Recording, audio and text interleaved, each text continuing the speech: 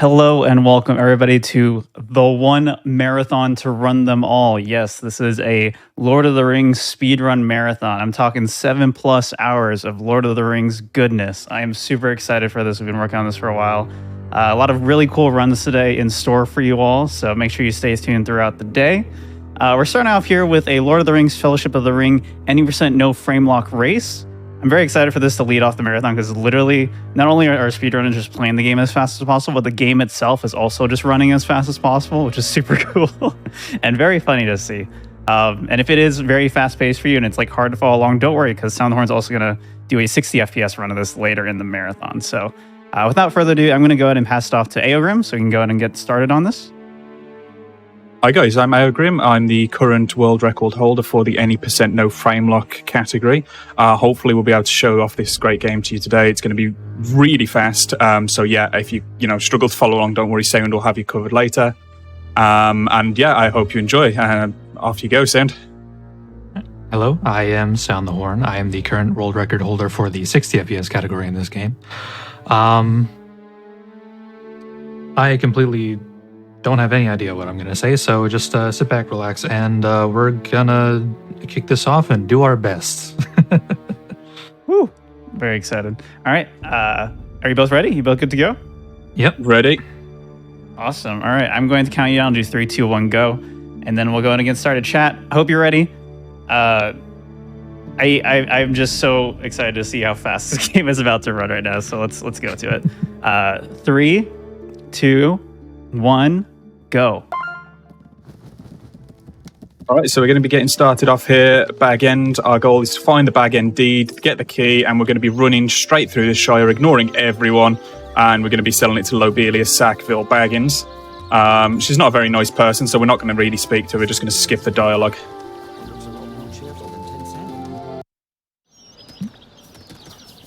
We're also going to be saving a lot through this game because this game does have a tendency to crash sometimes. Yeah, this is one of the first major crash spots. All right, there you go. That was me speaking to Lobelia.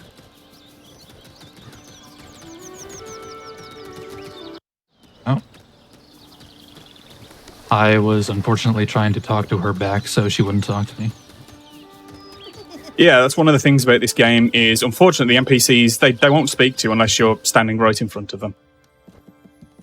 They really don't like it.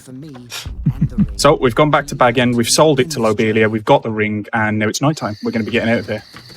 Unfortunately, it's not going to be that straightforward. There are going to be Nazgul chasing us. Our goal is to try and avoid them. Otherwise, it's an instant end game, so we're going to throw some rocks to get them distracted and just run past them as quick as we can. A wolf! Leave this guy to his fate here. Oh man, you're already in Bywater. Oh man. Oh my god, no. Oh no. I got grabbed. I don't worry about it. Oh man. No. This is not going well for me. Don't worry, you got this, you got this. There's another Nazgul here, gotta throw a rock there. Gonna run past him. And that's pretty much gonna wrap up the Shire section for myself. We're here meeting Merry, Pippin, and Sam at Farmer Maggot's farm. Content warning for spiders. We're in the Old Forest. Yes. There are going to be spiders coming up, quite a lot of them for a couple of minutes, so if you're arachnophobic, please look away and I'll try and give you a bit of a warning as to when it's gone. Luckily, we'll be running past most of them so fast that it's not going to be an issue. Since I am... Yeah, a warning just in case. Since I'm definitely behind, I'll tell you when it's done on my end. Yeah, that would be probably best. In the Old Forest here, we're finding Merry, Pippin, and Sam because they've gone missing. Fairly easy, if you know what you're doing. Otherwise, it's an absolute labyrinth.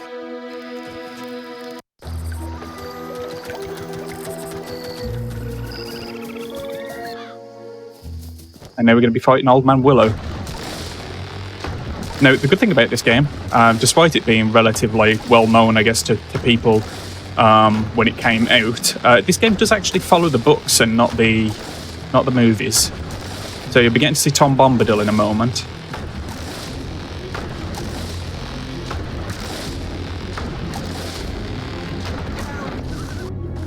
There he is. And now we've got to collect 12 water lilies for Goldberry, which is Tom Bombadil's wife. So I'm going to count those out for myself because I always get lost with that. It's 1, 2, 3, 4, 5, 6, 7, 8. You'll also have noticed I just used the ring there briefly. That does make you invisible to all enemies. 9. I've gone the wrong way somewhere. That's okay. 10, and there'll be 2 more just up here. 11, 12. Now we've got to find Tom Bombadil, who should, if we've timed it right, be running up the river towards us.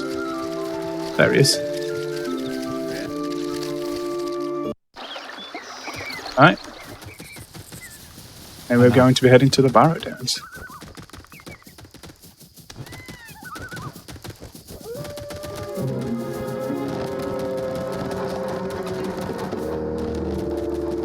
We do run this game with the lowest view distance possible. It does make it quite atmospheric with fog and whatnot, but that's also just to make the game run even quicker.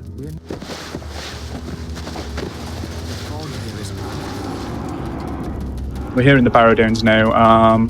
Again, all of our party have gone missing again, apart from Frodo, because apparently he's the only competent one at the moment. We're going to be entering a fight with a Barrow White. This is a bit of a nightmare fight because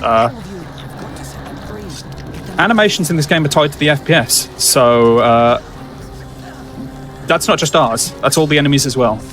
I am clear for spiders.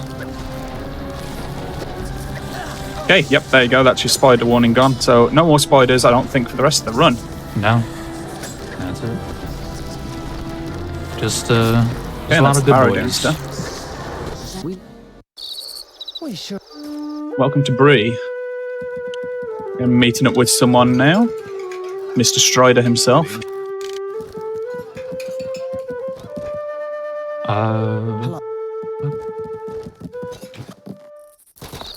Did sound cut out for me? What are you?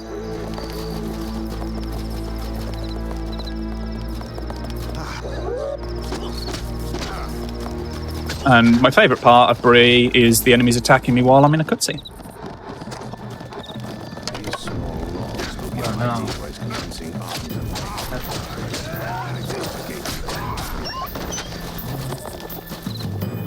Yep, no problem. Once capture froze, we're going to get that checked really quickly.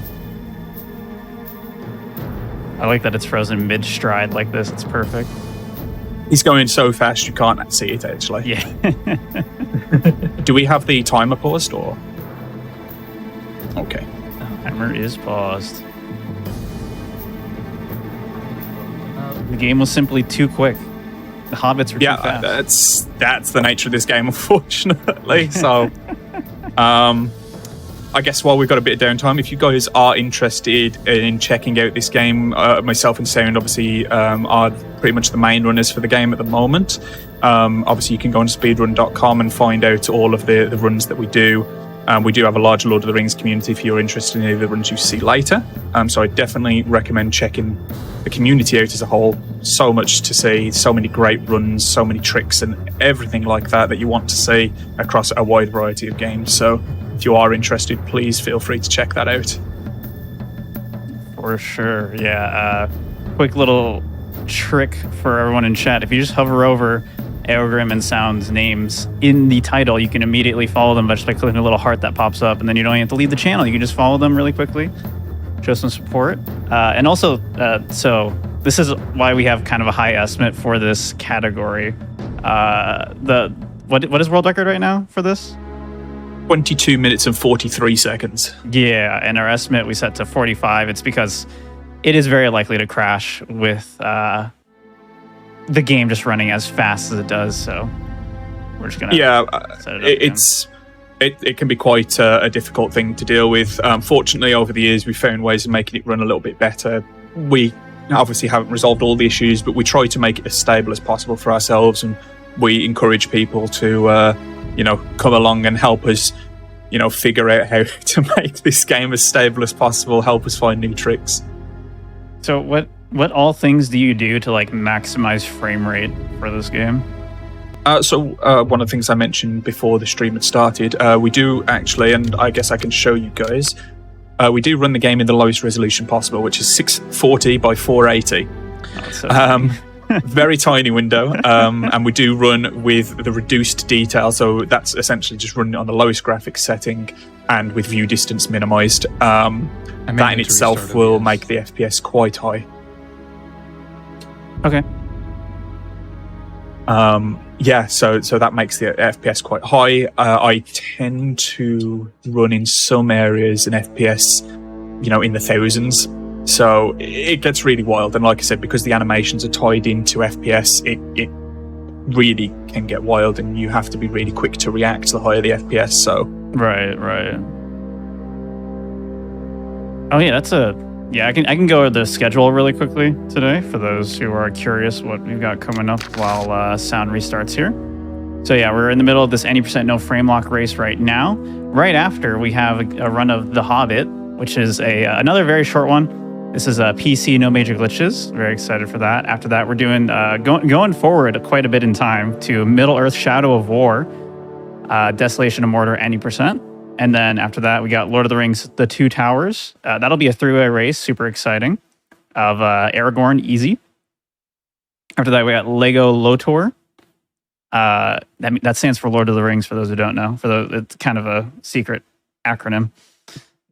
And then we got the 60 FPS Fellowship of the Ring run by Sound. That'll be 5:20 Eastern. And then we're ending the marathon off with Middle-earth: Shadow of Mordor, 90%. And it looks like Sound is ready to go. Are we good on the tech side to get started again?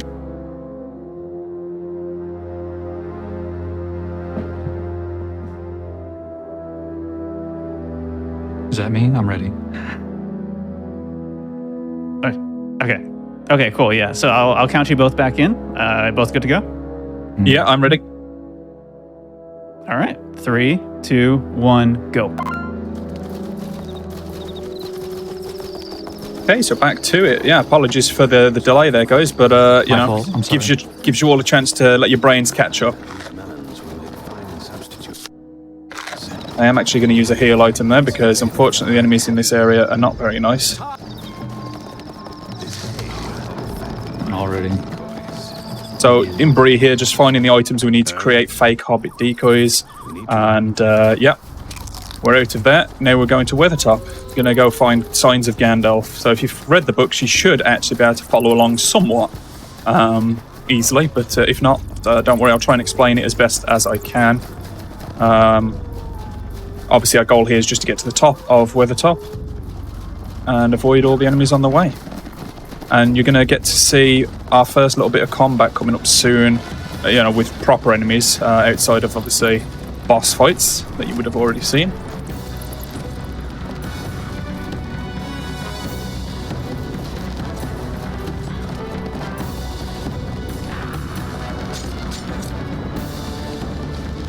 And here I am at the top of Weathertop. I'm about to fight a big troll, so here we go. Watch this, guys.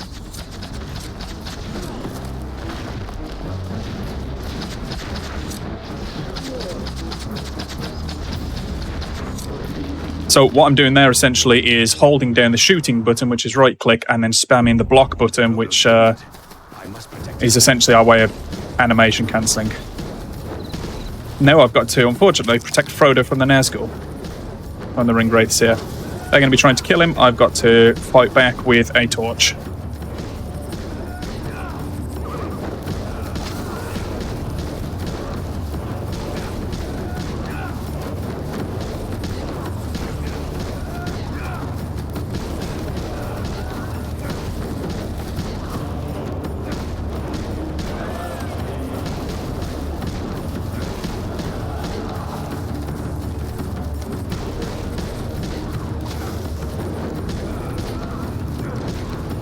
Okay, and he's still attacking, but that's that.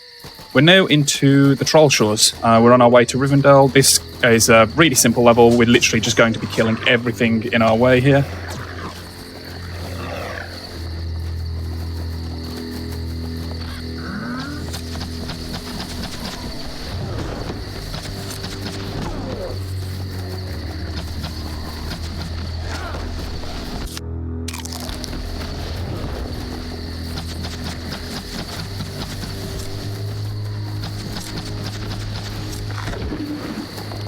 I'm just going to collect some safety heal items here.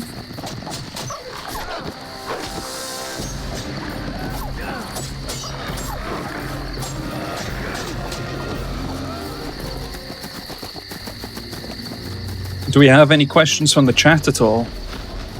Yeah, if chat has any questions during this run or any of the future runs, definitely feel free to ask them, and I can always pass them along, or the runners themselves can also just read chat.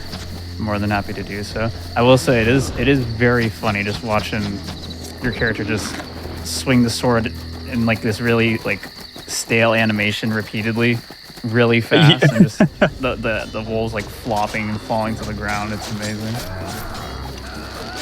Yeah, it's like I said, this whole run is just wild.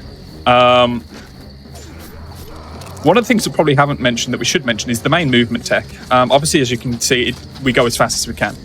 All we're doing is holding forwards, but we're also moving side to side a little bit as well, moving left or right. It does have a name, and it's unfortunately not a very good name in my opinion. It was named Skitterdashing. Yeah. Like I said, essentially all it is we're going to be moving forward at all times and then either spamming our left or right movements somewhat in a timed manner. And that'll let us just kind of skip ahead at points. I'm just now getting to Weathertop. Can you tell why I stopped running this category?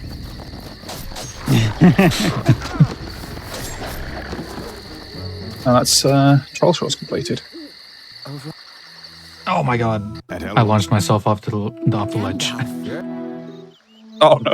I hate it when that happens. Yeah, I was gonna say, like, a question for both of you. Have you ran 60 FPS at all, Aeogrim?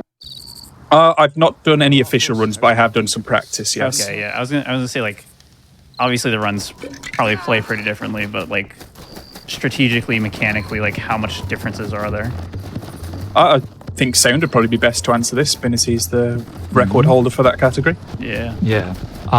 It definitely controls much more how you'd expect it. The developers wanted it to. Yeah, there's a lot less timing intensive stuff. It's much more, evenly paced rather than, what you see now, which is just button mash central, honestly. Right. We still do I guess, skitter yeah, dashing. that That still works. Okay. So mechanically very similar, just like more kind of finesse required in terms of like Yeah, for this timing and choreography, whatnot for yeah. some things. Mm-hmm. Oh, man.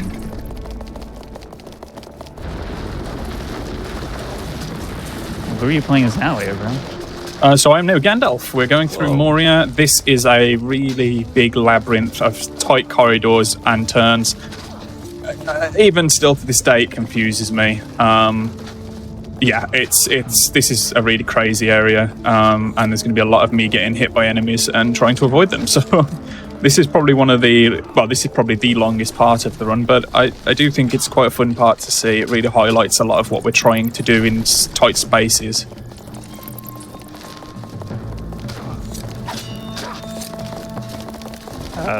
So someone's asking in chat, what kind of motivated you both to start running this game? Out of all the Lord of the Ring games you could have ran? In all honesty, for myself, I loved this game as a kid, and as someone who enjoys watching speedruns, I'd always wanted to try and speedrun a game. This game has virtually no runners. The record was held in this category by someone called Duriel for a long time, for a good 4 years or so before anyone else even touched it, which obviously was myself at that point. And it was quite an easy one to get into. The movement tech is really simple. It's just the stability of the game and kind of getting used to running things at such a high frame rate and whatnot. Those are the hard parts of it, but otherwise it's an easy game, and that's really what motivated me to try. Was I needed something quite easy for my first speed game. So this is your first speedrun, like ever? This Yeah. category specifically? Yes. Oh, wow. I'm not. Although in my first runs, I was barely running over 60 FPS. So really, it wasn't such a big deal anyway. But Is this like a computer thing, or? a bit of everything. Computer, me not really running it at like low settings, running it in like the resolutions I wanted and things like that. So What about you, Sound? What motivated you to run this game? I watched the highlight video of Jerema985 playing this game, and which, by the way, yeah. happy birthday, Jerema! Yesterday it was his birthday yesterday. Also, happy birthday to Frodo and Bilbo, I guess. Yeah. Whoa. Yeah. Was their birthday yesterday as well? Does this make Jerema a Hobbit? Is that what I'm getting? That's I mean, the he's joke. probably about the same height as them, yeah. Yeah. Oh, I didn't. I thought you were being genuine. My bad. But yeah, one thing I don't know that- all the Jerema lore. I'm sorry. Yeah. I don't think anyone does, in fairness. Yeah. One thing that stuck out to me was something that he said was like, who is it possible to just get a world record on a game that no one cares about? Like, could you get the world record on The Lord of the Rings, Fellowship of the Ring? And I took that personally, so here we are. It's awesome. So we're actually getting quite close to the end of Moria here. I'm in the 21st hall at the moment, just pushing these blocks so I can open a door while the Fellowship fights off some trolls that I don't have to fight, which is fantastic. I may have pushed that a bit too far, we'll see. Nope, we're good. And I'm going to be saving here because there's an unskippable 30-second cutscene and it has a tendency to crash, so I'm going to save just before it. Is a record of Balin's time. I fear the tidings are grim indeed. Someone in the chat asking is like, how hardware dependent is this category? Like, do you need like a top of the line PC to like maximize your frame rate? Is it even without Framelock, is there still an upper limit at some point, or what? I mean, it can help, definitely. I've noticed going from PC to PC that it works better, but the game still has its own limits, and I think that, you'd be hard-pressed to try and improve on some of the frame rates that you get in some of these areas. What frame rate are you actually both running at, do you know? Like, approximately? At the moment, I don't know because I haven't got it open, but I would say probably close on 1600 in this area. Oh my god. Yeah, and it definitely depends from area to area because of, what's, the amount of geometry in a level, there's a lot of factors, so it can vary from area to area. You can get like, maybe 700 all the way up to, 1500. And then the main menu can get up to like 15,000. At least that's what I've seen. Yes, absolutely. Which is why menu is so hard. They're gonna need to add some more benchmark. Whenever a new GPU maker makes a new GPU, they need to add, like, when they have the table of all their benchmarks of like, we can get this many FPS in Cyberpunk. They need to add Lord of the Rings, Fellowship of the Ring to that, so we can know. I mean, I'd take an NVIDIA sponsorship, would you? Speedrun Yeah, Fellowship of the Ring. They'll give you a 4090 to run this game. So, one of the things I'm doing here, and I do want to quickly give a quick shout out to it, there's a bridge here that we need to cross, and usually you go up this ladder, you go all the way around, you go down the other end of the bridge to open the bridge for Gimli. Thanks to Rossenberg for this strategy. We're not going to do that, we're just going to jump straight over. Now, Sound is going to have his own little skip, hopefully work out quite well for that. Oh, no. No! Oops, and I just died to the Balrog. Yeah, the Balrog can one-hit you. For both of you. Yeah, I don't know where I am. Help. Okay. Yeah, this is not... Okay. I know where I am. I just had my timings wrong. And my game crashed. Oh, it actually crashed the desktop. Wow. Okay, I just...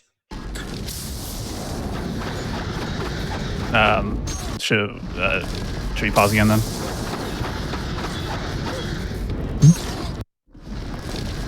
We need to pause, sorry? Sorry. Yeah, because sound crash. Oh, No, it's... that's it. Oh, we're fine. Okay, cool. Oh, okay. I was like, that was a really bad because place there's for a me crash to to death pause. stock. Right. So it's just instant. Yeah. Oh. Yeah, we were talking about this before the race started, where when it crashes like that, you can just get right back in. It only loses a few seconds. It's Yeah. not the end of the world. Okay, well, this is the worst I've ever done a Balrog fight. Can I catch up? Maybe. Oh, you are both Gandalf right now. Yeah. I was gonna ask too, like, because you mentioned the trick earlier. Like, what kind of developments have happened in this category in the last however long y'all have been running this game? Honestly, not many. I suppose the biggest things have been in Moria by Sound and Rosenberg. Yeah, we've been getting a lot of red herrings, honestly, out of bound spots Really? that just like don't go anywhere. Some strategies that just you'd think would work, but they don't. Like using the ring during the Barrow White fight, he just goes through the ground. He just goes right through the ground. That was fantastic.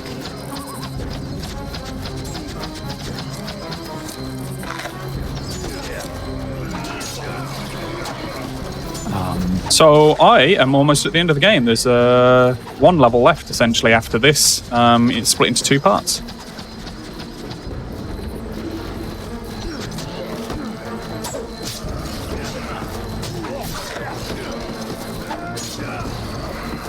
Balrog fight aside, it's not been a terrible run.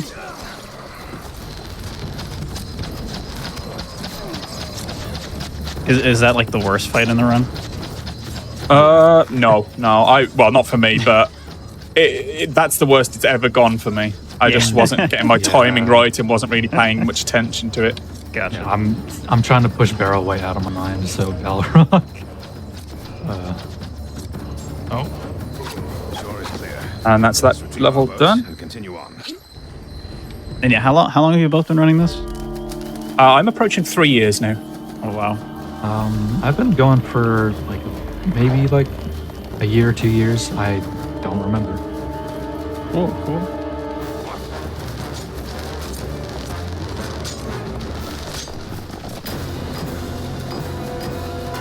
So I'm just waiting for a troll to knock these rocks out of my way. When that happens, I'm not sure what the trigger is for that, but I think it's when the wargs die. just gonna hope. When the wargs in those areas die. I don't know, because I mean they're dead, and I killed them in a run before and still had to wait. But yeah, there we go. Check again.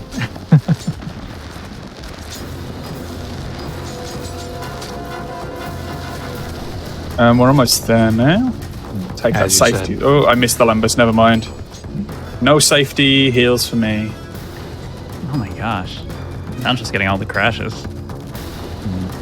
As you said, 30-second cutscene. I had to watch it again because it crashed. No. Oh yeah, that is really probably the worst part of the run is if you crash there. Well, at least it's only 30 seconds because you're running at extremely Oh, high God. frame rate. That was a troll right there as I switched where I go on. That's not fun.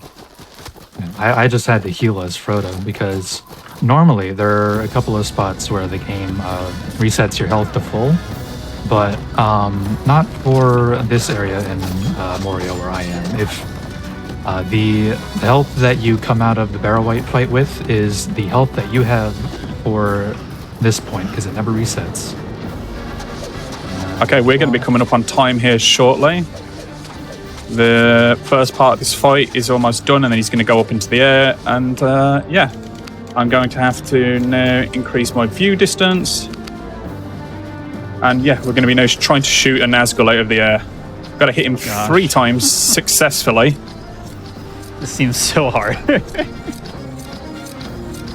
Oh, I actually got him twice in that first time. Wow. Awesome. GG's. All right, That was the quickest I've ever got that Nazgul, so... strategy for the bridge. If I jump onto this pillar. Oh, I just narrowly missed it again. Oh, man. 22:52. It's like 10 seconds away from world recording. Really? Oh my gosh. That is wild. The Balrog fight ruined it for me. Yeah. If I'd have done that like a normal Wow, the would, rest of the I run has would- been really good too with that Balrog. Kind of Yeah. trolling you, yeah. Awesome time. Yeah. Gonna pull up Sound's run now for myself, and I'll hopefully be able to provide a bit of commentary on that. Yeah. What he's trying to do right now is a new trick that he's discovered recently, where you can jump onto the chain. Looks like it's not gone too well, so he's going to go into his backup, which is just jumping straight across the bridge, which is really finicky, but it is definitely possible and does save a lot of time if you can nail it. Wild. Oh, I got it. We have a bit of delay to see it. I'll pop off when you see it. It's really strange how it happens. He just kind of pops up onto the chain. You're going to see it yet? Nope. Wrong spell. Oh wow, yeah, no, you just there you go. pop up there. Wow. Yeah, you just pop up on the chain and you can just run straight across. It looks like it didn't go brilliantly because sometimes you get stuck in the animation. He kind of just hops. Right. And it is a massive time save if you can get it. We're trying to find ways of making that more consistent. That's sweet. We're going to see Sam doing the Balrog fight now, which, as you see, he didn't have enough spirit, so what happens is Aragorn will give you potions to make sure that you have a way through this fight. Crashed. I gotta do Balrog again. Oh my gosh. Game, please. Just relax for a few more minutes. And this is why we are going to have you show off the 60 FPS category later, so you can see a stable run of this. And hopefully I may be able to be there to commentate over that. It's unfortunately going to be a bit hit and miss for me, but we'll obviously see how that goes. Yeah, I mean, Sound obviously doesn't really do this run that much anymore, which is, the crashes aside, why there might be a bit of struggle going on. Still one of the top runners for this game. Yes, there aren't many, but, it's still a testament. You also saw briefly there that he stunned the Balrog and the Balrog hit him at the same time. Again, this is just pure animation speed. The Balrog attacked and got stunned in the same frame, essentially. It's nothing you can do about that. Unfortunately, it does happen.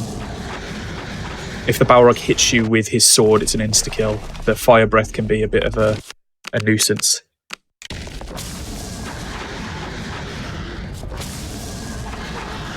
Yeah, it looks like there's been a bit of a struggle here as well. Exactly the same as myself. Yeah, unfortunately, neither of us. A pretty brutal fight.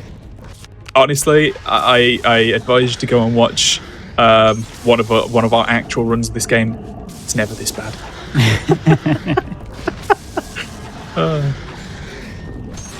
I think we both just felt the pressure in the exact same spot here. Yeah. Essentially what you're looking to do is you can swing 3 times before you kind of have a bit of a wind down period before you can attack again. So what we would usually do is attack 3 times, animation cancel, attack 3 times, and it goes quite smoothly then. We can usually hit him about 6 times before we then have to stun him again. Sometimes you can do more, but it's a bit risky then because you have to move back to be able to stun him, otherwise he's going to hit you with that sword. Gotcha. So is this yeah, go ahead. I was just going to say, also take note of how big that Balrog is. It's barely taller than Gandalf.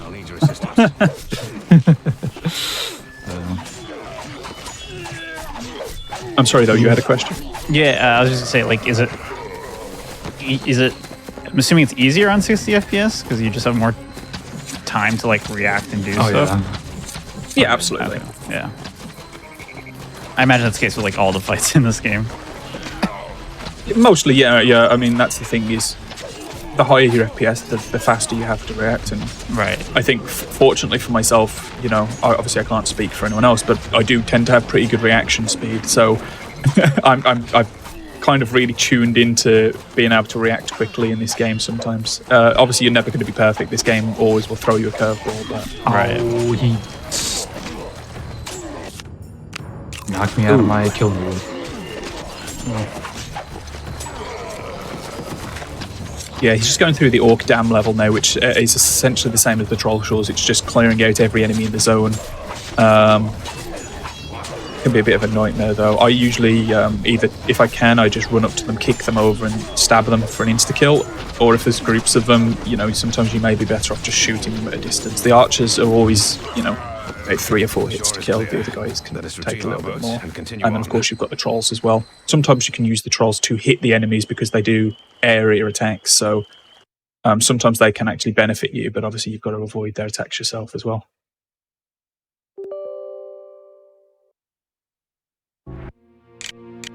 I'm having a moment. There we go. Yeah, obviously we've got a bit of a delay, but just entering the... Ooh. I'm having a moment. Your computer is just not for it today. No. It honestly, I mean, my run had 0 crashes. I genuinely cannot tell you the last time that happened. It was very lucky that I didn't crash. If you watch any of my runs on YouTube, you will see that I crashed a couple of times a run.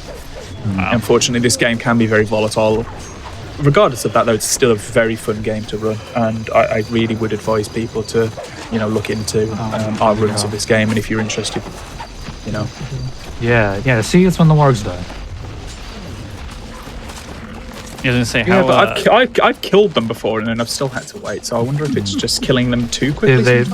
One of them might have just been like stuck behind with the trolls. It's possible, but there's 4 of them. Oh well. Yeah, if someone did want to get started and learn this game, how should they go about doing this? Where should they go? I have written up a bit of a startup guide for the PC version on the speedrun.com page, but as for running the actual game, it's mostly straightforward, kind of a linear game. You just have to remember some of the paths and know some of the movement tech and get good at controlling the game really fast.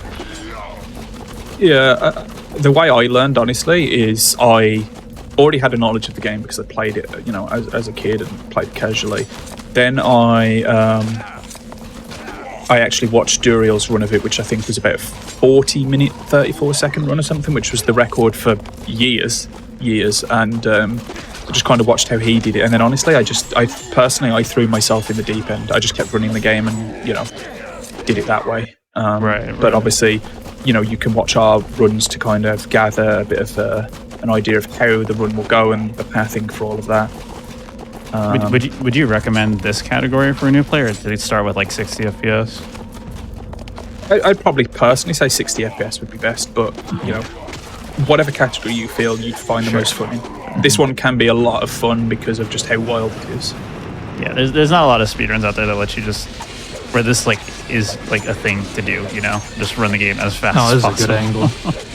I like this. Yeah, angle. I mean it's funny because that's the the goal of a speedrun.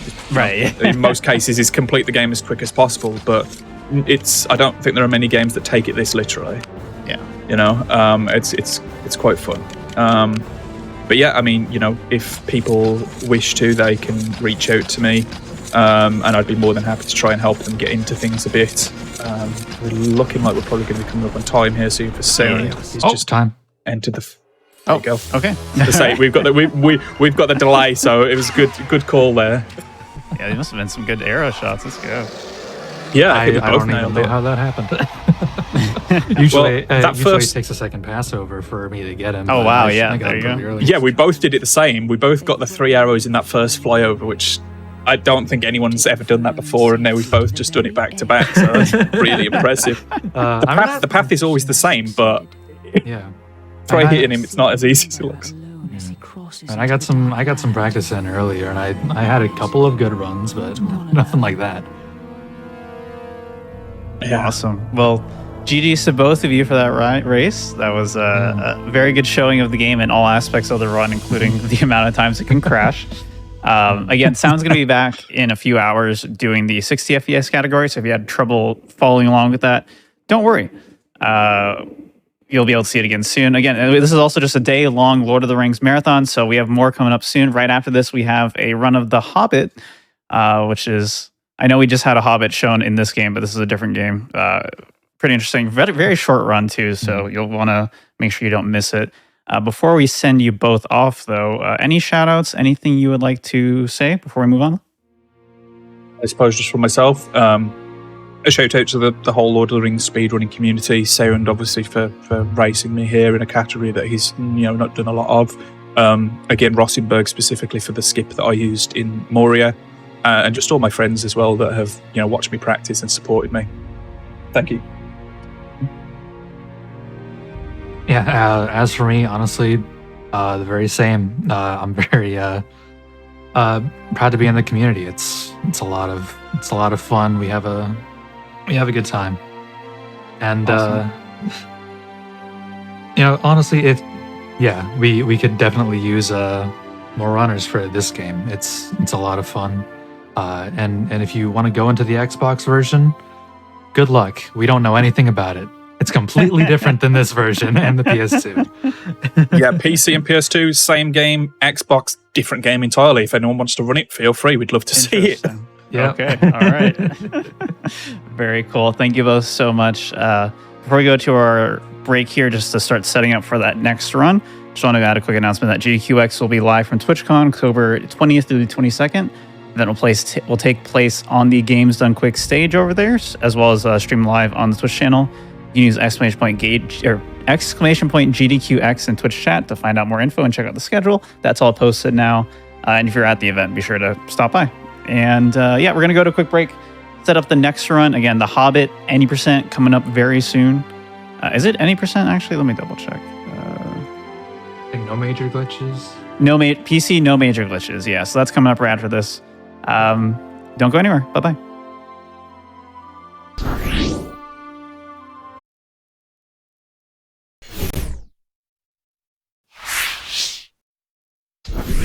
Hello and welcome back, everybody, to the one marathon to run them all, an all-day Lord of the Rings marathon, speedrun marathon here on the Games Done Quick Hotfix. I'm your host, Etchy. We are getting into another run here, the Hobbit, for the personal computer, no major glitches, ran by Zarak. And I think I'm just going to throw it over to Zarak to get into this run. Hello, everyone. My name is Zarak. I'm currently third on the PC leaderboard for the Hobbit. Today, I'm joined by M. Karma and Yes, I'm Ember. So if you do just want to introduce yourselves. Yeah, I'm I'm M. Karma, a longtime runner. Okay, a longtime runner of The Hobbit. Sorry about that. And I also made the Hobbit speedrunning documentary. Ember. Hey, I'm Ember. I've been running this game for a little over 2 years now, since 2021, and I am a top 10 runner. Okay. Right, we're ready to start then? Yeah. Okay. Should I take it away with the Dreamworld explanation? I think so, yes. So we're going to get the after you timer give it started in 3, 2, 1, go. Right, so Dreamworld is one of Bilbo's dreams where you basically get to see all the little mechanics you're about to unlock. And this is going to go pretty quick because there's a lot to cover in this game despite it only being a quite short run. Starting off, you're going to see Zarek's movement. He's combining slashes with jumps to get a little extra forward momentum. And here you'll see a slope boost, which unfortunately Zarek missed. It's pretty hard to do, especially under pressure. It happens. It's a very tough trick. Yeah. Okay. So what he did game's was he brutal. performed a jump attack into a slope, and all the technical details aside, that allows you to boost forward quickly. Okay. And moving on, this is an unexpected party. Now into the real gameplay, Bilbo's adventure starts. And you'll see Zarek's movement now also includes a lot of long jumps.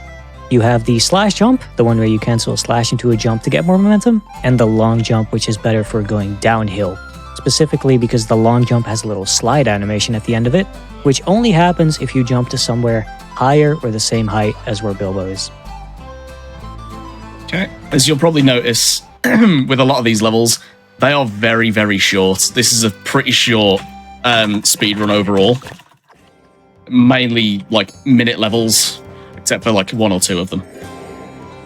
Oh yeah. Yeah. One of the fun parts of The Hobbit is if you see a wall and you are given enough time, you can basically go through any wall. That's true on the PC version anyway. And it just so happens that in these early levels, there's a lot of leftover development triggers that are basically end triggers you're not normally supposed to be able to get to, that will still end the level, but just happen to be close to where the level started, allowing Zarek to finish these levels way quicker than he should. A lot quicker. Also, I'm very happy I just hit Troll Hole first time. That does not happen very much. Yeah. So This Overhill is the actually... first. Oh, sorry. Go ahead. This is the first, longer level in the run that isn't bypassed well, AUP, I guess, but Overhill's a movement gauntlet that doesn't have many major skips besides one or two. Yeah, it's a very tricky level, especially for beginners, even for experienced runners. So we'll have to see how Zarek fares here. How are you feeling, Zarek? I'm feeling nervous. I can imagine. There's a lot of tricks I'm going to do in this speedrun, which are... Oh, okay. Nice. Which are very advanced. So normal, like, beginner runners, like that trick I've just done, you won't see people doing very often. Right, so what he just did was something called pillar skip. Normally there's a small interaction there where Bilbo shouts at the stone giants. They drop down a boulder, which knocks over a pillar and creates a bridge for Bilbo, but with just the right jump, you can cancel a jump attack into a ledge grab and skip that small interaction, which isn't even a big time save, but it is very worth it for the level Zarek is at. It also removes RNG from the rock falling down, which is nice. As you can see, Bilbo can just phase through walls. So, yeah. You'll see a lot of that. Yeah. I don't like the look of this. I'm not going to go for islands. Here's a pretty scary part. As you can see, there's some small platforms and some water.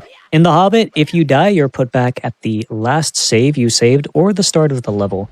It goes by pretty quick, but it could still set you back very far. So you'll see Zarek hop by some of these saves. And fortunately on the PC version, saving is very quick. So actually very worth it in a marathon run like this. Okay, first try. Okay. Nice. That went a lot better than I really expected. Yeah, I mean, don't speak to it. You still at the end of the slow boost. Yeah. Oh, God, yeah. Don't remind me. But Hope I didn't this has actually been a good Overhill so far, though. Okay, I taught myself a backup, so I'm good. So what Zarek's worried about here coming up is another slope boost. So Bilbo is going to jump attack into a slope, get himself boosted upwards, and now he's going to try to interact with an NPC that's on the other side of an invisible wall, and that interaction puts him on the other side of the invisible wall as well, which allows him to finish the level early, and he hits it. First Very try, nice. Isn't... Is that... Sorry. Go ahead. Oh, I was just gonna... Is that the normal trigger you end the level on? Yes, I should know that. Okay, yeah. As you can see, we haven't played the game normally. Yeah. Yeah. For a lot of people, the speedrun of this game is quite a bit more fun than the normal game, though I get the appeal for a lot of people that the normal game offers as well. The normal game on console is pretty good. I'm going to go for a more risky strat here, if I can pull it off, called Invisible Cart. This was found by, I think, you, MK? It was actually a collection of Crixium, who had the idea for the button challenges, and then me and Shocky figuring out how to make it actually practical for an MG run. Nice. Okay. So what's going on here is there's a minecart section coming up where you have to drive a minecart over the rails and flip a certain amount of switches in order to make it to the end. But it was figured out that there's actually an invisible minecart parked at this end of the track, which reaches the end quicker. But because you're not supposed to use this minecart, the somewhat decorative minecarts are still traveling around this minecart track, and a lot of them are invisible, which means Eric is actually doing some very specific movement and timing to not get hit by those invisible minecarts. It might not look like there's a lot going on, but it's actually a very involved strat. It's I even messed up the normal strategy I go for, but I still managed to hit it, so I'm quite happy. Oh yeah, this is actually looking like quite the solid run. If the menu would work, yeah. So what are your thoughts on Flies and Spiders, Eric? A lot of people really enjoy this level. When it works right, this is by far my favorite level in the game. It's all just out of bounds. Yeah, it's liked by a lot of top runners, mainly because it lets you show off all of your movement. Oh yeah, it's a little bit of everything. Yeah. Lots of weaving back out of and inbounds. As long as you're hitting your tricks, it's very, very satisfying. Okay, I'm going to save here just in case I soft lock. Yeah, there are some opportunities to soft lock. I don't know why I soft lock. I mean, you can get mostly soft lock. Yeah. So. In a marathon run, especially, it's extra worth for these saves. Oh, 100%. So what you're not really seeing right now is Zarek's actually intentionally hitting a lot of load triggers. The way this game loads next parts of levels is by just having these invisible boxes that you have to walk through in order to load them. So this level could theoretically be even shorter by just out of balancing pretty much a straight shot to the end trigger, but because you have to go out of the way for all those load triggers, you actually get a very involved kind of zigzag pattern as you go through the level. Okay, so you see me save there. This clean. what I'm doing right now isn't in particularly like risky. The next level is, and as you'll see, the next level doesn't actually have a save pedestal. Oh yeah. Hold your breath because this is going to go quick and then we'll go into it. I sure hope it goes quick. It did not go quick. That's fine. Let's go. You didn't go through the other side of the tree and have to spend a minute trying to get out of it. It's fine. Ooh. A very tricky little skip here. So this is probably the skip I failed by far the most out of everything in the game, but I'm glad it's gone not that bad. Yeah, so that was another Yeah. instance of the end trigger of the level being right behind the start, but not supposed to be accessible. What Zarek did was slope boost up that slope where there was an invisible wall. However, he was able to clip into that tree and climb the tree over the invisible wall to reach that end trigger from earlier. If I go too far in the water, I really don't want to go back all the way to the start of the level, so I'm going to save there. Completely valid. Ember, you want to take this trick? Yeah, so, basically when you go, okay, so you go, good. when you throw a rock, you get momentum, and MK can explain why you move down.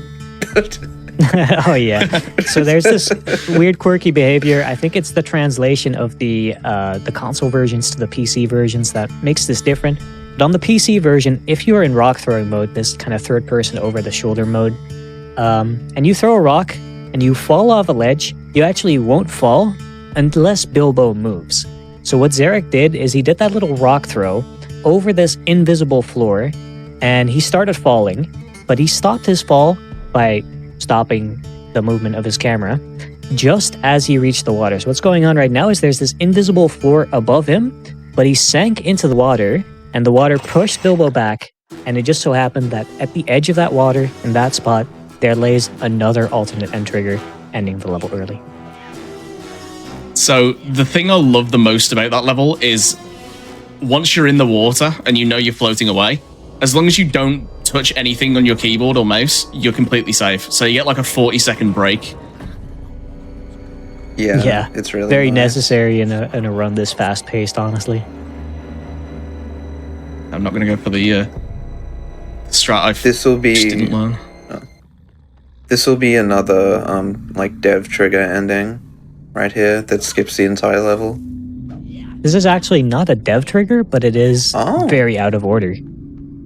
Oh, So it's Eric. okay. Ooh, You he learned just something sends new. it. No setup in a marathon. Nice. That's So That's what huge. you just saw there was another end trigger. Normally, in that level, inside information, you're supposed to like get escape Smaug the dragon, build a bridge to the other side, open the door, all kinds of side quests. But there is the end trigger you can hit early, though it is covered by a big invisible wall. So what Zarek did was go out of bounds, and he actually angled himself around the invisible wall, just barely hitting that side of that end trigger and ending the level early.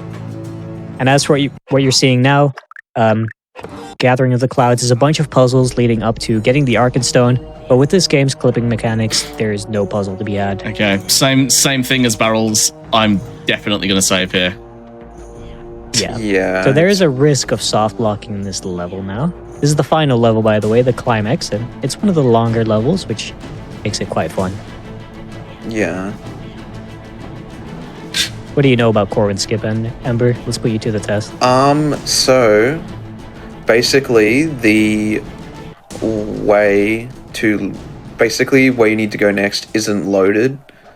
So you need to hit a load trigger, but not the one that actually triggers Corwin to like start his cutscene and start taking damage. So 'cause as you see, if Corwin Zarek dies, just and if you trigger the cutscene, you can't do this. Yeah. So Zarek just warped back. That's one of the game's safety mechanics, where if you are to get stuck in any way, it kind of remembers the last place where you were considered quote-unquote safe and put you back there. Okay. So what he did was he walked for a short while on that above area. So the game remembered his position there as a safe position. Then he went down, loaded the next area, and glitched out on the ladder, which the game thought, okay, this is not good, we'll put him back where he was. And from there, he was able to do some pretty ridiculous out-of-bounds parkour, climbing over some invisible walls, and now moving up to almost the end of the game. So with Wall Walk, that was the place where I could have soft locked, and it might not look like much, but it's one of the harder tricks in the level or in the game. The geometry. Oh, sorry. Yeah. Yeah. Whereas Eric was walking with some very thin walls, and the invisible walls in this game are very sporadic. And if he fell off at the right time, he would actually be wedged between multiple invisible walls. Would not be good. And the big blue barrel here is the end of the game. Time. GG. That was really clean. Actually, yeah, very good. Yeah, like I will take that. That was a good time. We were joking that was about amazing. Yeah, we were joking about his estimate being on the tight side, but yeah, he glitched up. I'm good. I'll take that.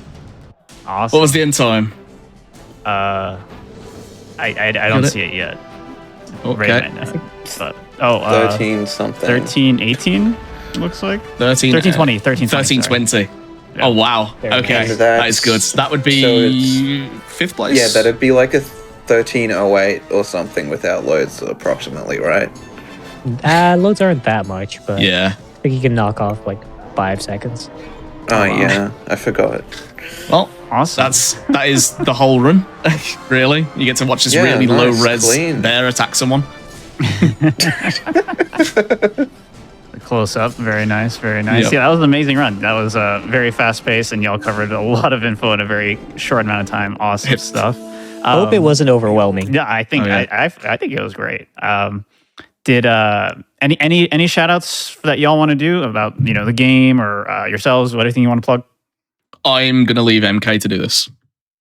Oh, I get the responsibility. If that game seemed interesting for you at all, it's every day is a better day to get into the Hobbit speedruns. We have a very welcoming community, and Zarek himself just actually made an updated NMG guide. So if you're interested at all, join us, try the game out, and we'll be happy to have you.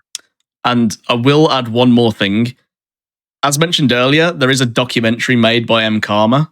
It's a 2-hour documentary or a 3-hour documentary. It's ridiculous, but it is one of the best ones I've ever watched. I highly recommend it. Yeah. Awesome. And I also plug here that if you want to follow Zarek, you could do that on Twitch. If you just hover over his name on the title, you can just click the heart really quickly. You don't have to go anywhere. Really fast and easy to do. And any other last shout outs? Anything you want to say? That's it for me. Yep, that's it for me as well. Yeah, that's it for me as well. Awesome. Just shout outs to the community. Big shout outs to you guys as well for allowing us to be on here. I was so excited for this whole marathon thing. I'm glad it's happening and it's coming to fruition. Thank you, guys. Y'all have been amazing so far, and we have a lot more Lord of the Rings speedruns coming up next. We actually had a little schedule shift, so our next run is actually going to be the Lord of the Rings Two Towers race, 3-way race of the Aragorn Easy category. So we're going to go set that up right now. Don't go anywhere. Stay tuned, and we'll be back in just a little bit. Okay.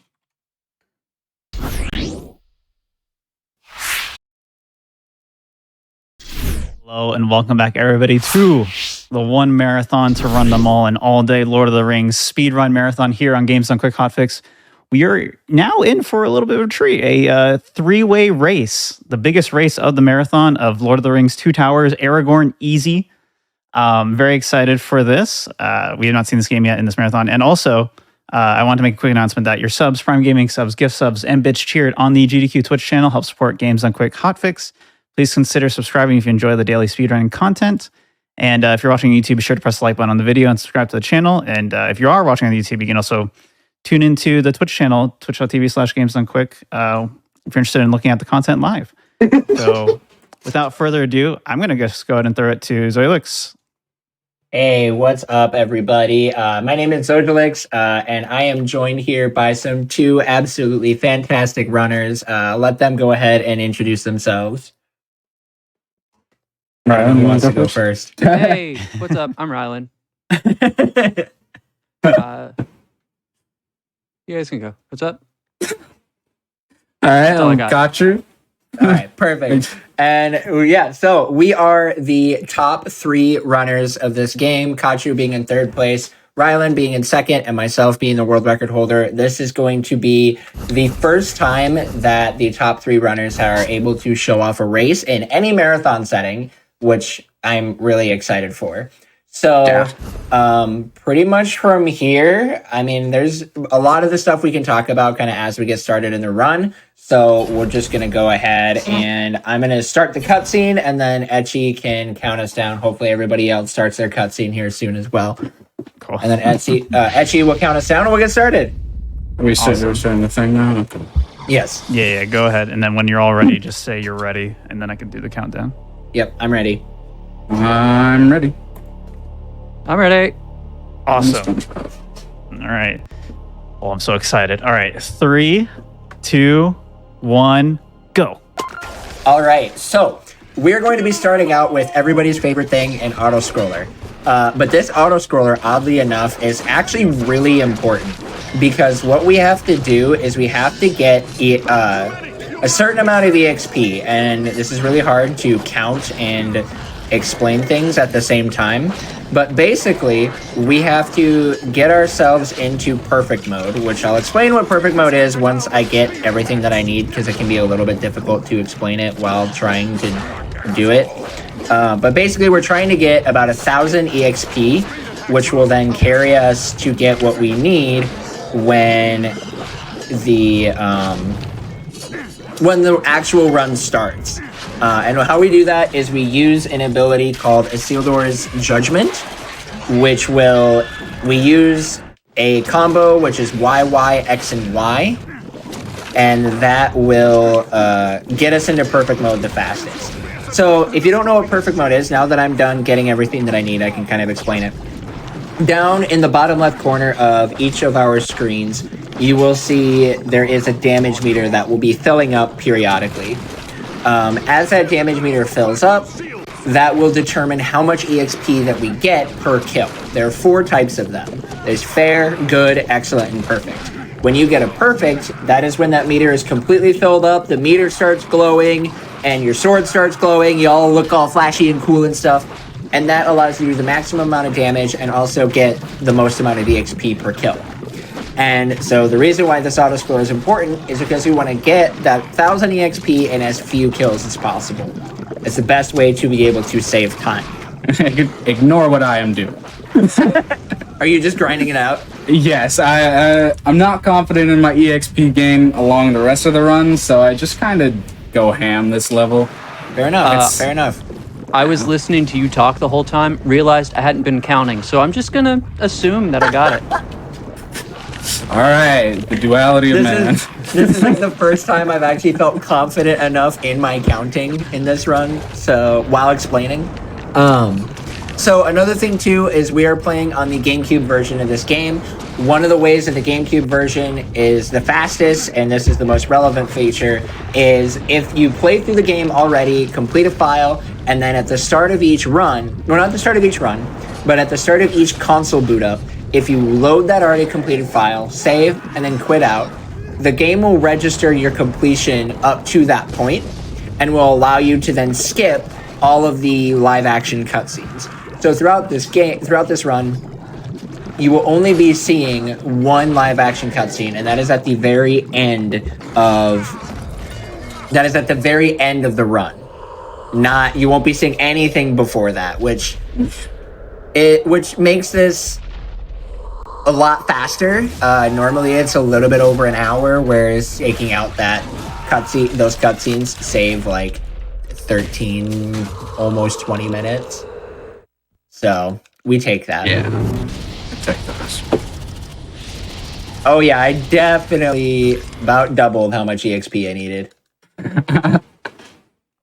So I don't know who wants to explain Weathertop, but I've been talking too much already at the start of this race. So Weathertop, I think, is the game that's supposed, the level that's supposed to teach you about perfect mode, and it's just 5 enemies.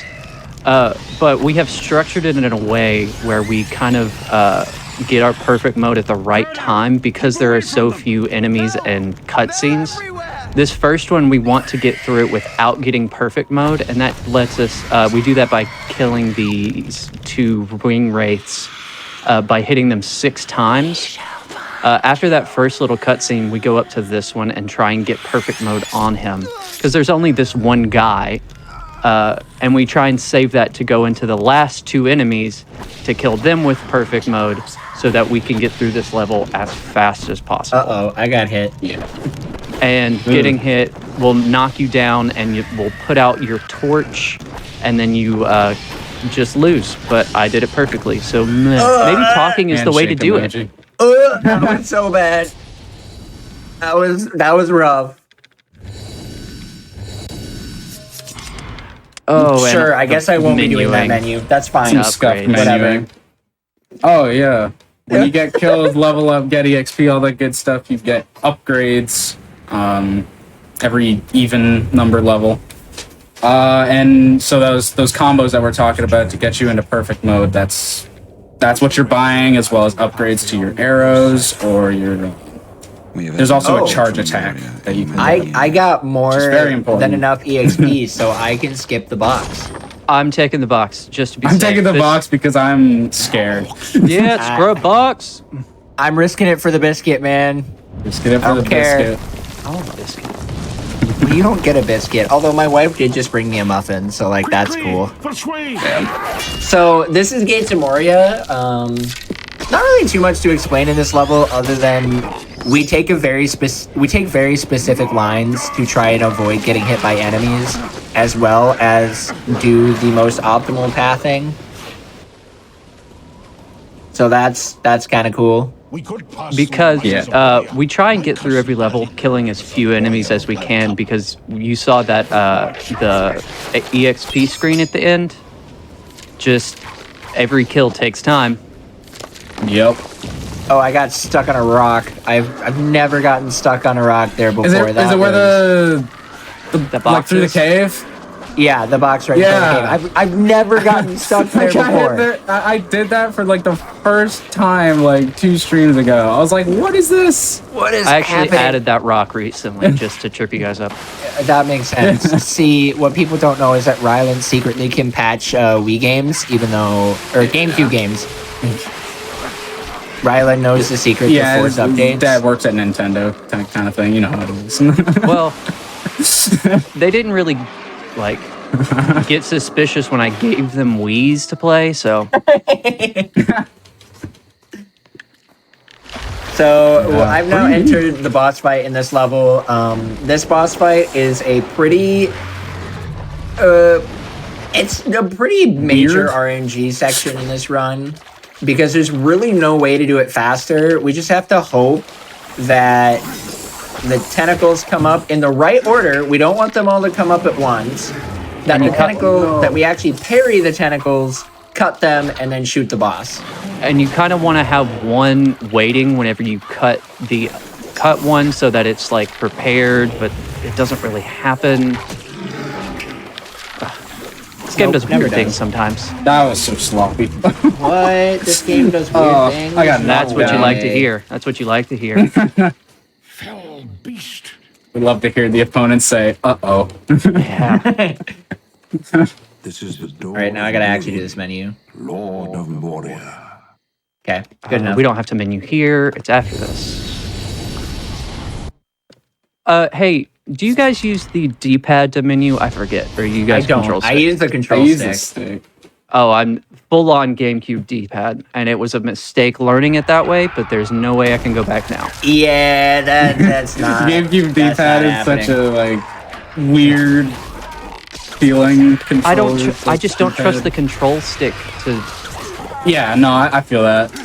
See, I just play like fighting games. And the only time I ever used the D-pad in this game was when I was taunting in Melee. So Like that was it. So I have zero faith in this D-pad. This level, because we've moved on, we don't really know what makes it go to the next segment, because you just fight this horde of enemies and then a cave troll. They have a cave troll. They have a cave troll. They do. I think it's based on XP or kills, but it could just be random or how the game we don't know. We know that like you can stand somewhere that makes it go by a little bit faster, but yet even that's not foolproof. For a while, I thought maybe if I don't stand near this torch and the flame, maybe that'll make it go faster because it doesn't have to render fire because it's a GameCube, but who knows? And this level is very important because we need to make sure that at the end of this level, we hit level 4. We're level 2 right now. And it's a bit of a tall order. If we don't hit level 4, it makes the next level significantly more rough. Which, I'm not gonna lie, I'm not holding out much hope on my abilities to hit level 4. And that's why I got the scrub box. Yep, scrub box. I don't know, we'll find out. This could honestly go either way. Because at any point goblins. Now, there we go. It's my goblins as well. So we're like tied right now. I'm a little behind. I also got knocked down by Walker. So for the troll, we have to take him out in 2 different ways. The first phase, we have to do 8 fierce attacks in a specific rhythm to get ourselves into perfect mode. Okay, I got level 4. We're good. Got it. And that puts us in perfect mode for the second phase, which then we can do 2 charge shots and a quick shot, taking him out instantaneously, making that fight real speedy. Hey, did you get to level 4? I did. I sure did. We're gaming. You're going to catch up to me in every single menuing section, because my muscle memory for that has not been developed. Yeah. So this next level, Amon Hen, is the level that probably has the most amount of time put into it, I would say. And that's just because it is a weird level. Oh, okay, I just immediately got knocked down. So what you'll see up in the top right corner is there's a number that's 75. That's the amount of enemies that we have to kill. This first fight is not off to the most fantastic of starts. And then you'll see next to it is this other meter that is Frodo's health. We don't care about Frodo's health because that's basically a timer. That will never drain, ever. We don't have to worry about that. Where this level becomes tricky is we have to trying to figure out like where to take out the most enemies in different areas to optimize kills, but also not get stuck in one area for too long. And go ahead.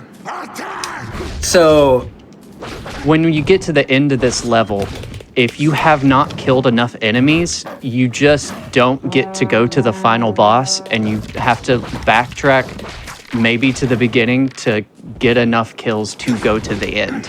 Yeah, it's a little rough. And I distinctly remember as a kid, this is as far as I got in the game because I didn't understand how it worked. And I would just play the first 2 levels and that was it because I could not beat this. And so another thing too with these Uruk-hai enemies is you'll notice they have this really wonderful ability that is them swinging their swords over their heads.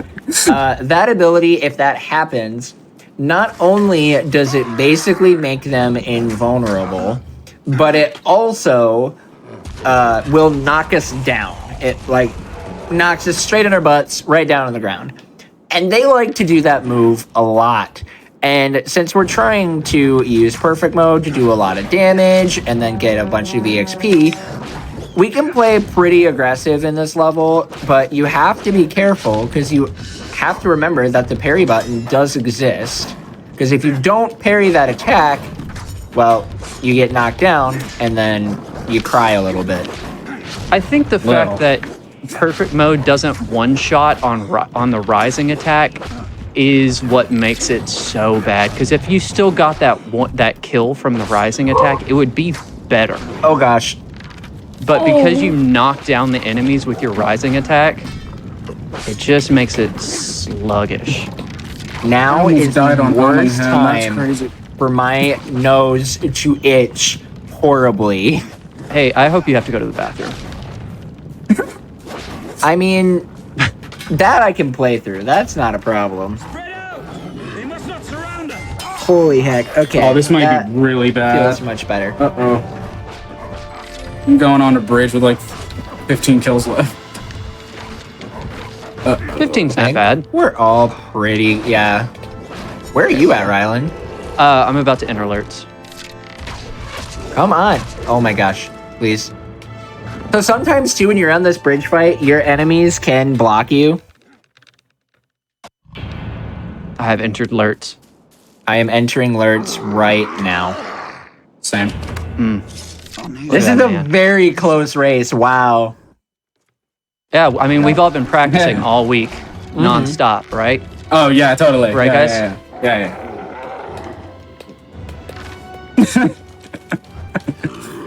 I've been I've been trying to practice all week. So for alerts, we have to shoot him 4 times. That's going to bring him over into his melee phase. Are you kidding me? Hit the statue. And then we want to have him hit the statue. Hit the statue. We swift terror him, and then Ranger Fury, and he's dead. So I've already killed him because I got the strat exactly how I wanted it. We're gaming. Oh, I still haven't Rest killed him. in peace, I still Borman. haven't killed him. Literally the goat of the Fellowship, to be honest with you. Oh, okay. Who are you calling the goat? Boromir. It's kind of awesome. That's a hot take if I ever heard one. I love that high-res Boromir model, though. Spared no expense. Oh yeah. It's like Sean Bean was actually there. They came this way. Come. So now we go into Fangorn Forest, which is personally my favorite level. Rylan thinks I'm wrong for that, but I think you're wrong too, but it's Thank okay. you. I love this level. It's so I have a love-hate relationship with this level. Oh, I have a hate-hate relationship with this level. I love it when I do good. I hate it when I do bad. Sure. I don't know how that worked, but I didn't get hit at all, and I take that. All right, that was a little sloppy, but could have been. It's all right. So- I'll catch up during Deeping Wall. Yes. during Deeping The Wall, of only time that matters is the Deeping Wall. Let's go. So, in this level, there's going to be a lot of various strats that we use. Uh-oh. Oh my gosh. I don't know how that worked. That was cool. Trolls, we're going to be doing that similar Fierce Attack Stunlock combo that we did in Balanced Tomb. Or at least I do it. I do 5 of it, and then I do a Ranger Fury to kill the troll. I just do 2 Ranger Furies, which is that charged attack, because, I don't know, it's easier. You do 2 charge attacks? Yeah. I just do 4 Fierces, and then I have charge. See, we used to just do the Fierce Attacks, and then we did 2 Ranger Furies, and then it was actually a runner that, mix of both. Who started doing a mix of both, and that runner's name is Bloody Lifetime, and it ended up being maybe like half a second faster. Like, I don't think it was enough to really matter, but Yeah, but we were fighting for half seconds for a year there, right?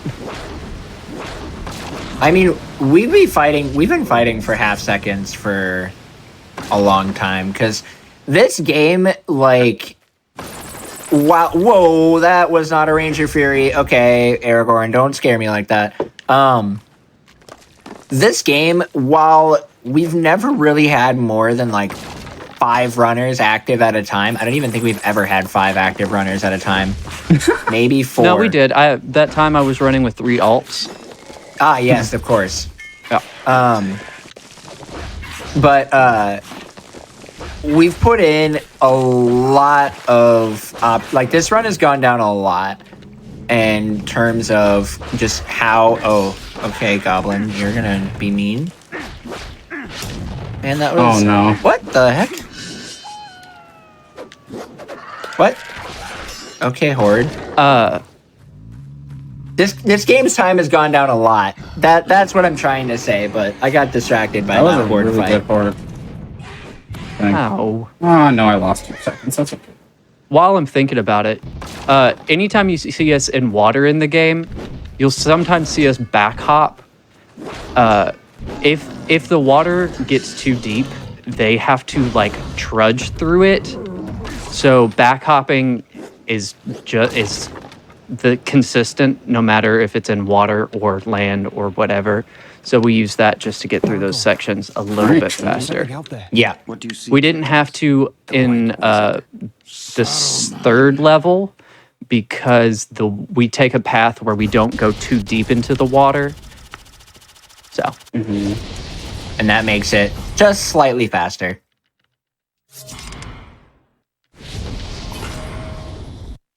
Oh my gosh, I just golded a split. Oh, you're keeping track of splits? Yeah, I'm crazy. Yeah, no, I am too. I just I don't know. There's something weird about to me about running a game and not seeing the splits on the screen. It depends on the event, honestly. Obviously, in person, it's kind of hard to keep track of splits, but yeah. So this level, Plains of Rohan, kind of sucks. And the reason why this level kind of sucks is because you'll see up in the top right corner is this villager meter. And that villager meter is how many NPCs can survive or die. And sometimes they'll all just die and you have no control over it. It's really fun. Sometimes you'll be full and then it'll just go to nothing really fast. Sometimes it glitches full and people will die and it does nothing. It's great. I don't think I've ever seen it glitch to full. Oh, you've never had it just be full and then people die and it doesn't move? Uh-oh. There's a girl stuck in my door. Okay, we're good. We're good. I don't think you should be telling people about that. So, I can't even explain the strat I was gonna do because I was so thrown off by that. It doesn't matter anyways because that strat didn't get to happen. And I blame you, Rylan. I 100% blame you. Good. Which strat is it? I'll let them know when I get just there killing so a berserker. Oh, so I can... Oh, never mind. Nah, I won't be able to do that correctly. So, berserkers, they're an annoying enemy because, the only thing that you can do to quickly kill them is either let them knock you over or if they don't knock you over, then you can Ranger Fury them, but the timing for the Ranger Fury can be really awkward. And sometimes an old man gets in the way and you're like, move, old man. Yeah. Or they get caught on a person. Oh, yes. Works perfectly. That's another thing, yeah.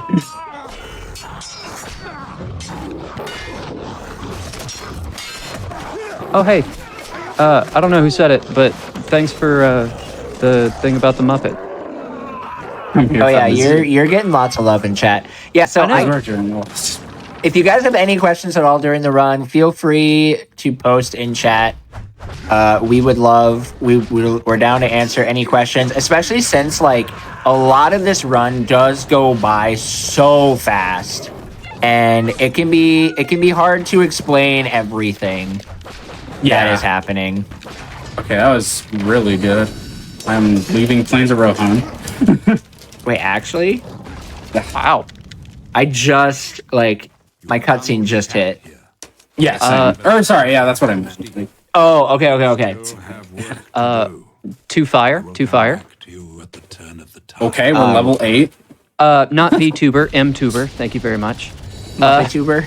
Yeah, this is the first or second stream that I've actually done with this thing, so it's really new. I really like it. That's kind of awesome. Okay. A Return of the Two Towers race. Ooh, okay, that would actually be super controllers fun. for this so game. If you can those, use whatever controller you so want. Return of the Two Towers is a multi-game run that we have.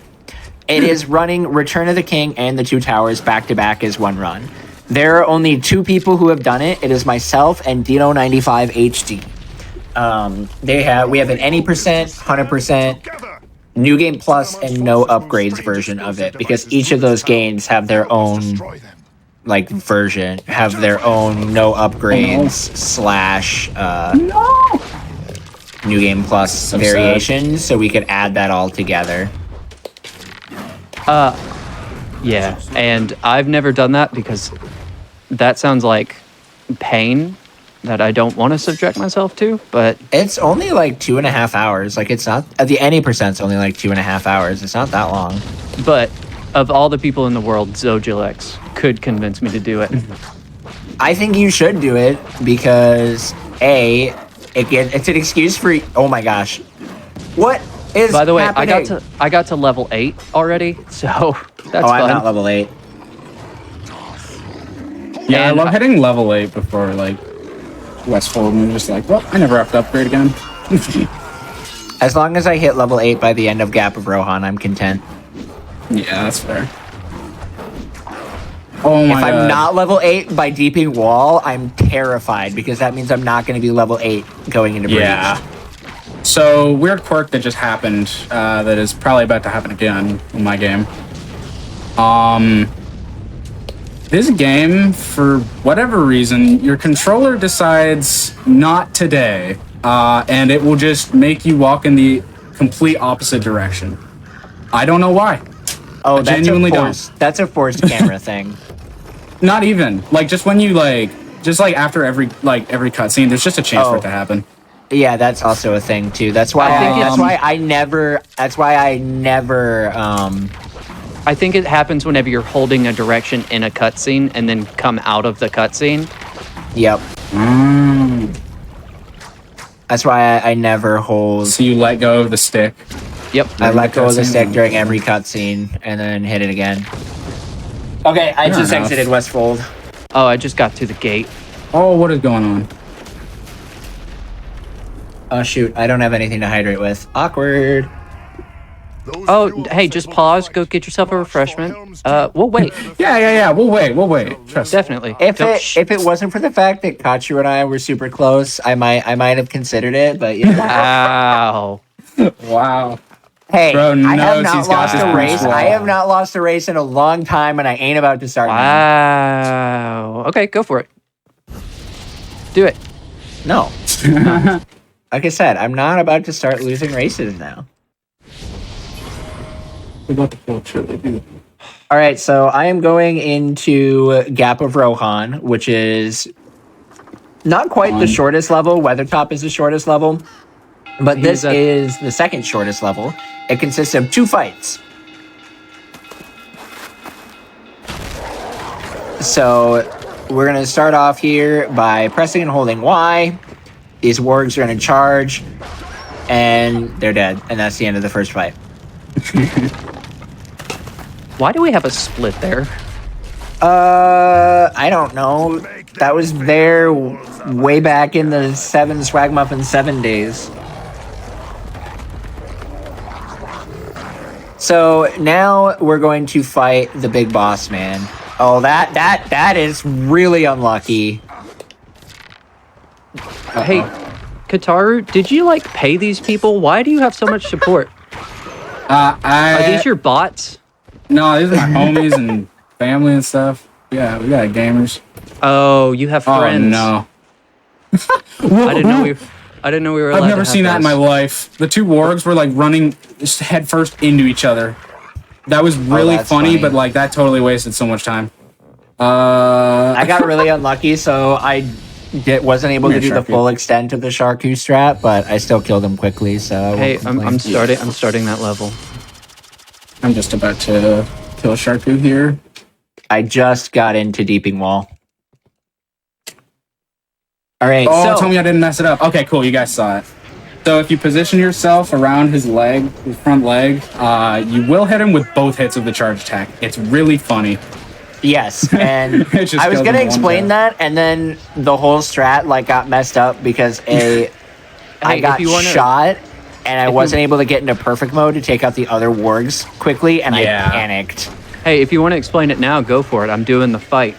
That's true. So what happens is you want to wait, or Ryland's doing a different version of it, but how I do it is the wargs will charge, you avoid them, you do a swift terror to get into perfect mode, allowing you to one-shot each of the wargs. And then when Sharku comes down, he will charge you 3 times. Once he goes up onto his hind legs, you shoot him, run along the side, press and hold, and then you do a charge attack. And if you're in the right position, which is kind of like over by one of his legs, you will hit him with both the front and back swing. Otherwise, you do 2 charge attacks and he's dead.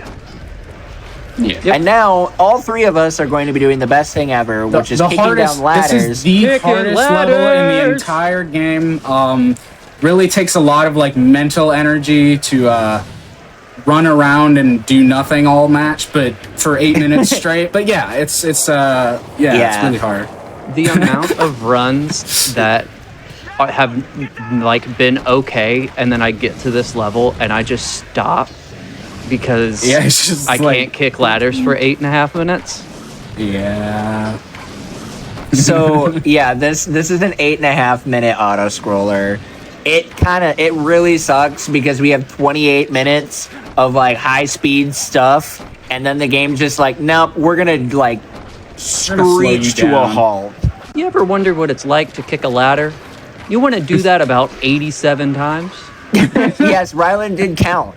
I have counted. There was What? one marathon run where I my was God. I was doing Gimli, and Ryland said he was gonna donate $1 for every single ladder that I kicked during the run.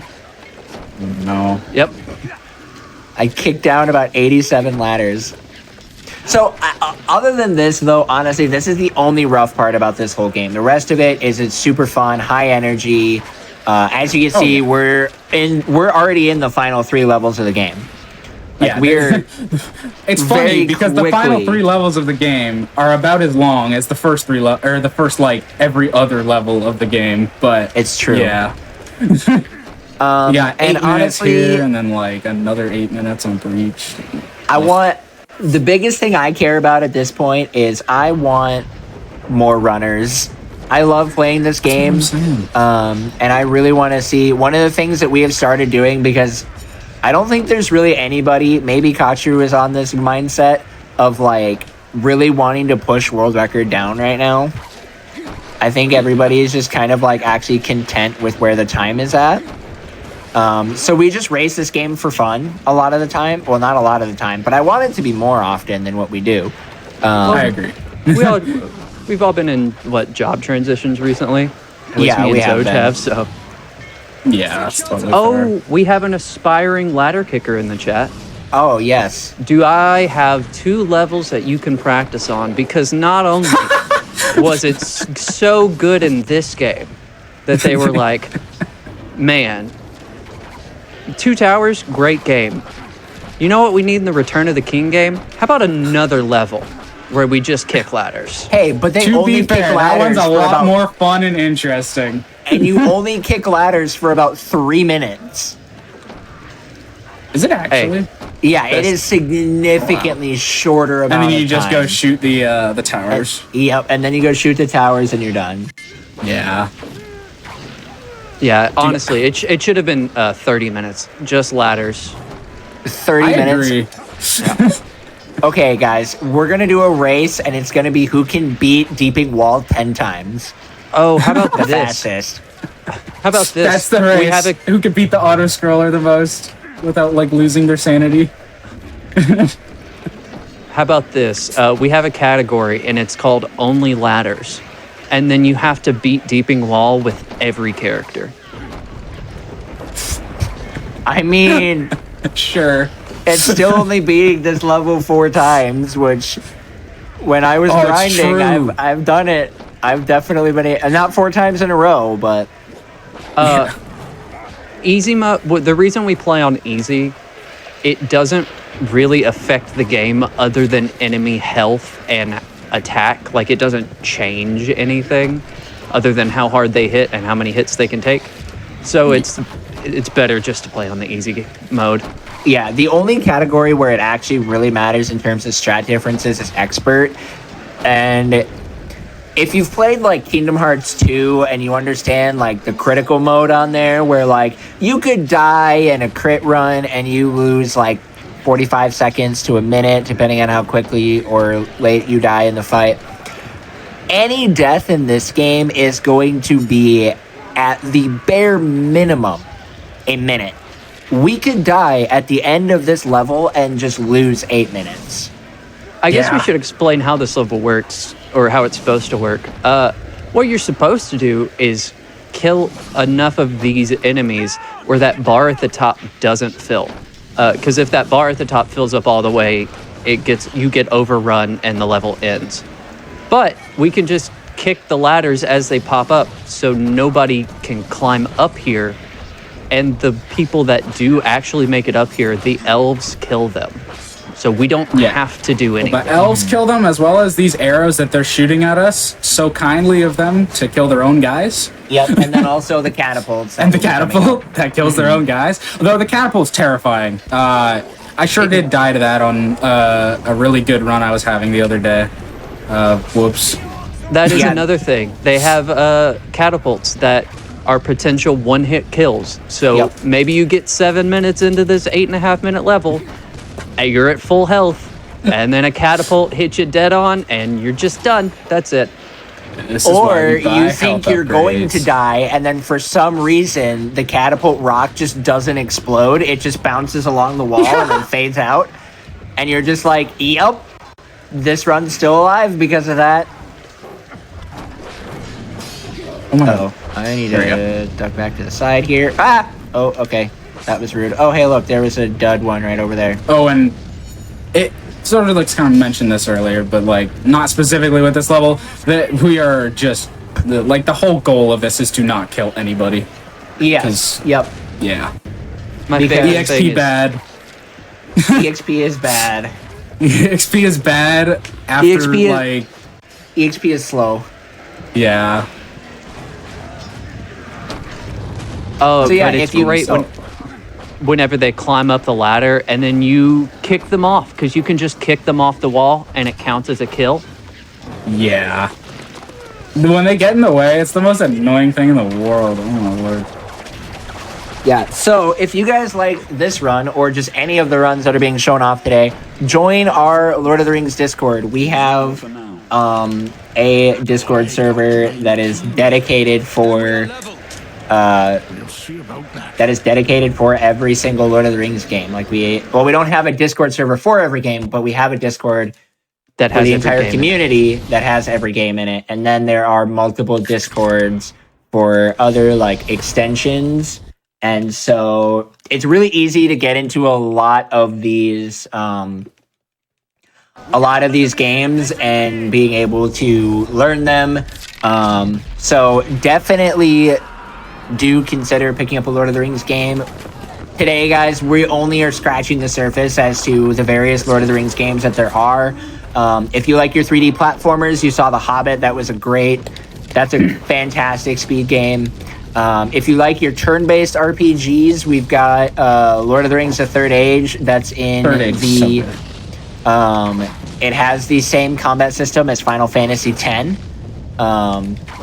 And then Final Fantasy copied a Lord of the Rings game. Yep.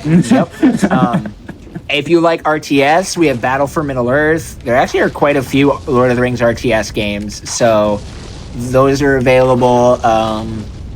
If you like text-based games, we have games from the 80s. That's true. We do have the old software adventures. If you like running bad video games, Gollum exists. They did my sorry, man somebody dirty. asked, what's an M tuber? It's a Muppet tuber. I mean, Big dubs. Try to ask the Muppets. yeah. So if you guys have ever watched the Muppet movie and you know the song "Am I a Man or a Muppet?" Rylan answers that question with yes. Yes. Yeah, I actually the model. This model is based off a Muppet I own, which is really fun. So, Breedstwall, I guess we should explain this level. Nah. This level is not an auto-scroller, though it may feel like it. This level is actually arguably one of the most infamous levels in the entire run, because you have to very precisely kill a lot of enemies. This is one of those levels where the faster you kill enemies, the faster the level goes. And as you can see of what I'm doing throughout this level is I am utilizing the sappers, which are the Urukais that explode, for more reasons than just they insta-kill enemies. Not only do they insta-kill enemies and make it go by faster, but for every single enemy that gets blown up by the sapper, you don't get EXP for. So that then cuts so much time out of that end result screen, making this level go by so much faster at the very end. My cat. Go ahead. I was about to say, but this level is just really hard to get good at because enemies are just so unpredictable. And then one gets by you, and then you have to chase it down to the door, depending on where you're standing, and then everything falls apart from there, like what's happening to me. Are you guys playing on Wii's? Yes. Okay. Yeah. I'm playing on a GameCube. My cat was about to hop on the GameCube. I nearly pooped myself because if she had hit like any of the buttons. It would not be the first time that Rylan has lost a speedrun to his cat. My cats like to do this really fun thing.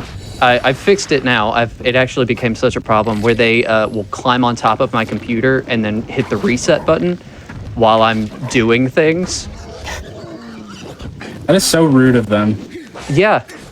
And they don't do it while I'm browsing the internet. It's always when I'm playing a game or am talking into Desolation. I got some HP. So I'm getting close to the end of this first section. I'm sorry, what did you just say to me? Bad news what? Bad news brigands. Sorry, I'm a Fire Emblem player. Oh, okay. I thought you were having a stroke. I had no idea. What? What? Chicken butt. My sword phased through the berserker. Dude, that happened to me last night. So not last night before. I was like, what? I lost like a PB run because of it. So sad. I won't say that's not the first time that's happened, but that's also like not the most common thing in the world to have happen.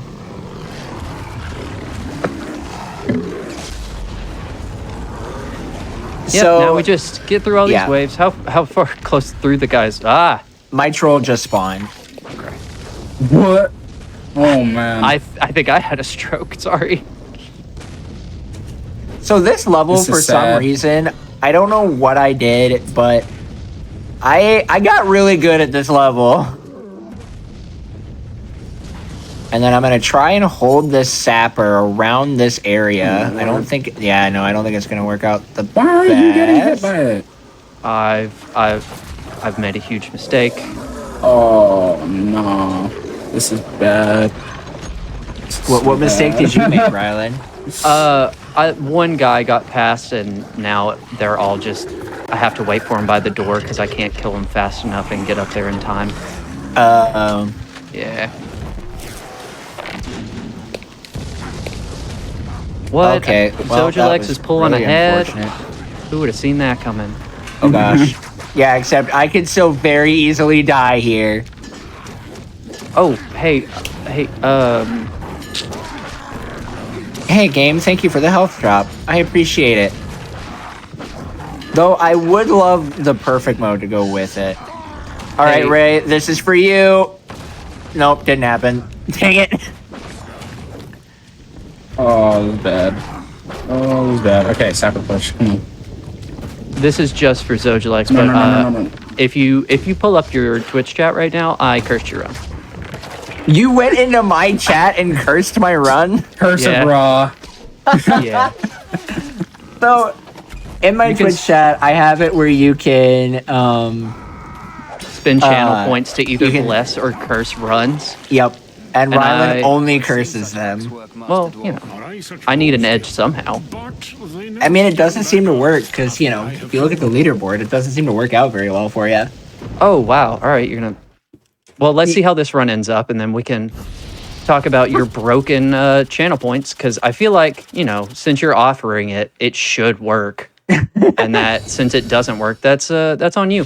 Hey, I am in the results screen of Breach Wall right now, so I'm getting take bullied. that as you will. I'm getting bullied.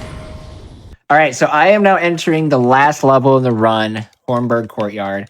This level is absolute chaos. This is great. Hey, I'm so sorry for whoever wasted the channel points on me. That was a mistake. Okay, but are you out of the level? No. My troll just spawned. Oh. That sucks. Yeah, I had some mishaps in the middle there. That one missing statue strat really kind of set me behind for the whole thing. I'm gonna say, that was really your only, like, major mishap. Yep. Some people thrive on being cursed. Maybe I should just start blessing it. Maybe because I have such like ill intention in my heart that blessing it like reverts it. You gotta corrupt the bless and turn it into a curse. Yeah. I'll you know what? I'll get to work on that. All right. I am going to be killing enemies now until Legolas spawns. And then we're actually going to be doing a cutscene skip. Like, the only actual, like, glitch in this run that Rylan actually was the one to originally discover with Legolas. And then we knew it was possible for Aragorn, but it was, like, stupidly hard. And then Katru was like, oh, why don't you just do this? What? Why don't you just let Legolas kill the last few guys? So we were like, wait, what? Please don't die. Does that work? So then that just happened, and now this trick is a lot easier. So what's going to happen is I'm going to get stuck on a Rohan Archer here, and then I'm going to run over. I'm going to take out the two of the enemies, the captain and one of the other Urukai, and then I'm going to leave and just let Legolas take out this last guy. Normally, I would hit the other guy once, but I was in perfect mode, and if you're in perfect mode, then you can insta-kill him, and that will fail the trick. But then I can show this off, because I can come over here, I can stand on this guard's body, do a fully charged shot, and that then gets rid of... that then kills the enemy. You can do that, like, do that shot from underneath right away, but for some reason either the enemies aren't loaded or something, but you will not be able to kill all of the enemies. If we were able to do that shot from like way down below, that would be like another 15 to 20 second time save. Oh, easily. If only Legolas could kill the 3 people right in front of him. I know. No. Oh, I didn't get the cutscene skip. I suck at this game. It's my chance. I'm pulling it back. I just started the level. I'm matching it as hard as possible. Archers. I'll get there. That is tragic. This was like actually potentially like PB. I'm sad. I'm so sorry. That's okay. And timing is going to be coming up. Yes, time is going to be coming up for me here in like a minute-ish. I just have to... You'll know we're really close when the trolls spawn. Yeah, troll means like 10 seconds away from time.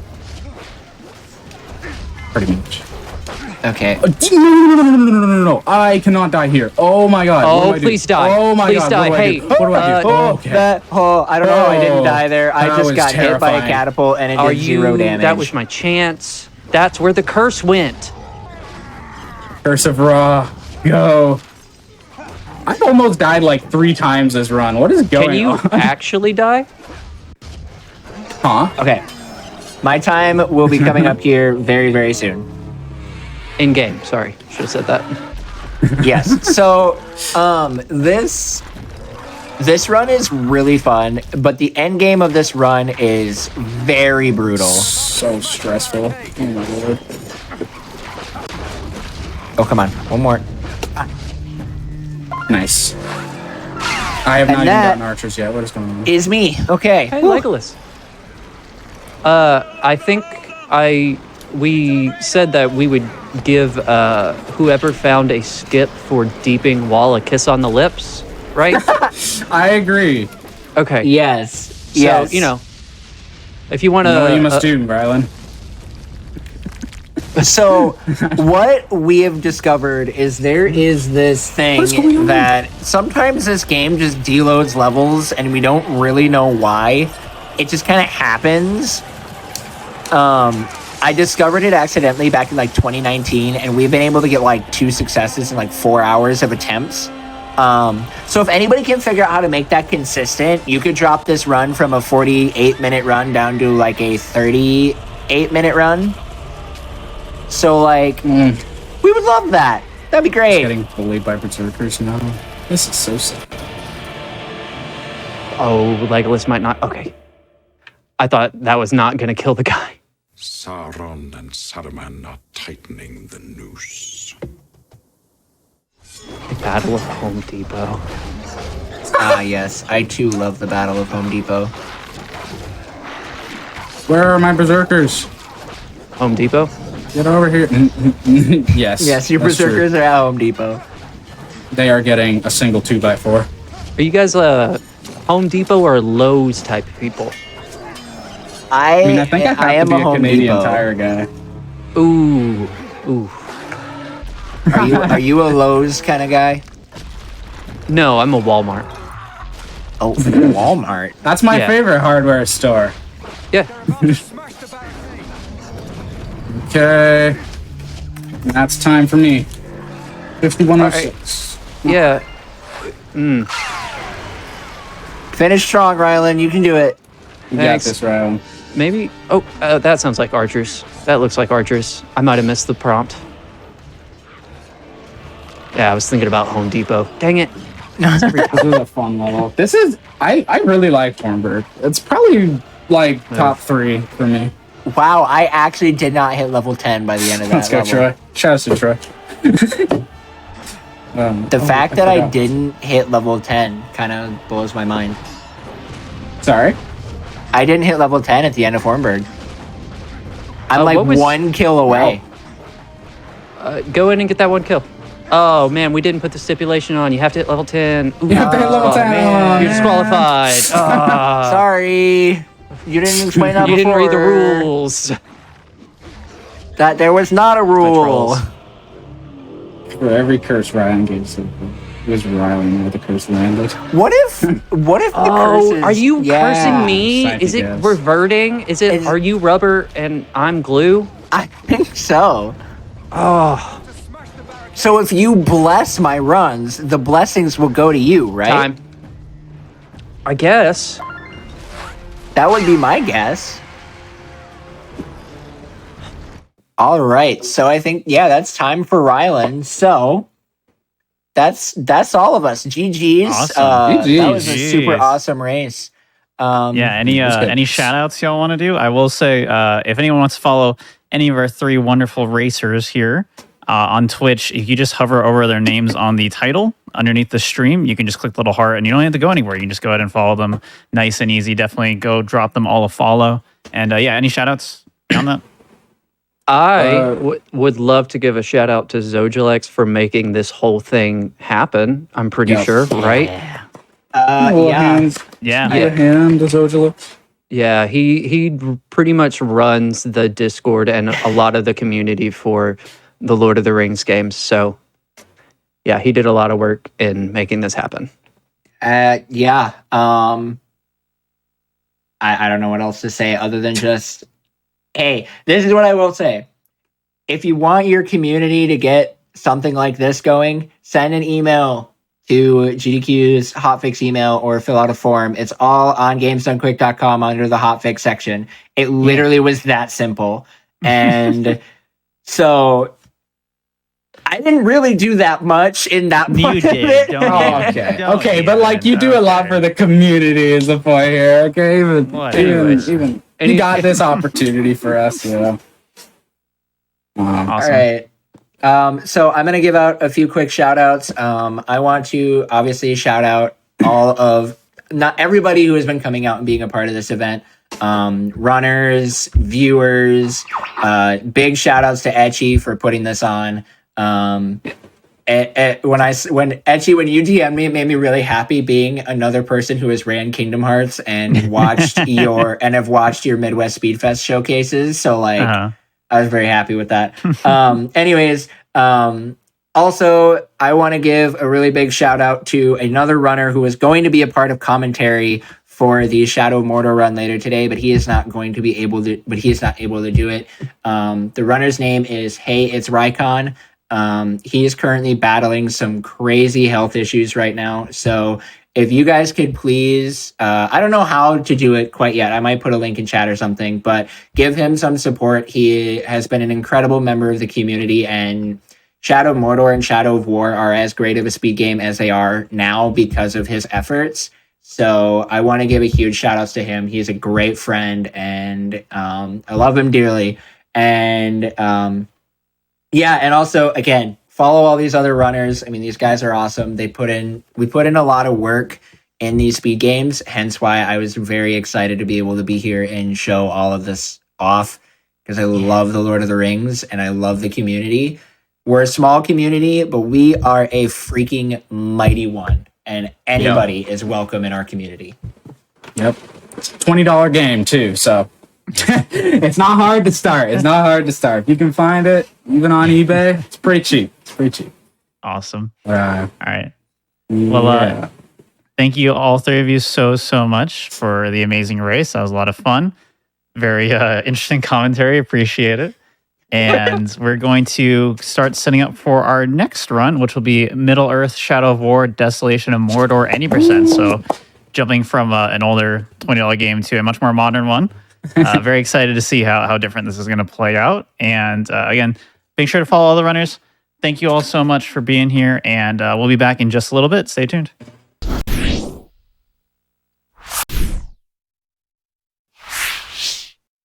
Welcome back, everybody, to the one marathon to run them all, an all-day Lord of the Rings speedrun marathon here on the GDQ Hotfix. I'm your host, Etchy. We are getting into another run now, going to a much more modern game, Middle Earth, Shadow of War, Desolation of Mordor %. This is going to be a pretty fun run of, again, a much more modern game done by Burnt Bowser here. Before we get into it, I want to make one more announcement. Awesome Games Done Quick 2024 will be live in person January 14th through the 21st in Pittsburgh, Philadelphia. Use !AGDQ in Twitch chat for more info. Feel free to @GamesDoneQuick on Twitter to let us know what you're hoping to see on the games list. Remote volunteer applications open up on September 25th. And keep your eyes open on that if you're interested in helping out GDQ from the comfort of your own home. And with that, I think if you want to go ahead and start explaining things, and we can get into it, Bowser. All right. Hello, everybody. Welcome to Middle Earth Shadow of War. My name is Burnt Bowser, and today I'll be running the Desolation of Mordor any % category. I learned this run about 3 months ago and have been picking away, trying to find out as much as I can to improve on the times that were previously there, and have since beaten those times. So it clearly worked out. So this DLC is a separate story from the main game. We actually play as Baranor, an ex-captain of the guard for the Gondorian fortress of Minas Ithil that has been since taken over by Sauron and became Minas Morgul. So now we're going to venture into the desert of Lithlad, searching for mercenaries to take over the Orc Fortress, the Orc Rand Fortress located there. To So to beat the game, we need to finish all the story missions, claim each outpost, and defeat the Fortress Overlord. This run will take about an hour. I think we have an estimate of 65 minutes, but don't worry, guys, I'll definitely beat that. Time starts after I delete this save file and then press start. So go ahead and give me a countdown. All right. 3, 2, 1, go. All right. So this game has 8 skippable pre-rendered cutscenes and a possible minimum of about 16 unskippable cutscenes, and those can include the story mission cutscenes as well as cutscenes from the orc introductions. So we want to try our best to avoid all that we can, and mostly we'll just avoid the orc introductions. So here we are running into the desert with our Gondorian pals. One of them unfortunately died, but we're going to run over these bones here to get away from those worms. You run fast in this game. He runs pretty fast, but he failed. So we're going to go into the ground here. Get dragged away to our new best friend from the Shadow of Mordor game, sorry, named Torvin. He is a dwarf hunter, and he will give us a tool that is a combo shield, crossbow, and grappling hook. And we'll be using this throughout the run. And we're going to quickly run up to him so we can, he's up over at his camp over here, and get another tool from him called a kite, which is basically just a fancy paraglider. So this game plays out basically the same as Assassin's Creed or Arkham style game, and we're just able to combo hits into each other. We can perform a stealth attack with a combination of buttons, and then also use we can use our crossbow and our grappling hook to reach different heights and also hit them with some arrows and such. Right now, Torvin's going to give us this kite and then tell us where the mercenary camp is, because we had no idea. So we're just going to, once we're finally through this cutscene, these can take a little bit of time. Not a whole lot else going on besides just them talking, but it's not too big of a deal. Yeah, one thing to mention here too is, chat, if you have any questions about the run, anything you want explained, feel free to ask throughout the run. We can I can forward those along to Bowser and get those answered. And sometimes we're I'll going to go pretty fast over. here, so yeah. Yeah. This route has changed a little bit. I've made some adjustments from the previous world record time. There are, in fact, some items called augments that will give us increased stats and also different abilities. We're trying to look for the legendary ones that will either, when we're alone, give us double damage, or our sneak attacks will have triple damage and we'll have less health. And there's another one that it can freeze enemies when we hit them with headshots, and that would be really, really helpful if we found any of those. So we're just going to drop down there just a little bit so we can get under those arches and fall into the room. Now we are going to actually hire a mercenary, and we have a really good one, an archer combat master. They have different weapons and advanced combat classes. There's a whole large list that I don't remember exactly off the top of my head, but 3 weapons that they can have are a sword, a shield and spear, and a bow. And they're infantry, defender, and archer, respectively. And they have different kill animation times, so that's why we want the archer one in particular. I just went into this skull here and picked up an upgrade. Torvin gave us a map before we left him up at that camp. Oh, there's orcs here. They usually aren't walking in front of me at this spot, so that's fun. And when we eventually go back to Torvin, we'll be able to give him those upgrade notes and get other abilities, and it'll help us out with the run. So here we are. We found out that our brother is in fact the mercenary leader, so he's going to tell us we need to go steal gold from these orcs. So we're going to do that.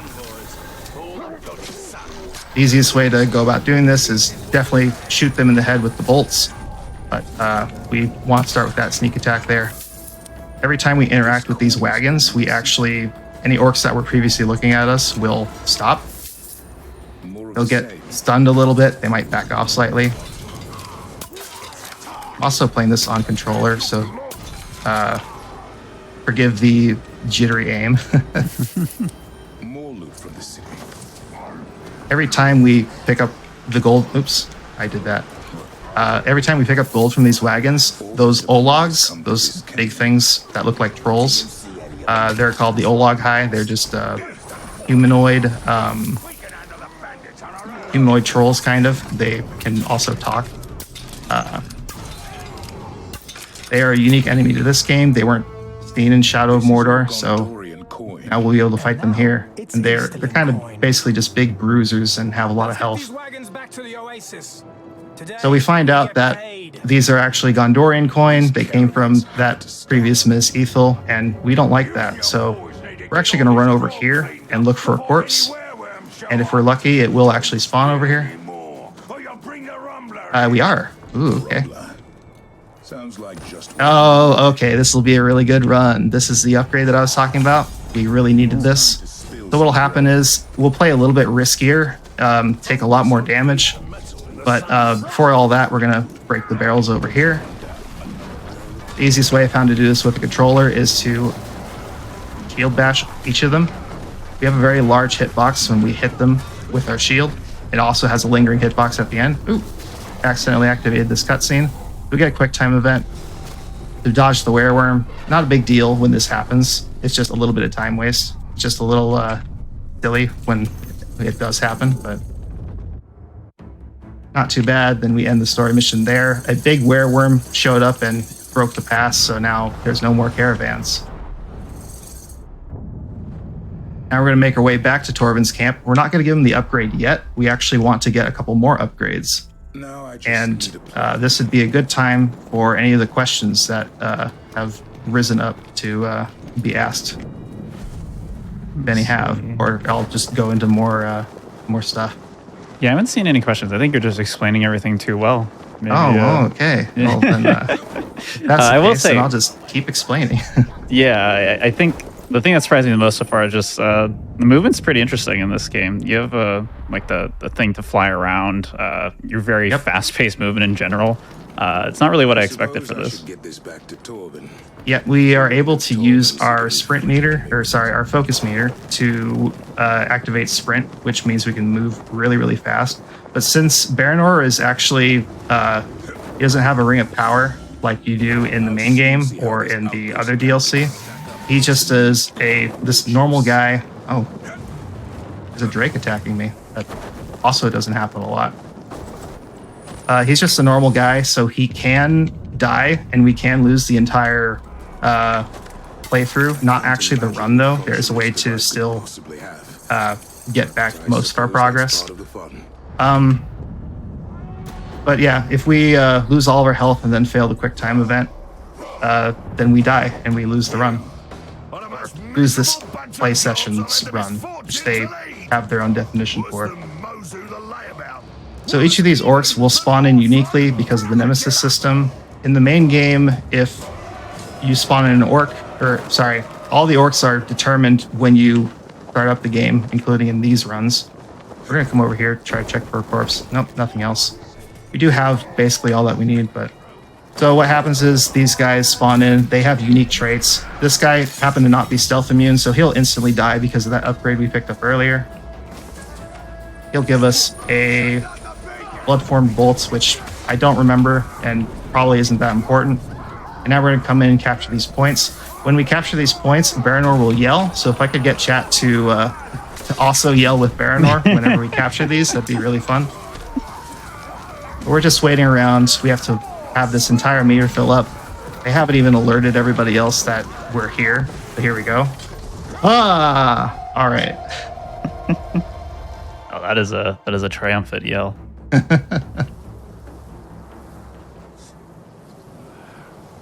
Someone in chat asked what you kind of touched on it a little bit, but what inspired you to run this game? What was that?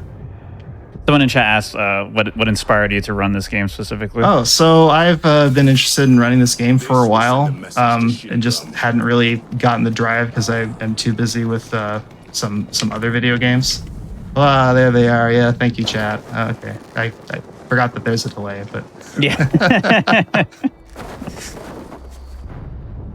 I basically just looked at the leaderboards and saw, oh, there's a 53-minute RTA time, and was like, I could definitely beat that. So I ground this run for a little bit, and I forgot to do the thing, but that's okay. What I was supposed to do actually was go to Torvin and get those upgrades, but since I have the Thorned Hilt, it's highly unlikely that I need them at this point, because there's only 2 more Orc captains to kill, and he's not immune to stealth, so he'll instantly die. So what happens if they are immune to stealth? If they're immune to stealth, they'll play an animation, and then typically they'll try to talk. It's annoying when they do. It's not that bad of a time save or time loss when they do talk. But we're just gonna capture this point. That other Orc captain is not on a Karagor, so he's not gonna be stuck. So he'll eventually make his way down. I'm actually going to meet him because I have my mercenary on the point. He'll capture it himself. Not actually capture it, he'll just tick down the timer. Yep, and this guy dies.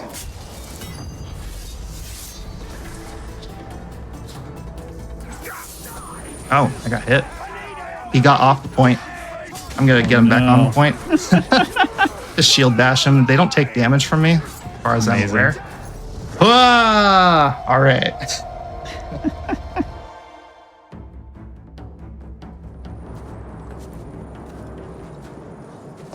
Someone is asking about like RNG type stuff, like how much randomness kind of impacts. Yeah, so some of the randomness that happens just because of the Nemesis system is those immunities that I was talking about.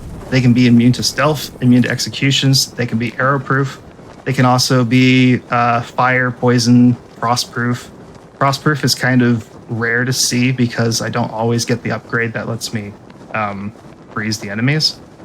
When that happens, though, it can get a little sad. And then if they don't have an immunity, they can be enraged by those different things happening. And then if I'm even luckier, then they can get dazed if they survive those interactions. I know you've all heard the news. But since we're able to stealth attack most of the orcs, the ones that don't have the stealth immunity, we won't actually see a lot of their introduction animations unless I mess up really badly.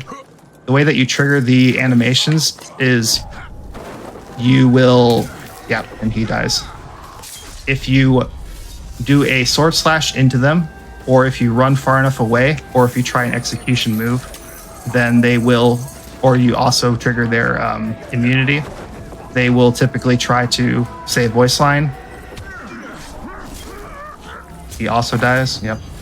This is real entertaining when they can't fight back. I also, once again, did not pick up the upgrade.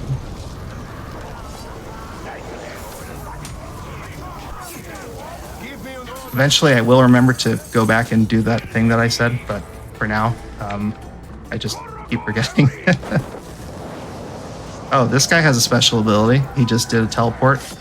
Ah, see, now that's the animation that they're stealth immune. It's not actually a big deal when that happens.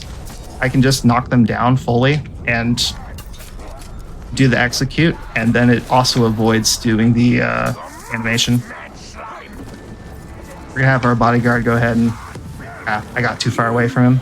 You're the one attacking all the outposts. I could slay you in my sleep. Yeah, that's one of those times. Also, our bodyguard's really useful in that he has his own execution moves. I'm a little low, so I'm gonna heal. Oh, just getting constantly lower. If he finds that he wants to attack, then he'll just kind of rush over and do a finishing move like this. Thank you for cooperating. And he'll also gain levels from that, which just makes him slightly more powerful. Since I haven't been on the point, then it's going to take just a little bit longer to fully capture this. Yeah, I was going to ask if you could explain more details about like what the Nemesis system is, because I think people who haven't played this game probably don't know what it is. So also, the Nemesis system determines how an orc spawns in, their immunities, strengths, weaknesses, and stuff like that. But also, they will remember interactions with the main character which typically is only for the base game. In this game, they don't really have more than one interaction. So they will typically just spawn in with whatever they had. They don't, yeah, thank you, chat. They don't get stronger or anything over time because we'll only encounter them once. And they're also mostly the mission orcs. So I have to, I'm routing this a little bit weirdly because I got those upgrades super late. Then I have to teleport to this spot, which we typically don't see in the run, to go over to this next main story mission. And other parts about the Nemesis system, it'll determine things like their weapons, their skins, their armor, and also if they're a unique orc. The unique orcs have particular voice lines and typically spawn with certain strengths and weaknesses. Yeah, the interaction that we get is death, and that's it. If you're serious about taking We're going to start this next mission. We're with Circa here. He's our brother. He's leader of the mercenaries, as I've said before. We're going to infiltrate this outpost or this fortress discreetly and steal some intel about the war chiefs. But now that we have these upgrades, we can press A as we grapple up and then fly in the air and then launch our paraglider. It starts out with this little orc captain. He is, he'll always die to stealth here, no matter if I had an upgrade or not. I'm gonna go ahead and grab some arrows from those corpses.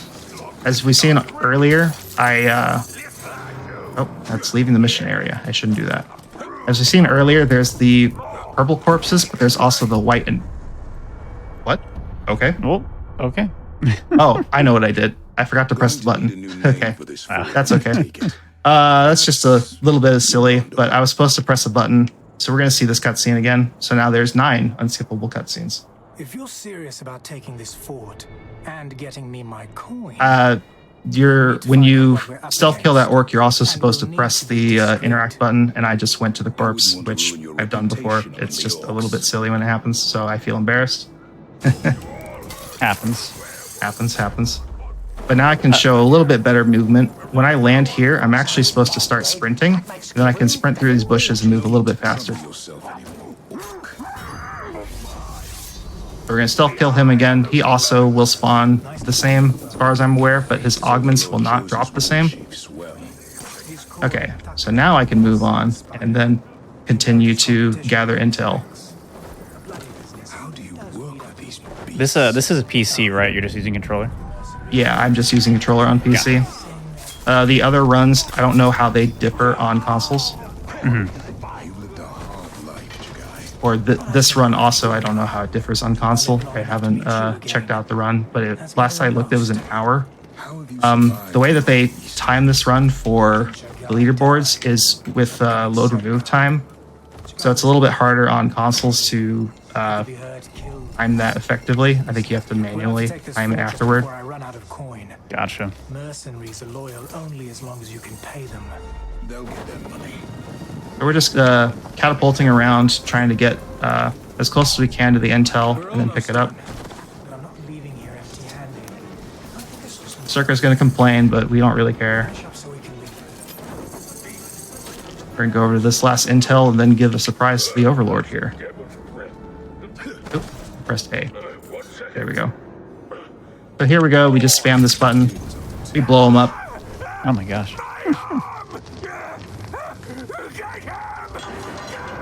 I don't know why he's mad about it. I think that made him angry. Maybe a good time to leave. Maybe a good time to leave. Maybe a good time to leave. So we're going to spawn another orc.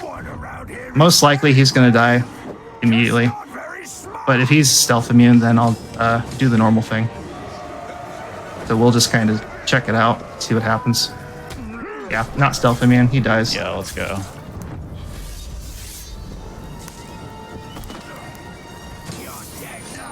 Firestarter will... Oops. Let me actually get out. That captain had an upgrade that lets him... or a skill, rather, that let him whenever he dies, all the grunts that are next to him will get enraged. So it's kind of bad when that happens, and I don't have a quick escape. But we just can catapult out the front gate and then activate this cutscene. Now we know what we're dealing with. I've seen two kinds of mercenary, brother. One of them fights for gold, and the other seeks death in whatever way he can find it. I'm starting to think you're the second kind. Yeah, haha, very funny, Circa. Okay. So we're not going to see him again for a little bit. He's actually going to be sent to a circus, and we're going to attend him there, try to help him out. There's no turning back now. In this mission, the circus, he basically gets all the other mercenaries mad at him because he's being so helpful to us. So he finds himself with this orc. This orc is, forget what his name is. Ushak, I think? We'll check. Yeah, that's Ushak. So he's a warmonger trickster. He has the same traits every single time, which means we don't want to stealth attack him because he will get, one, he's immune to it, and two, he'll get enraged by it. So we have to spam bolts into him. And the best way to do that is we just jump over here, fly in, prepare ourselves, and hit him in the head as much as we can while we're in the air. We can also pin him on the floor, and then we just spam. You can also hit him with fire bolts. He'll take the damage from the bolt, but he won't be on fire because he's fire immune. Hit him with poisons just so he takes overtime damage. When he gets low enough, we can start shield bashing him, but we don't want to hit the execute because it will activate his cutscene. And he's going to remove my might slightly. Oh, it dealt a lot of damage to me, in fact. We can also hit stun. Oh, yeah, that can happen. I fell down. Quick time event. I'm going to hit him with more poison bolts and then shield bash him again. There we go.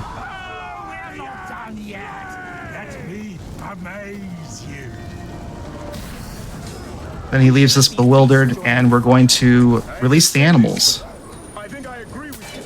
There's a Caragor, and then two Growls, and these are just really big trolls, essentially. Oh my god.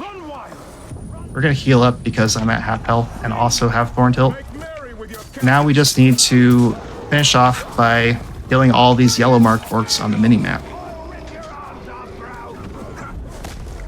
I'm going to go ahead and use my might here. The defenders are kind of annoying. They have those shields. But we're also looking and making sure there's no Ologs. We found one here, so we're just going to make sure he dies. Because he takes a while to finally be killed by the Caragors. I'm using all my bolts for this.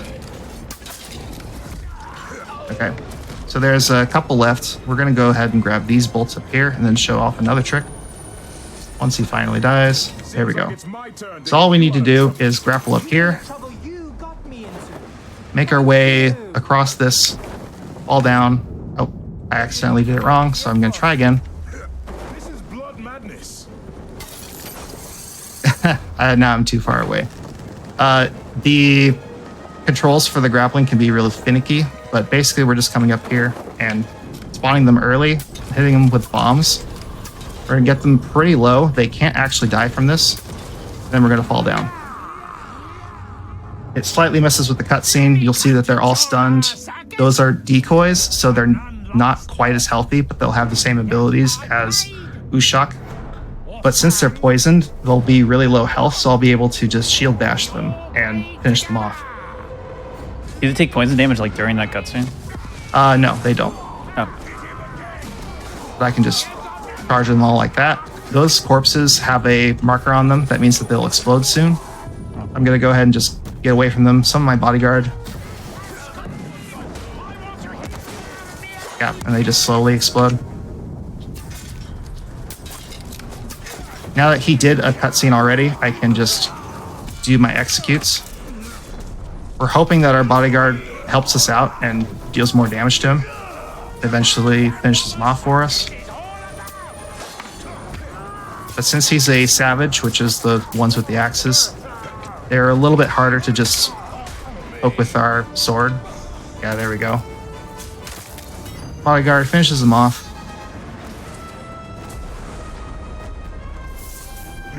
deal with Zosha. And then we deal with Zosha, who is the mercenary that threw Circa in the pit. And now we can apply some upgrades. Some skills, rather. So first off, we want to get our 2 bodyguards. Oh, I accidentally hit that.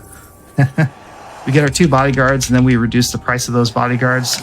It'll cut the cost in half when we apply all these upgrades, skills, whatever. And then we want to increase our bomb capacity because we like to spam bombs when everything else doesn't work. We're also going to take a look and just make sure that I have some crossbow augments because if I am unable to finish off the orcs with stealth, then it'd be better to hit them with arrows that are powerful. So I noticed that all these outposts, they give bonuses to us. There are specific bonuses that are more helpful to us, which means we only want to apply certain mercenaries there.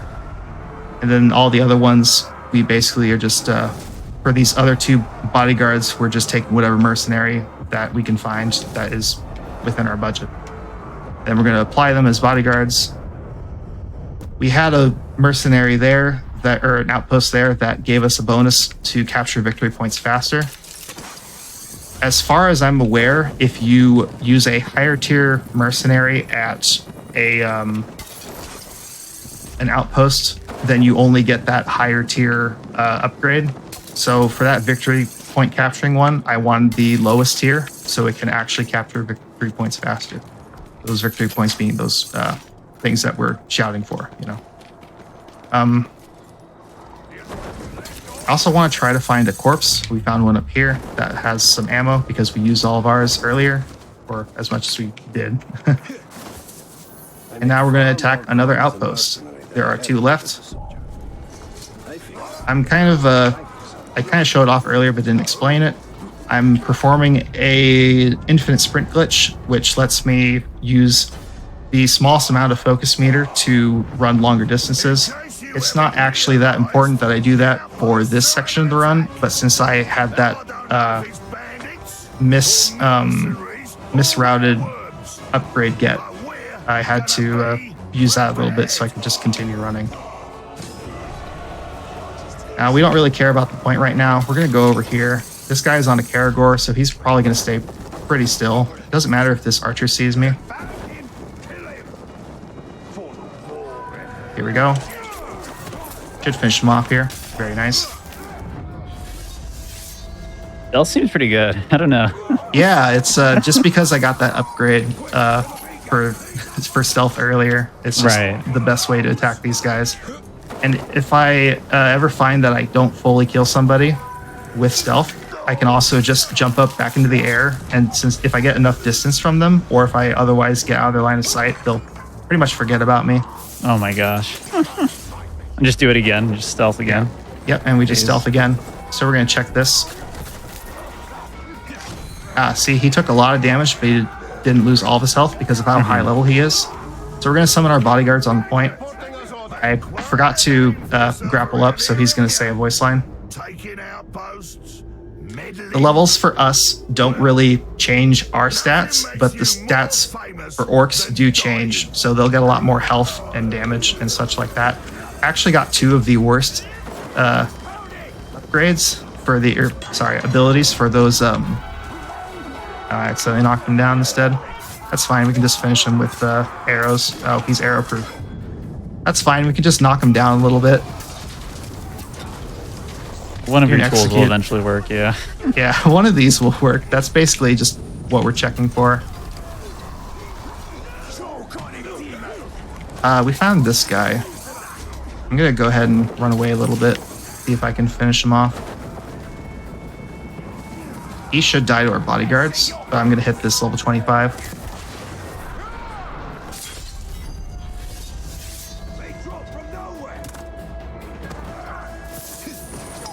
Yep, and he gets finished off. Yep, very gruesome.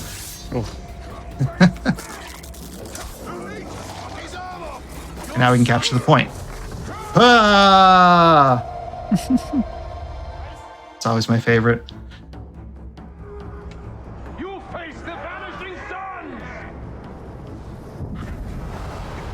I also haven't explained, each time that you finish a mission, whether it be a story or outpost mission, you can skip that. Sorry, it's a recap. Basically just a mission recap. You can skip that by pressing the start button.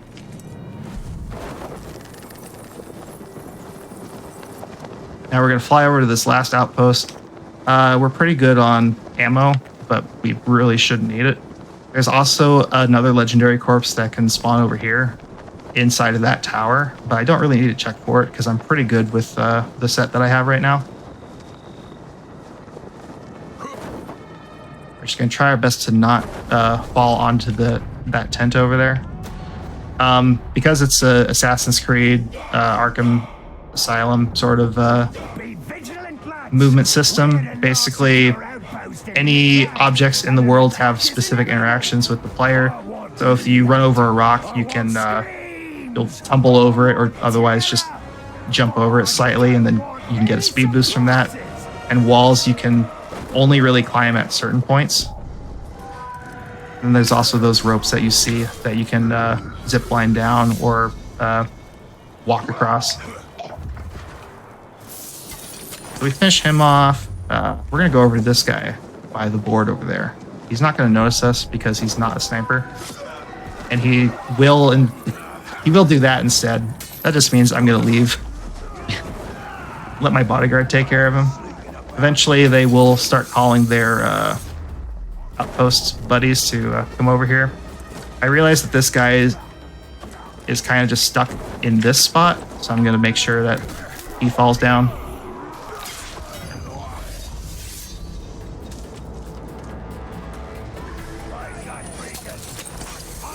Eventually, they'll light that beacon. My bodyguard's just kind of over there now. I don't know what he's doing. We're going to come over here. Since they should be lighting the beacon now, I'm going to summon my next two bodyguards on the point and start getting progress on it. There's a lot of dudes here, so I'm going to go ahead and explode. Hit him with the execute on the floor so he doesn't do his animation. This orc is dazed, so I'm just going to go ahead and spam him with bolts. Nice. And then this guy comes in and finishes him off. Oh, Valakor's been putting in work this whole time. He's getting a lot of these kills.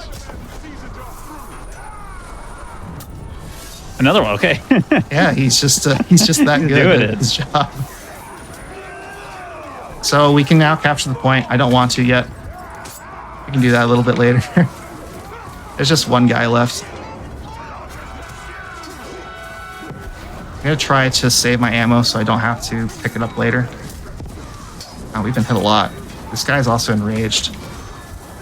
Nice. And he gets the kill. It's just that easy. So we got one more of the outpost points to capture. Ah! And that is the last outpost. So now the next capture points will all be in the fortress, and there will be 6 of them. So it'll basically be rapid fire of those yells. Yeah, let's go. But before we do that, we have to do one more main story mission. And when we do this, we'll unlock the ability to sabotage the front and inner gates. But we come to this camp here. We're basically going over our plan. Absolutely nothing is going to happen. Well, I guess we're under attack. So we have no bombs, which is unfortunate. It just means I'm going to have to spam our bolts a little bit more and try to save the bombs for later. What we have to do here is clear out all the yellow, but these guys are pretty low health now because I hit them with the bomb earlier. And I can use any of these bolts that I have still. Okay, so now it'll spawn this next wave, and we're just going to come over here and hit him with bomb, hit him with another bomb, and then start putting other bolts into these guys. We don't have to deal with those archers. They actually will just leave if we kill all the orcs on the ground. But now we have to defend for a minute and a half this oasis. So we're going to summon all of our bodyguards. They don't drop any arrows for us because they're not quartermasters, which is unfortunate. Now we have to try our best not to perform those executions because they actually pause the timer. And also stealth attacks and some other ones will prevent the timer from continuing. Yeah, at this point, any other questions that I happen to miss? Let me take a look here.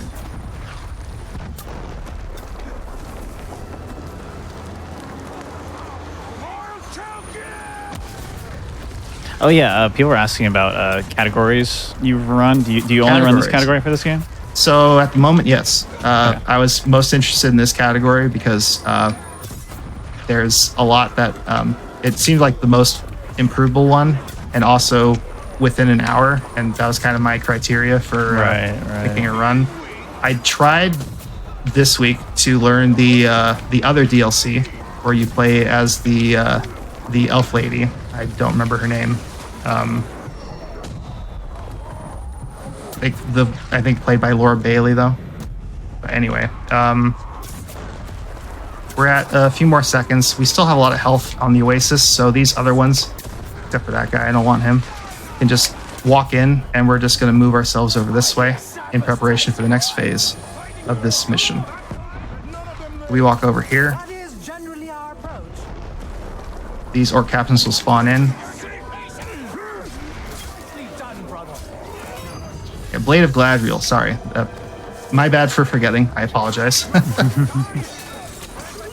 But we're just doing our hit and run tactic. Trying our best to get into stealth again and do another stealth attack. These guys in particular are very finicky and will try their best to activate their voice line as often as possible. But if we grapple into the air and get out of the way, they'll typically forget that we exist. That's probably the fastest time that I've ever killed those guys, because I haven't had a good Thorned Hilt run in a while. So they all die. And now we have one more moment where we can apply the rest of our augments. The ones that are less important, but will still help us if we have them on. And now we're preparing for the final assault onto the fort.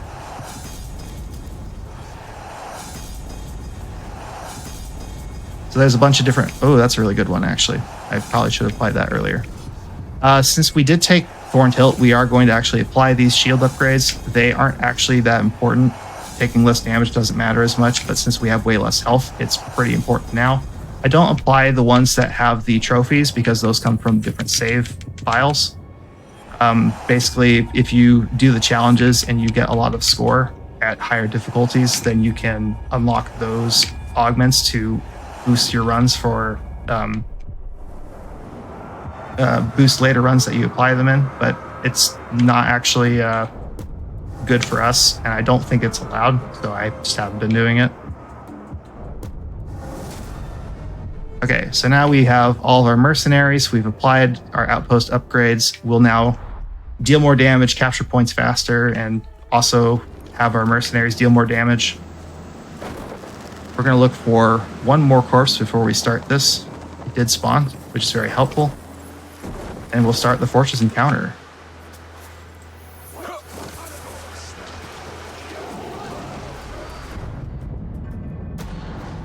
I did get that right, didn't I? It's voiced by Laura Bailey. Yeah, chat seems to be confirming this, yes. Okay, yeah. Oh, that's a lot of people. So here we are at the fort. Each time that you do these fort missions in a single playthrough, or rather a single session, it will change this cutscene. So it's actually better to, if you're running this game, to only, I mean, like it doesn't, it'll be dependent on what augments you get, but the second run and above will have faster cutscenes. This guy talks for a while. Also, Circus says a thing. But this cutscene and the cutscene for the Overlord encounter will also be faster at subsequent runs in a session. We're going to open up the gate. There's a Drake there. That's really bad for us because the Drakes can mess with the mercenary AI. Obviously, they get attacked by the Drake. It's not good. We want to kill this Graug Ballista because he also hinders our army. Yeah, and if that Drake hits us, we lose all our might and it gets real annoying. But we're going to try our best to target this orc, and we did. The paraglider, basically, when you're in the air, it tries to highlight a close enemy on the ground. Shared strength. I don't remember what that one does. That might be good. But now our goal is we aren't killing all these orcs here unless they're being a hindrance, which at this point these Caragors definitely are. And we need to capture the point and eliminate the war chief that owns that point, because they're the things that actually... Oh, I got slashed. Okay, focus. There we go. Okay, go ahead and, since that happened, get in the air and come back in a little bit. And just take care of this O-log, hopefully. He took a lot of damage, so he'll die to that afterburn. He's arrow-proof as well, as we just found out. But he died. I didn't yell for that. That's my bad. Oh, everybody's enraged, and they managed to hit each other, so they'll finish each other off. They are able to do that. This game is originally, you're supposed to be able to have orcs, hit each other, because it'll be orc on orc fighting. But when our bodyguards die or fall down to the ground, as long as they haven't died to a execution, we can still get them back up. So we're going to try our best to get our guys up because we want them to progress the point. And another one fell down.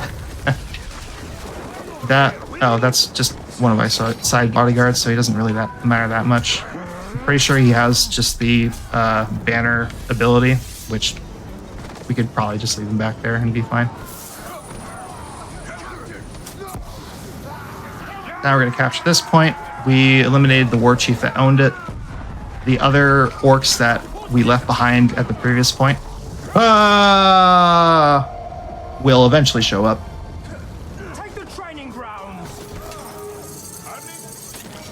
Yeah, I did in practice yesterday, ran into a unique bug where I tried to pick up one of my mercenaries. And since I also captured the point relatively shortly after, it instantly healed him back to full, which made no sense because it made no sense because I'm not supposed to be able to do that. I'm supposed to have to actually commit, and I haven't been able to reproduce it. So that guy's gonna end up dying, which is too bad. We'll see a short little cutscene unless I can stack it with another cutscene. See if I can just spam that out. I think he'll activate immediately after. Yeah, there he goes. Goodbye. Not a big deal though. Gotta go ahead and jump up. Oh man. You gotta knock this guy to the floor. When the orcs are enraged, the orc captains, they will deal a lot more damage if they're allowed to swing. So it's unfortunate when they swing into my mercenaries. Let's see if any of you guys... Okay, you'll retreat. That's good.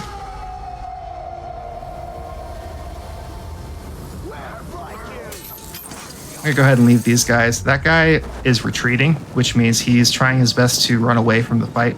And eventually it'll say that that orc has fled, which is helpful for us when it happens to the war chiefs. And it's also a little bit... Oh, I targeted the wrong guy. That's fine. I can just go back up.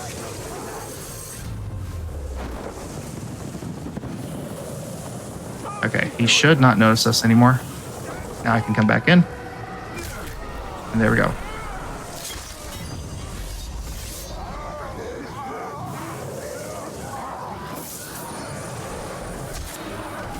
Oh, stop that.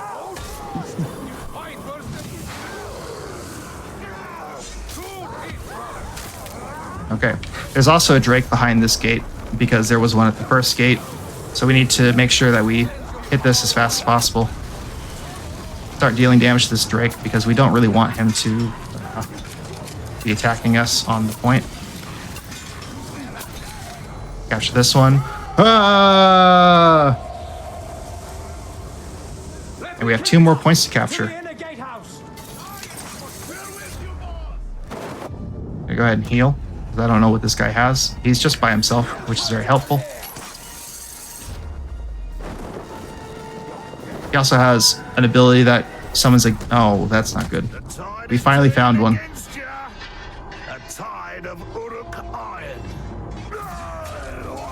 This guy's kind of scary looking, actually. But he's not immune to arrows. I could get him over here to try to show off another glitch while waiting for my army to show up. See if it actually happens. No, my army showed up. We'll just take care of him. Got some balefire. Nice. He's also immune to execution. That is an insane combination.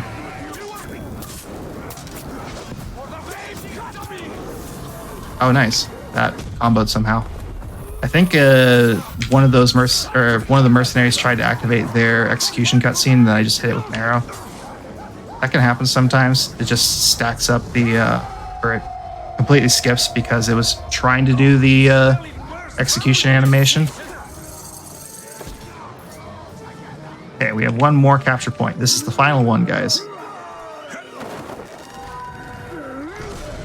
He's also vigilant against stealth. All right, this won't be as easy as I wanted. Oh no. Towards victory, but many more remain, and the next one is the toughest yet. Getting through me. When I get my hands on that man noggin, I'm gonna squeeze. Also, they can chain their introduction cutscenes if there's a lot of them around, which is what they're doing right now. They're just all talking to me. We're done talking. It's time to start killing. Yeah, you're all cool. So because there's so many of them, we're just gonna summon the Morgai fly nest, which is what those are. Those hang around along with the oh no, we lost one of our mercenaries. No. Okay, it's just shoddy. That's fine. As long as it's not the goat of the run. Yeah, it can't be Valakor. No. Yep. Oh, that war chief left. Yeah, he got terrified because of those flies, which is it's a really good one to check kind of early when you're capturing a point. But now the rest of our army is elsewhere. So we need to try to figure out what to do. Hopefully we can get this balefire going and deal with all this clutter going on. Okay, there we go. Now we're making progress on the point. I can also shield bash these guys further away from the point. Oh, there we go. We captured it, or we can capture it now. Here's the last one. Ah! Very nice. Okay. So now, if I can do this correctly, I've been having trouble in practice, but we have one more glitch to show off in this final Overlord encounter. It is called the High Ground glitch, and it is exactly what you think it is. And if you don't know what it is, then it's just I'm getting the high ground over the orc, forming an execute, and then instantly killing him. He's going to have a quick little cutscene. We told Circa to wait outside, so hopefully he does. That doesn't seem even. Well, he's not a very good brother to us, I guess. All right. That happens. The Circa will come in, but we don't really need him. Oh, this is a good spot. Ow, I lost all my might. Never mind. So we're going to get our might back because we need that, kind of. All we need to do is just spam our bolts. We should be able to clear out the rest of these guys as well. Okay, now I really need you to come over here. Stop fighting Circa. He's actually being a real nuisance. Let me go ahead and shield bash him a little bit closer. There we go. Okay. So now I can use my focus. Ah, he ran away. Okay. So I get a little bit of height, some distance, press the execute, and instantly take him down to 0. My So time's going to be coming up here. When it finally fades to black, that's when time is, but I'll also call it out. We have one more quick time event. If I fail that, then he lives, but if I get correct, then he dies. It is A. I press A. One final slash. And there he is. There he goes. And here's coming time. Here it is. Truly is a splendid. So that was Very time. nice. That was time. Sorry. Okay, cool. You're good. that was the final transition, and our runtime is 39:36 on this. What's the overall time? The RTA. I'm on delay, so I can't see it right now. Oh, okay. Well, that's fine. We'll find out in a bit. But basically, a sub 55-minute RTA is a pretty good run. That's I think the previous world record was 53 minutes RTA, and I have a 47-minute RTA with like 40 seconds. Yeah, that was 50:01 according to our on-screen timer. Okay, yeah. Pretty dang good. Sounds about right. Yeah. The run that I have world record for actually uses a different upgrade called Strength in Numbers, which does the opposite of what you think. It'll only double your damage when you're alone. And yeah, but this is a really good run. Just because of all those stealth kills. Right, yeah. If I did the route correctly, then I would also save some time, but that's okay. Happens. Yeah, that's the run. Fantastic run. Any shout outs you want to do before we head off here? Definitely gotta give it to the to Lord of the Rings speedrunning Discord, where I picked up a lot of the info from. I think the glitch videos came from Hey It's Rycon, and found out all the different stuff that I could from the runs that were previously on the leaderboard. And then I think I also just looked up some other sites that had Shadow of War, Desolation of Mordor stuff, and they were really helpful. Also, thank you to the homies that are in chat. I see you. Thanks so much for tuning in. Also, thank you, chat, for participating in those shouts with capturing those points. So yeah, that's it for me. Awesome. Everyone in chat, if you'd like to drop a follow for Burnt Bowser, you can just hover over his name in the Twitch title and click the little follow button right there, so you don't have to go anywhere. Definitely do that. And we're going to get into a very different run yet again. We're going to be going into Lego Lord of the Rings as our next run. We're going to take a few minutes to set that up, so don't go anywhere.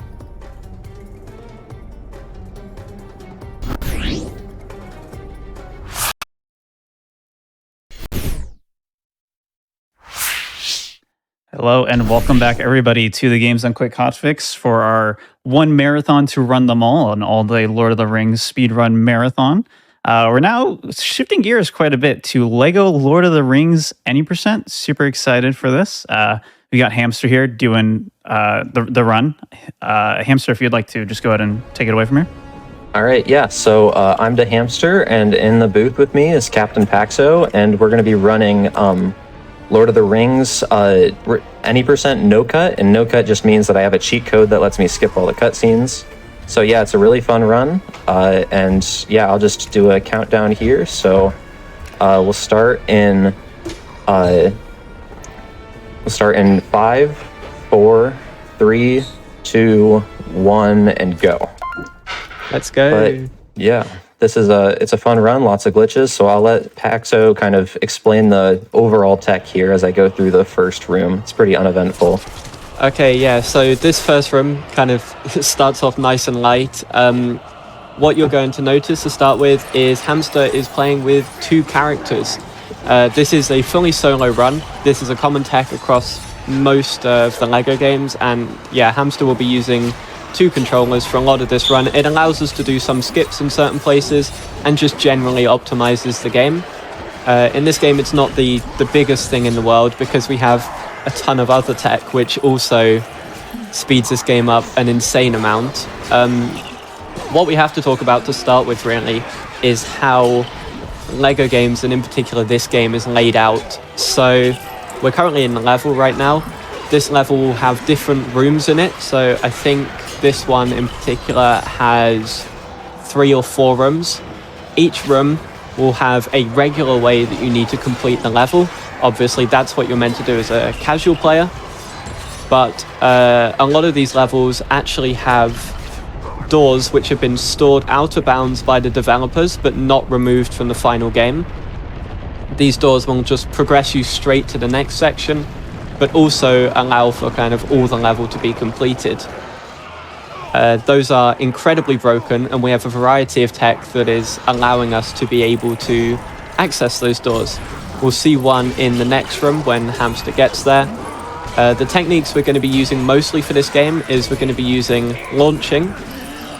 Basically, by dropping the game's FPS down in a certain way, we can either do that by switching vertical sync to 30, or we can do it by alt-tabbing from the game, coming back in, holding pause on the first frame, and then launching like Hamster's just doing now. And we can do that to get basically as much height as we really need for this run. What you're then going to see is Hamster's going to hit the first out-of-bounds door, doing this launch again, but also another trick known as pause flying. Pause flying, very simple to explain.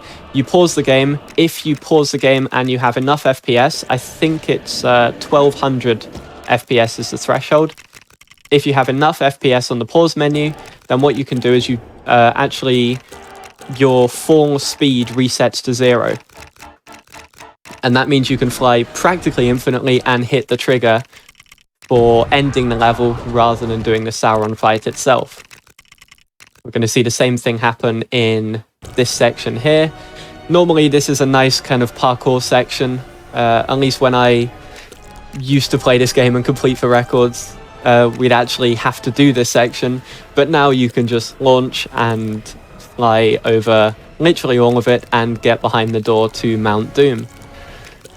Yeah, so one thing that you might have noticed is, like, in some little downtimes that I have, I've actually been killing myself with the other player.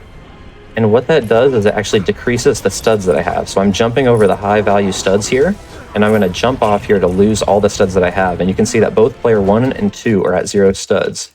And what that does, not only in this game, but in a lot of LEGO games, is it keeps a status screen that would normally play like a couple seconds from now from playing, and it just completely skips it. So it saves probably 12 seconds in this game, I think.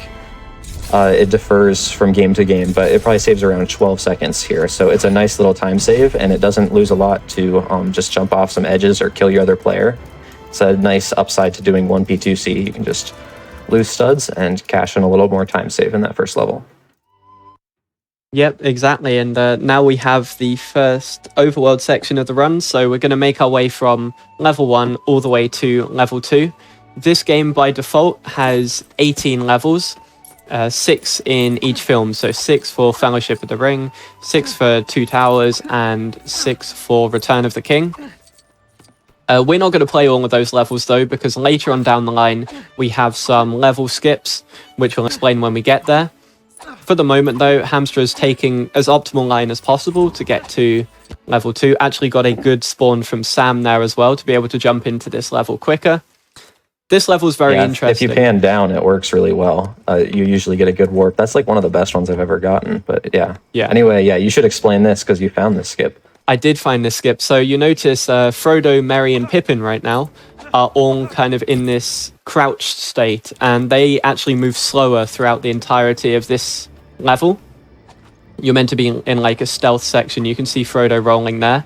But actually, what you can do is if you drop in a player, so in this case, Hamster dropped in player 2, just as you're spawning into the level, that character actually bypasses the game's call to have that forced crouching state. And then Sam can just launch out of bounds and make his way through room 1.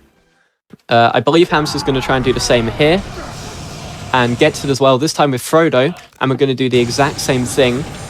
This version is a little bit more infamous because this section was originally known for one trick, which was Saruman skip. And initially, with the way we did it, without all this launch tech and also with the drop-in tech, it was a 1 in 50 chance of getting a specific piece of collision to work so that you could get out of bounds. This time, it's so much easier now, and we've seen the times in this level fly down over time. And the level just finishes with this kind of 30-second auto-scroller of Sam and Frodo just running away from the Black Riders. Yeah, this level is one of the most like broken. There's like a gazillion ways to skip it in free play and with like uncapped FPS, with FPS capped at 60. There's just like tons of different skips and tech between the drop-in abuse, which is like getting the character to walk normally, launching, just like abuse of some tree collision. You can just do a bunch of pretty silly stuff, and that level's time has just gone down like crazy. It's a really cool progression to have seen and contributed to, but I really enjoy that level for sure. Absolutely, yeah. That level used to be about 6 minutes when I started running, and it's now, what, not even 2, it's minute 40 or something, I think. Yeah, the IL is a minute 40. I think my gold is 207. Yeah. So, yeah. Very good. And it's not a perfect gold either. You can probably get a 204, 205. Yeah. So now what we've got is a little bit more 1-player 2 controllers or 1P2C movement from Hamster here. What he's doing is he's answering this quest with Sam, which is mandatory. We have to do this quest to get a mithril trowel, and that opens the door to the prancing pony. We have to do this, but what we can do is we can speed it up basically as much as we possibly can. So Sam started the quest. Frodo, meanwhile, has got as near to the door as possible, and then has gone into the blacksmith as early as possible. And then we have this short break while Hamster will be crafting the mithril trowel. I think it's safe to say this is probably the slowest section of the run. Yeah, it's a very slow-paced part, but it's kind of a nice break because the early game, especially if you're trying to run it at a top level, it's just extremely chaotic. You're trying to do so many things, and it just gives you a nice little short break. Yeah, absolutely. But yeah. This level coming up is one of my favorites for sure. It's another very broken, sort of infamous one. It has another one of those out-of-bounds triggers that we saw in the first level. It has a launching for a room skip, and it also has like a pretty cool 1P2C in the first room, 1-player 2 controllers, like we mentioned earlier, where you're like basically doing that the whole time to try to you're trying to get or cook some food as quickly as possible. So yeah, here I'm just walking over with Aragorn towards the level trigger, and because player 2 doesn't have anything else to do, I just kind of do what you do in the 100% run and just like mess around, grab some random collectibles, just fun stuff like that, because there is a lot of downtime here in this part. Yeah, absolutely. But once Aragorn launches up to the slopes of Weathertop itself, then Hamster will be very much not taking things slowly again. Yeah, this section is some quite complex 1P2C, so there's basically what you have to get here is you have to get wood for the fire to build the fire, and then you have to get some food. I think it's fish, egg, and tomato for a nice fry-up that Sam will cook. This section's a bit weird to kind of do with 1-player 2 controllers because you're very bottlenecked in the sense that Sam is just... he does everything in this game. So Sam is the one person that can light fires right now, and he's the one person that can use can use a frying pan right now. So, accidentally fell off from the top there, which is a little unfortunate, but not a huge deal. Yeah. But yeah, you see this section is basically trying to get Sam to have as many things as quickly as possible so that he can then do everything. This section, however, we're going to do a punch launch here, which is by punching up a slope, and then I think that was alt-tabbing to get the right FPS. It might have just been, yeah, alt-tabbing to get the to drop your FPS down to 1, and pausing on the first frame you come back in to drop it up to a lot more than 1. You can make this launch and be able to go straight through to end the section. Normally this is quite a long section. It does have its own skips to it when you play on, say, 60 FPS cap, but that's not the case here. We can just go a lot more vertical and break a lot more things. This is a kind of very difficult skip actually, but this saves so much if you can do it, because there's a section here where you've got to build the fires for the Nazgul, and then you've actually got to, with Aragorn, fully get rid of the Nazgul. So if he can get this trigger here, there we go, gets it absolutely perfectly. There's a setup for it, and that launch was actually too low to do the setup. So when that happens, I just kind of hope and pray, and I hold right at a random time. You have like a very limited window where you can hold right, and you have a very vague like cue sort of. So you have, it's already like, you have like probably 4 frames to just like hold down right on the D-pad and hope that you fall into it. And I just like randomly, no setup, did it. So pretty happy with that. That wasn't that bad of a split at all. That was very good. Yeah. So now we're going on to Caradhras, but first we've got to stop off at Rivendell. Now, if you've played this game casually, certainly one of the things I picked up when I played this game casually was that there's about 4,000 cutscenes in this section here. It definitely feels like it. I think one of them in particular is 3 minutes long. And so this is the perfect time to explain how we're skipping these cutscenes. Hamster briefly went over it at the start. But what they basically are is it's a code which you can enter using the extras menu in this game. And the code is capital N, then 0, CUT, and then 5. So it spells out no cuts, but with the O as a 0 and the S as a 5. And what that does basically is it skips any cutscenes, and it preserves until you reset the game completely by closing the game and reopening it. So we can, and what we did this run was load it on a different file, enter the code on a different file, and then put it back in, or not put it back in, then just entered into this new file, and we're able to play it perfectly well from there. There was also another thing that Hamster just skipped by doing another launch. Normally you have to like lower some rocks to be able to cross that river, but you can just absolutely fly over it. Yeah, and so you may be wondering why I dropped in player 2 there. This section is really dumb, and in order for this trigger to the next level to actually load, you need to swap to Legolas at some point. But because I did this all with Frodo, you want Frodo to go in this direction, and you don't want him to have to go backwards by swapping to Legolas, so you just call in player 2. And it saves time over having to swap to him, so you call in player 2 and use him to turn into Legolas, and that lets you load in the trigger to the next part. But anyway, yeah, so here's another big skip. This room is a very long one, one of the longest in the game. But when VSync launching got discovered, probably 2.5 years ago, in this game at least, we found that you can launch on that slope, and it puts you very, very high in the air. And paired with pause flying, you can just fly over the whole room. And what I will be doing is hitting an out of bounds trigger. Ooh, getting some lag frames. That's interesting. It's fine. That usually happens to me here as of recently, so not a big deal. But yeah, we're gonna double jump slam into a tiny little half a unit by half a unit end trigger here. Yeah, this end trigger is kind of weird because when you complete the level normally, it's just a little bit further to the left, so it's actually on the path, but they stored it out of bounds a tiny bit to the right for some reason.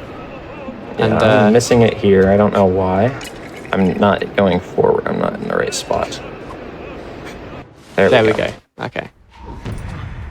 But yeah, that's very nicely broken, that section, because that section used to involve a lot of individual launches, but kind of just gets combined all together. Another setup here. Hamster's got to try and get enough height. That one wasn't quite as much, but there we go. Got a lot more height that time. Yeah, that's weird. I don't usually have that issue of not getting enough height on that launch, but it's fine. And then, yeah, this is another one of the more recent skips added to the run.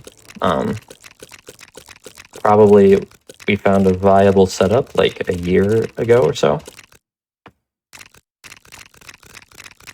Very nice. But there we go. And yeah, so here there actually used to be there is a setup to hit this trigger. It's the most recent and the most difficult skip in the run. But I don't have enough FPS or frames per second to do it while I'm streaming. So I can only do world record attempts with this skip in it while I'm not streaming, which is a little unfortunate, so that I can't show it off. So we just get to see this section played casually. But yeah, this level is a fun one because you just, when you speedrun it, it's just hitting 3 triggers and you skip what casually is probably a 20-25 minute level and you beat it in like under 5 minutes. Yeah, I wouldn't describe how you're playing this boss fight exactly as casually, because there's a good few optimizations here. The first thing is the kind of claws that have been coming down and hitting the ground have actually been completely RNG. The fact that Hamster's got 4 out of 4 is kind of relatively common, but normally, at least I tend to get probably at least 1 on average per run through here. So that was, you know, a good blessing. And then we've got these kind of optimizations here where he's flicking between Legolas and Gimli, because he needs Legolas to be able to shoot the Watcher in the eyes here, and then beforehand he had Gimli being able to throw or be thrown at the Watcher. And you can do this with 2 characters. There is one little quirk to this section, and that is when the camera kind of pans forward, revealing something, if you actually have both characters, or you have a character picked up, you can move in the camera pan when normally you shouldn't be able to. Just a small little thing, doesn't save much time at all, but it's just a weird quirk that they didn't program for you to stop if you've got a character picked up. But yeah, so minus losing about a minute to not being able to do the skip there, that went pretty well, I'd say. Yeah, so that's that level, and now we are on to Moria. This is another very good level. This is a very different level to what would happen if you played it on 60 FPS. You aren't able to do these launches. The first thing we're going to see is a trick known as Moria A skip, and this is a massive skip in any percent, because you don't just skip the room that you've spawned in. There's a room just behind it as well, where you're meant to fight the cave troll with the Fellowship and also a load of orcs. But if you hit this out of bounds trigger, it's so, like, it's a massive save. I think it's a good 3-4 minutes or something. Yeah, I believe it's like about 4 minutes. Yeah. So you've got to fall down in this precise position, out of bounds completely, and then pause fly to try and hit the trigger itself. And there we go, very nicely done, first try.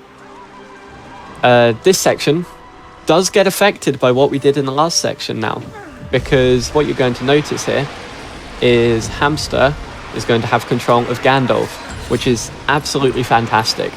This section, normally you're supposed to fight through a load of orcs, and Gandalf's just kind of stuck in the middle, guiding the Fellowship along.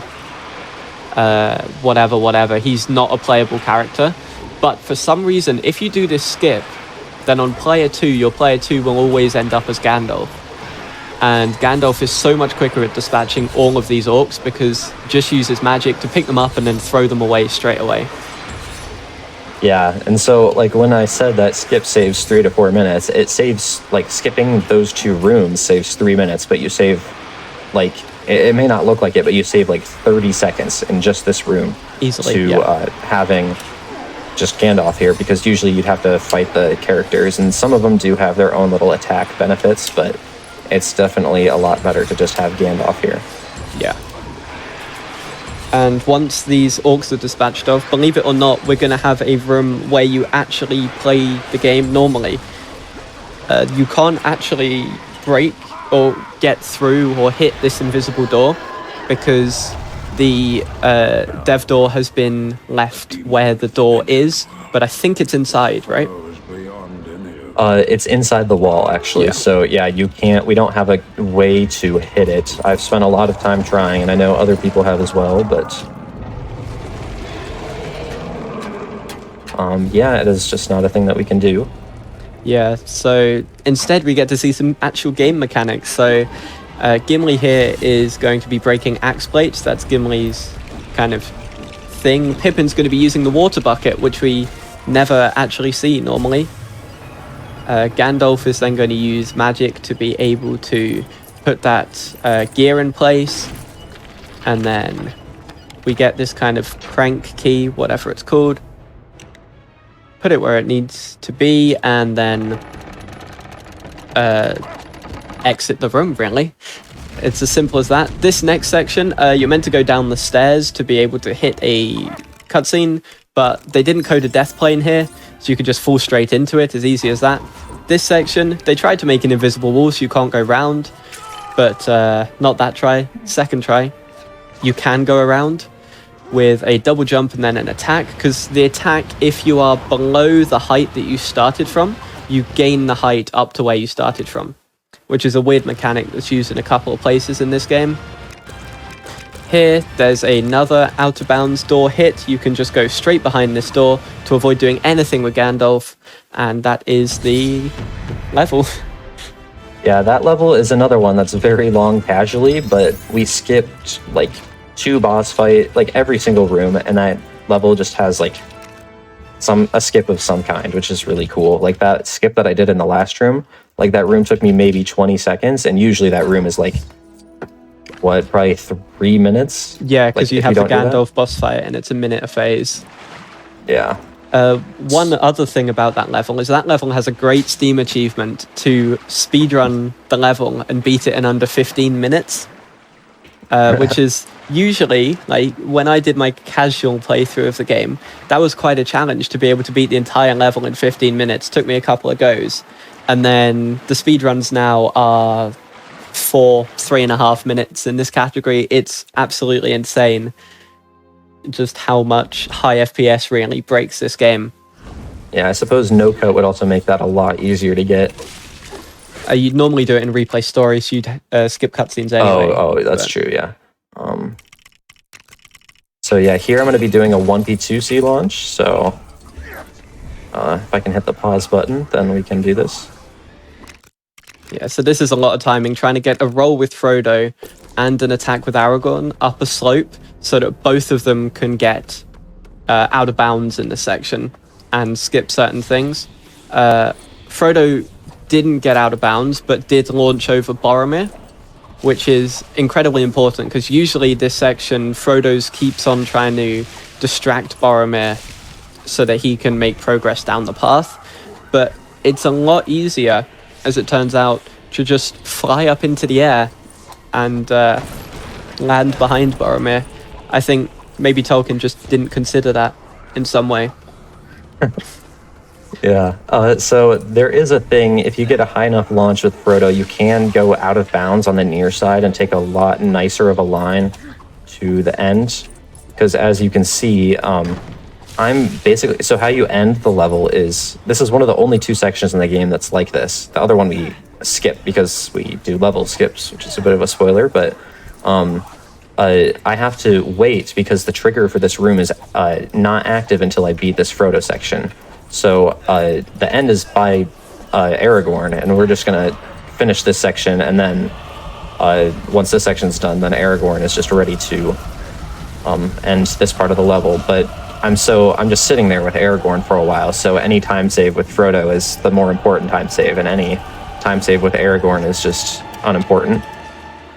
So getting out of bounds is a little helpful there, but I didn't get it. It's only 3-4 seconds, so it's not a huge thing, but it is a little optimization that I go for. Yeah, absolutely. I mean, there's a common theme for what they did for most of this game was when they did any sort of split pathing, they'd have kind of one section which is fully completable, and then the other section which is 90% completable, apart from kind of one thing that you normally need right at the end of the level to be able to complete it.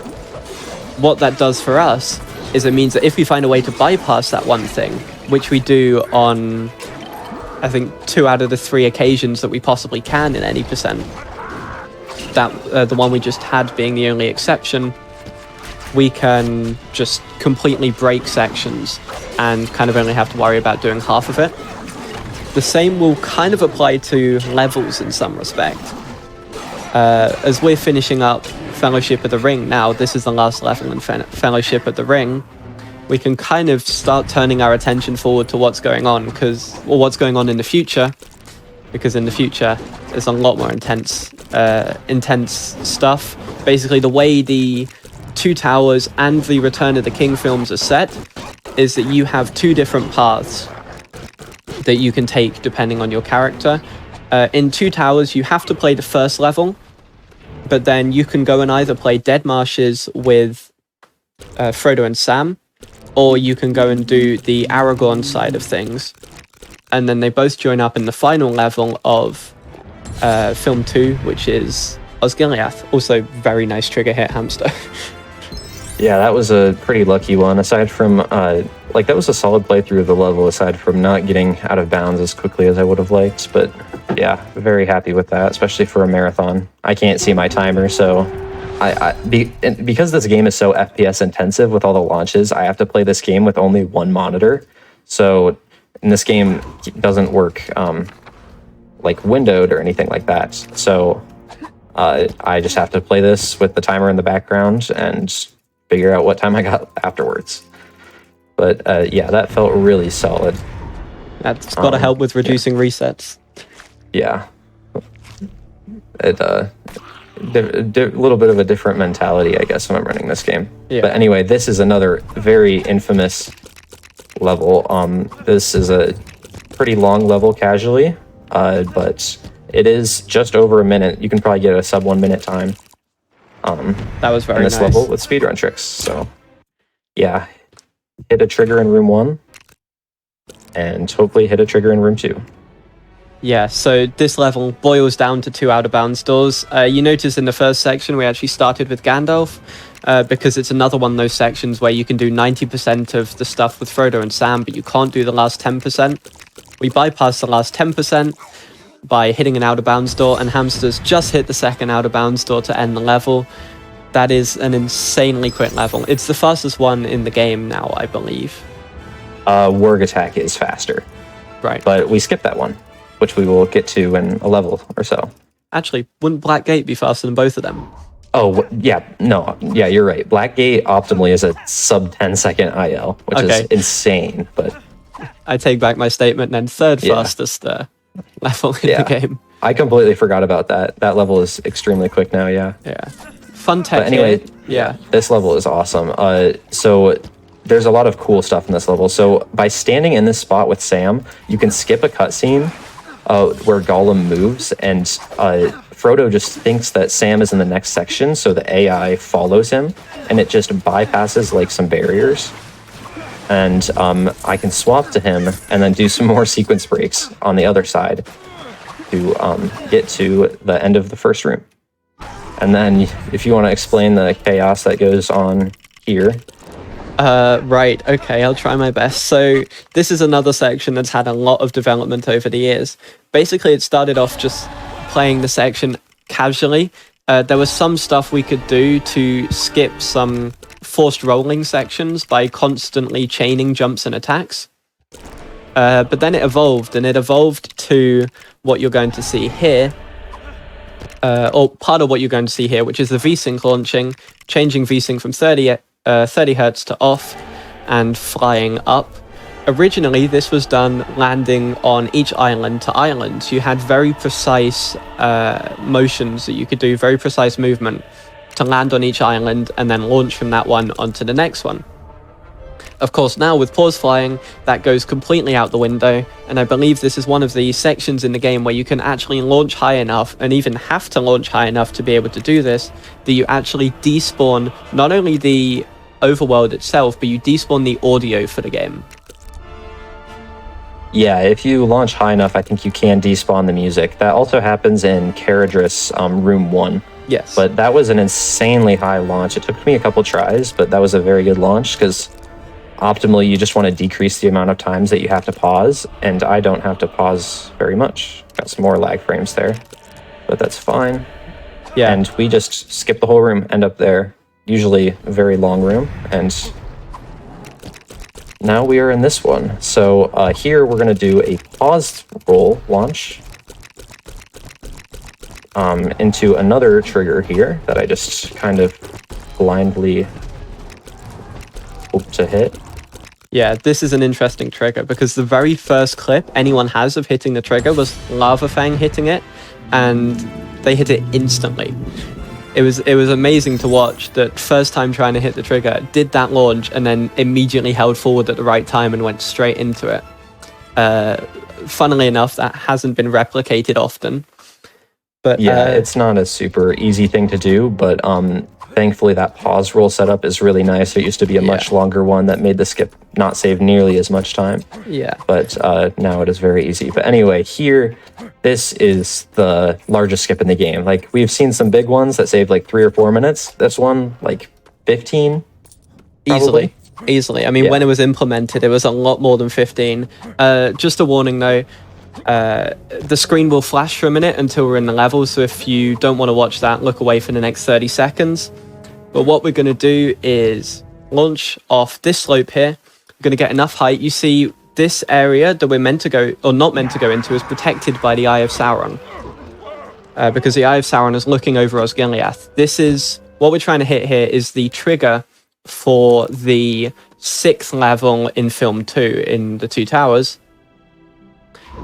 And we are able to hit that, hopefully, and be able to, basically by entering the 6th level, the game assumes that the 3rd, 4th, and 5th level, which are all on Aragorn's side of things, it assumes all of those have also been completed.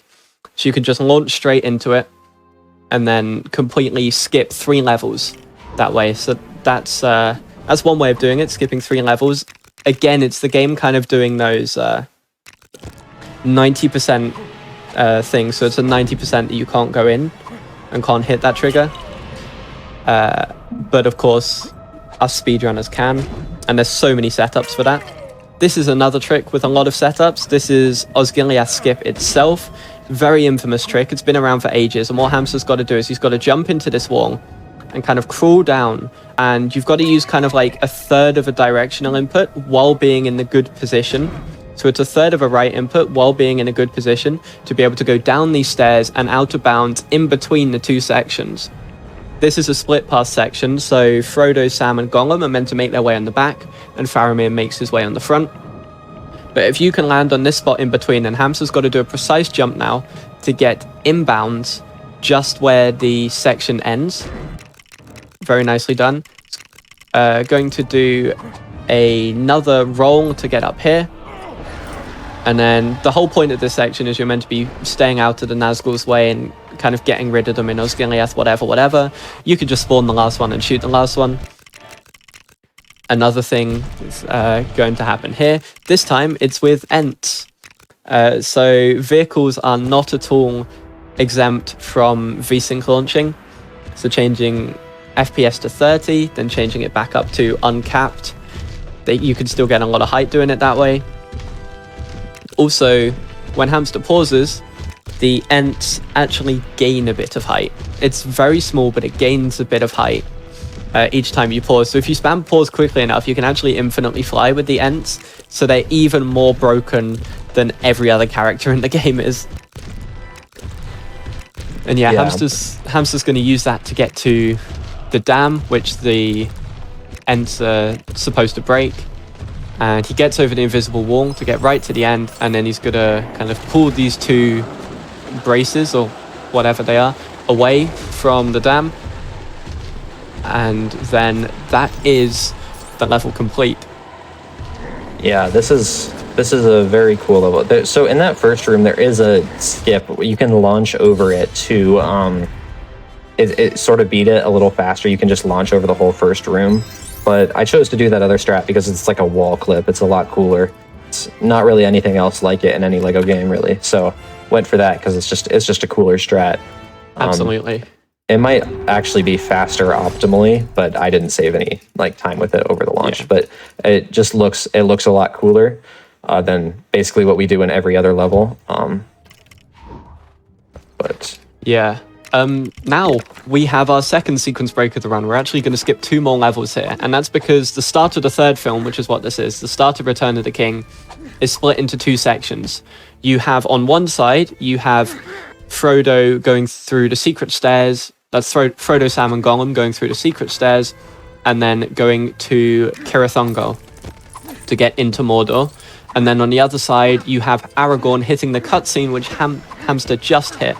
And by hitting that cutscene, you actually no longer need to play any of the stuff on Frodo and Sam's side to be able to progress, because you can see there's a ghost arrow at the top of the stairs, which Aragorn is going to, and Aragorn's going to launch up and hit them, and that is the start for the Paths of the Dead split.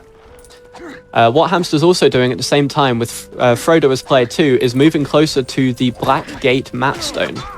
And we're going to use that to be able to warp later for the second to last level. It's not a make or break routing thing, but it is a optimization. I think it saves 20 to 30 seconds doing that now. It does mean the 1P2C is a little bit more complex, but you kind of have downtime with player 2 there, so it's not too bad. Yeah, that's one of my favorite parts of the run, actually. This little section right here from the end of Osgiliath to Paths of the Dead, just like the clever routing that we do for the map stone so that we can get an instant teleport later, and the 1P2C, it just feels pretty cool. And then this level is, I might say my favorite, but yeah, very fun level. Here, lots of interesting 1P2C. I'm not doing too well right now, but yeah, this first room is one of the only ones that you can't skip because this room does have a ceiling. So yeah, interesting 1P2C here. I really enjoy how it all kind of works together, and the routes that each player, like the objectives that each player has to do, like kind of work well with each other. Absolutely. The one thing Hamster has to be aware of in this run is it's very easy for the third playable character. So he's obviously controlling player 1 and player 2. Player 3, in this case, is controlled by AI. And it's very weird sometimes. They kind of just get stuck on a certain object and stay behind. So up until that section there, you needed to bring all 3 with them. Now he only needs to bring these 2, because you only need Gimli and Aragorn to get through the rest of this level. Or the rest of this room anyway. Both of them are going to do this jump from the skeleton to get up to this higher level. Again, controlling 2 at the same time, which is very difficult to do. Yeah, I did not really do this level justice so far. We'll see if I can end it off well. Pretty not great 1P2C, but this is a cool little end here. You can skip this whole room by rolling on the slope up top. And you want to do this with Aragorn. This is an because, advantage. I'll just say, if you do that with Aragorn, if you have Gimli, then you can just walk into that gate right there because he's shorter, so he gets in a little quicker. Yes. Which is a fun little thing. But yeah, back to what you were saying. I can't remember what I was going to say now. But you were going to say, like, the advantage of 1P2Cing that is you can have one person go in the gate while the other... Yeah, that's correct. That is what I was going to say. Yeah. Wasn't 100% sure, but it sounded like that's where it was going. So yeah, no, you were right. This is a tough trigger to hit because you're basically out of bounds when or off the screen when hitting this because of how the camera changes. Basically, pay attention to Aragorn's legs kind of appearing in the top kind of part of the screen as Hamster's doing the small pauses. This is a bit of a weird trigger to hit just because it's so close to where those camera pans are. Or where the camera pans. So Hamster will see Aragorn's legs appear on the screen somewhere near here. There we go. Yeah, I did that wrong. That went poorly. I don't know. This is one of the easiest triggers to hit out of all of the ones that we do in the run because the setup is very easy. 2, 3, 4, 5, 6. Did I mess it up again? Okay, no, I didn't. I'm just too low. Okay, never mind. Yeah, so what Hamster was doing there was counting out the number of pauses. So counting how many pauses it takes holding a certain direction to be able to like line yourself up correctly with the trigger. Because they're only half a unit wide, half a unit tall, and they're 2D. You really need to make sure that especially your X and Y coordinates are in very good positions to start with. And then your Z coordinate determines the height you kind of press and input to go into the trigger. Yeah, so you'll see here the jank horse mechanics. Paxo swears that they're better than normal ones, but basically while they're midair, they maintain velocity, so you can just kind of do spins, which is a little funny. I think it's really obnoxious, but Paxo likes it better than the counterpart game, the Hobbit, which they just like behave normally. I don't know. Who wants them to behave normally? That's boring. Yeah. What you can also do with those actually is you can do what's known as buffer jumping, which is where you hold the A button for a jump, and then you re-grab the A button when you're in the air and then hold it. You'll jump on the very first frame you land, and by doing that, you can actually chain them, and the horse will continue having momentum forwards, but can turn around and face the entirely opposite way, and you can still go forwards at the same speed. It's pretty impressive to watch, but it has one absolutely... of the only... Sorry, this is one of the only games where like the normal characters can't buffer jumps, which I think is really interesting. They just can't do it in this game, but the horses can. But I can't think of a single game where you can't buffer jumps, which, a single Lego game, that is. Yeah, it's pretty universal tech across most Lego games, but for some reason it wasn't included in this one unless you're on a horse. Or any animal, I think. I think you can do it with sheep and stuff as well. Yeah, sheep and pigs. But yeah, so what Hamster's also showing off here is by holding down the B button or the action button, the button you normally use for building stuff, you can bring up this wheel, which basically allows you to select an item, but it has the benefit that it gives you invincibility while you're holding it up. You can do that with holding up the action button, or you can do that with holding the character swap button. Either way it works, and you're just getting pure invincibility. There's only a couple of uses for this. One of them is here. The other one is all the way in the very first level where you're supposed to fight Sauron, but Hamster skipped it. You can also do it there by holding down the Y button. Also in the next level, it has some uses when you're playing on 60 FPS. Absolutely no use when we're playing the level. Not anymore. Oh yeah, that's true. That's true. Yeah. I found a very interesting dip in the next level for 60 FPS, but we don't have to worry about that because ideally the next split after this is like 30 seconds. It involves a very difficult trick, but either way, a split that is usually like 5 minutes speedrun turns into a under 1 minute one, which is a cool thing to look forward to. And you'll notice we're not really talking about this level. It's because there's nothing really going on. This level is weird because the triggers are all pretty much unhittable in this level.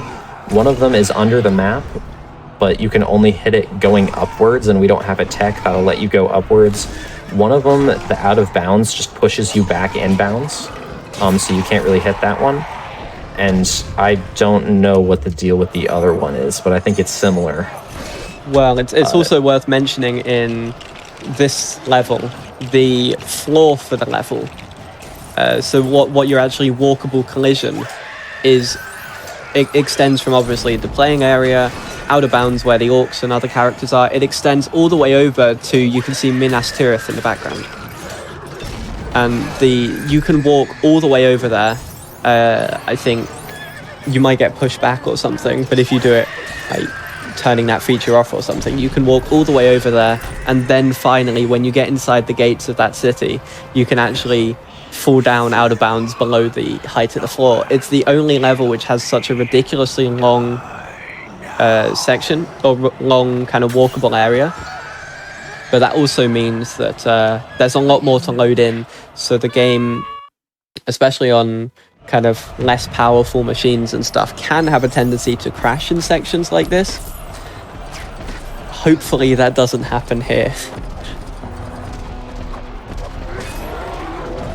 Yeah, this section is like the only one in this level that requires any sort of skill or strategy. Yes. But yeah, basically you have to do a little bit of 1P2C and some routing to like kill the elephants in the most efficient way possible to keep them, or to like get them to move in the right directions. But you could see when Legolas got off the elephant, because of the location of the elephant, he like got off the elephant out of bounds, and it just like walked me back in bounds. Like I'm trying to walk out right now, and it's just pushing me back in. So that is why you can't really hit the trigger for this, or one of the reasons why you can't hit the trigger for this room. Yep.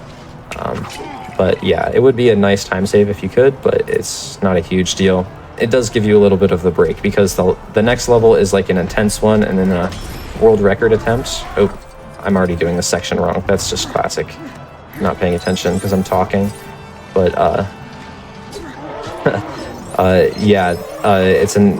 the next level is a pretty intense one, so this does give you a little bit of a break where you always play this level within like 5 seconds of optimal, so it's pretty hard not to. So yeah, you just get a little rest. Yeah, I mean, all you've got to do really is defeat all these Moomakill, isn't it? Or whatever they're called. And yeah, that's about it for this section, really. That's an interesting thing going on there, Hamster. What's happened there? I don't know what that was. Okay, and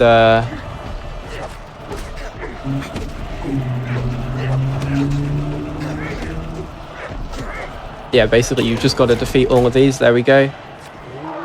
And then Hamster hits the last one. Camera goes a bit funky. We get a nice close-up there, but then that is the section complete, I believe.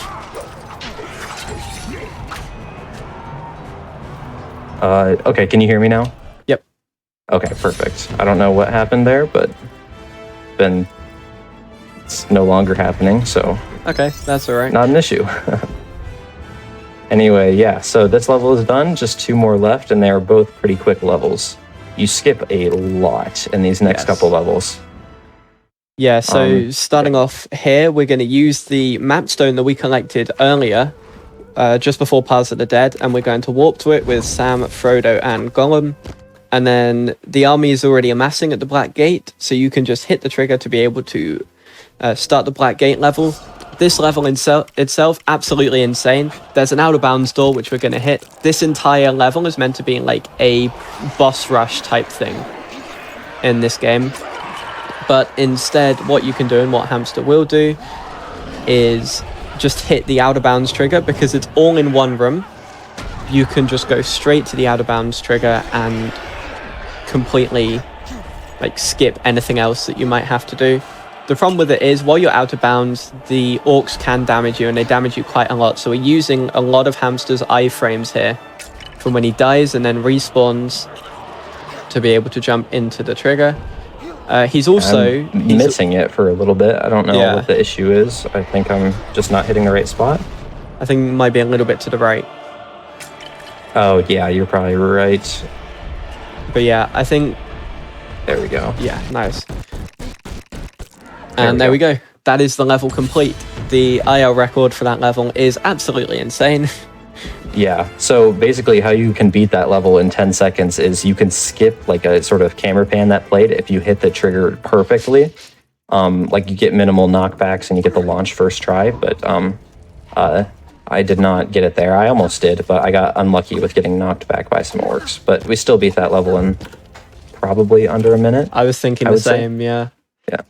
So yeah, we're on the final level now, believe it or not. We've already got this far, and now we go up the slopes of Mount Doom. Not the traditional way, I'll say that much. Hamster is going to do another Alt-Tab launch this time to get enough height to go completely... That was a lot of height. To go completely up over this section.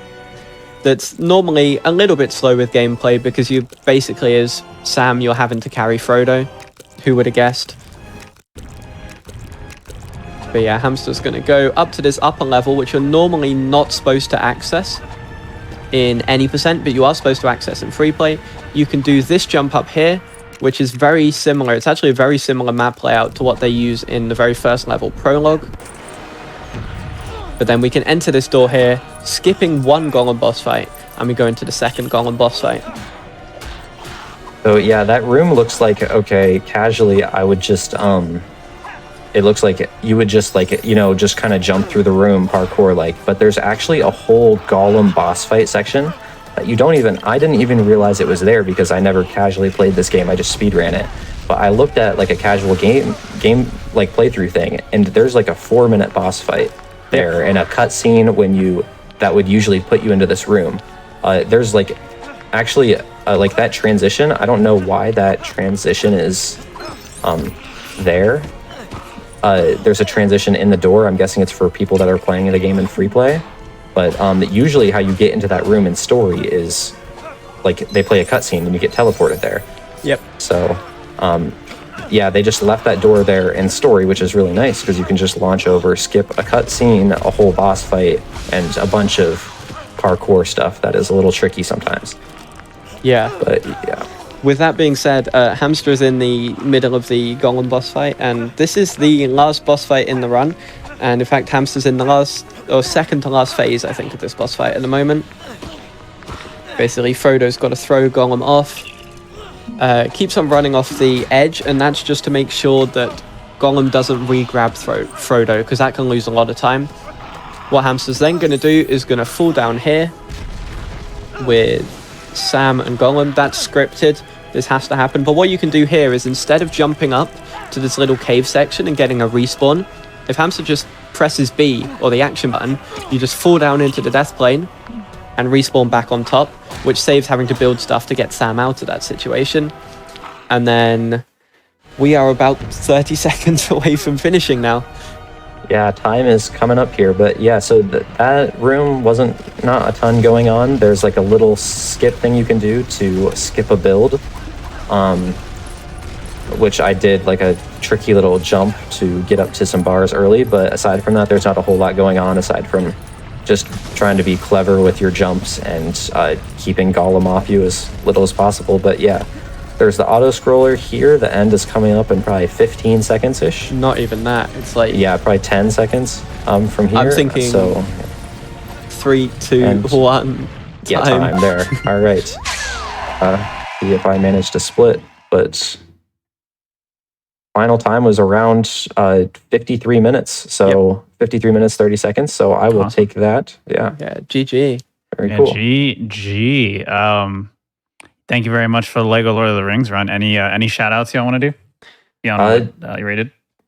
Yeah, so I guess shout outs to just like the Lego community, I guess. Lots of cool stuff. I play a lot of Lego games, so check out my runs if you want. Check out Paxo. He streams pretty frequently.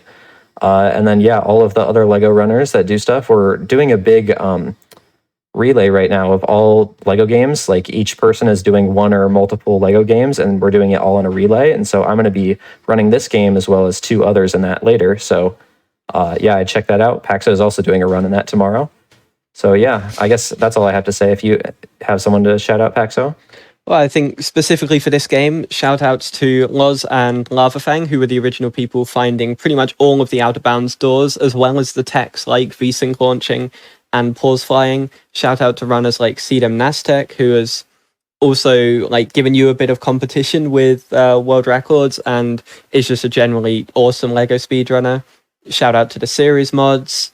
Yeah, everyone in the Lego community is just awesome. And of course, shout outs to GDQ and the Lord of the Rings community for having us here.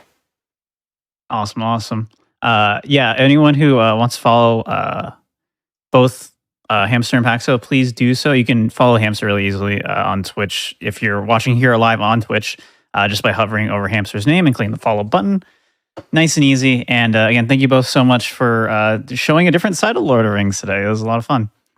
Let's see. Yeah, thanks. And then next up, what do we have next? Next up is, we so you started this marathon off with a Lord of the Rings Fellowship of the Ring run. And we're going to bring that back, but now we're going to do it at like a normal frame rate. So we're not running the game at 1500 frames per second. So this will be a much different showcase of that. So we're going to go ahead and set that up. Don't go anywhere.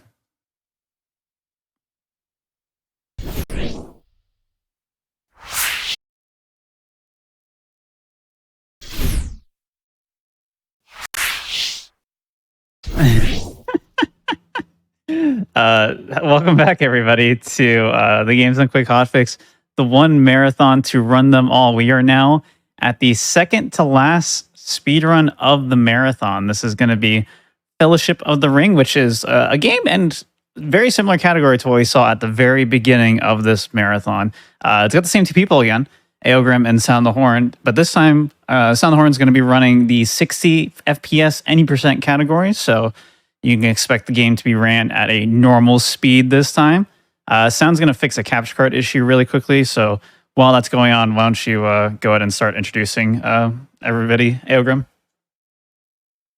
Yeah, hi guys. If you weren't here earlier, I'm Aogrim. I am the current world record holder for the any percent no Framelock category. That's the one that we ran at the start of this event. And, Sam the Horn's going to show us a really good run today in a different category, and I'll let him introduce himself.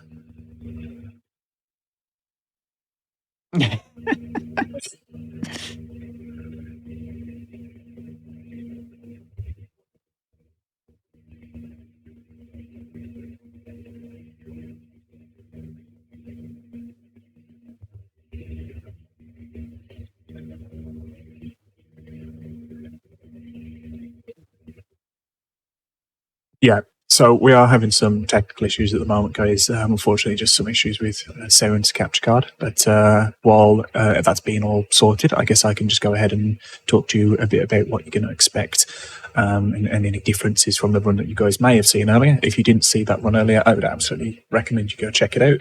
You'll get to see sort of everything the game is capable of in a speed that is unfathomable. I can already see there is a question in the chat as to whether the game's going to crash as often with capped frames. Typically, no, you'd expect it to crash less with it being capped because you haven't, we're not quite letting the game off its leash.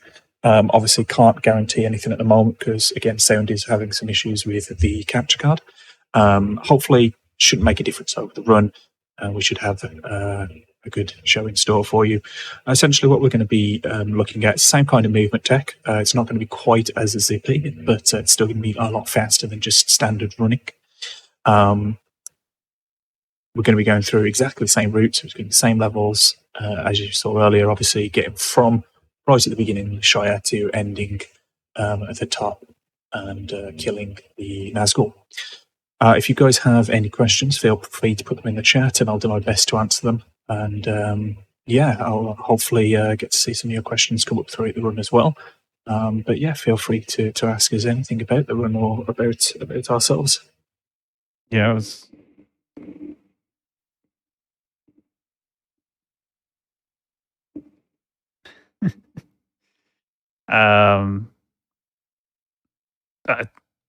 It happens, yeah. So we're going to go to a quick break while we go finish up these tech issues. We'll be back very shortly. Don't go anywhere. Hello and welcome back, everybody. We have resolved our technical issues. We did kind of do an intro already, but I'll just do another brief one because it's been a little bit. So we're in the middle of our Lord of the Rings marathon. This is the second to last run. It is a different category of a game we saw at the very beginning of the marathon with the same two people, except this time Sound's going to be running the 60 FPS category, so the game will be running at a normal speed. And yeah, I'll just go ahead and pass it off again to Sound. I am apologizing. All right. So, again, I'm Sound the Horn. I'm going to be playing this game at 60 frames per second. You can see in the top left corner. But without further ado, let's get started. So I will begin in 3, 2, 1, go. So the first thing you'll notice if you watched the run before, this is way slower. Yeah, things are going to be much more what you'd expect. A lot less crazy, but the game's still going to be played in much the same way as you would have previously experienced. Obviously, for this, we are having to limit the game to 60 FPS. That's why we have the no frame lock category, because that is just purely uncapped. So basically, just to go through kind of what's going to be happening again. First thing that we're doing here is we are going through the Shire. We started in Bag End. We're going to be leaving the Shire tonight. So what we're doing is we are picking up the deed and the key to Bag-End, and we're selling the property to Lobelia Sackville Baggins, who I believe is cousins of Frodo, and obviously related to Bilbo as well.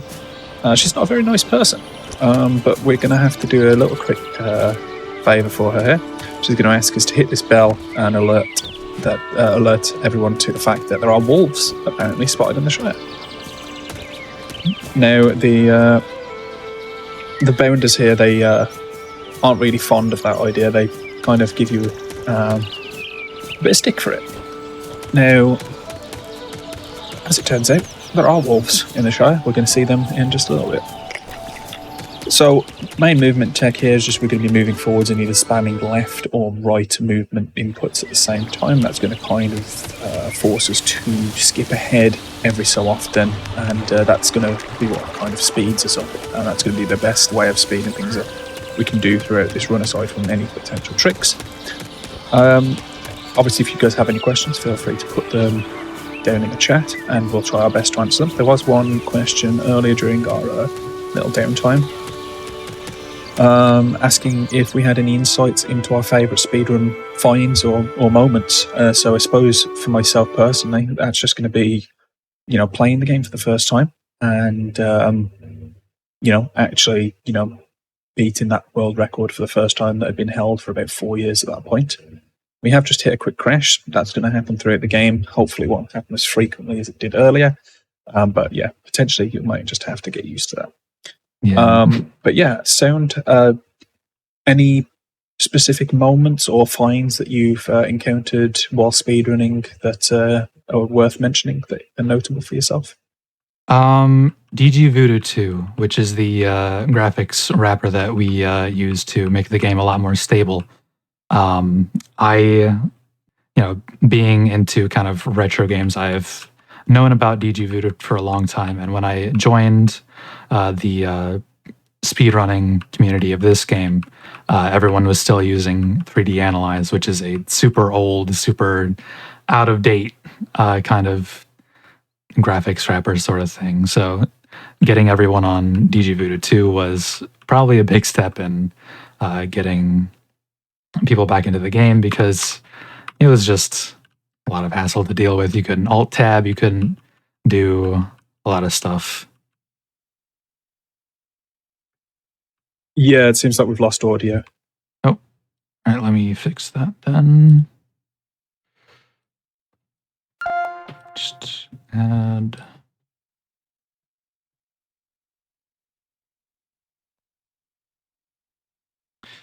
But yeah, just to kind of talk to the sectors.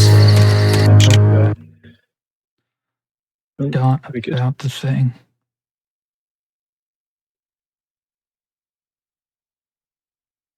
Forgot to copy the filters. There we go.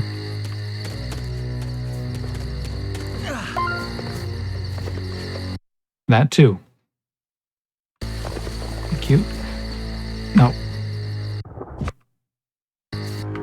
Okay. So essentially what we're going to be doing here, guys, is just we're just going to be going through the Shire here overnight, avoiding the Dark Riders.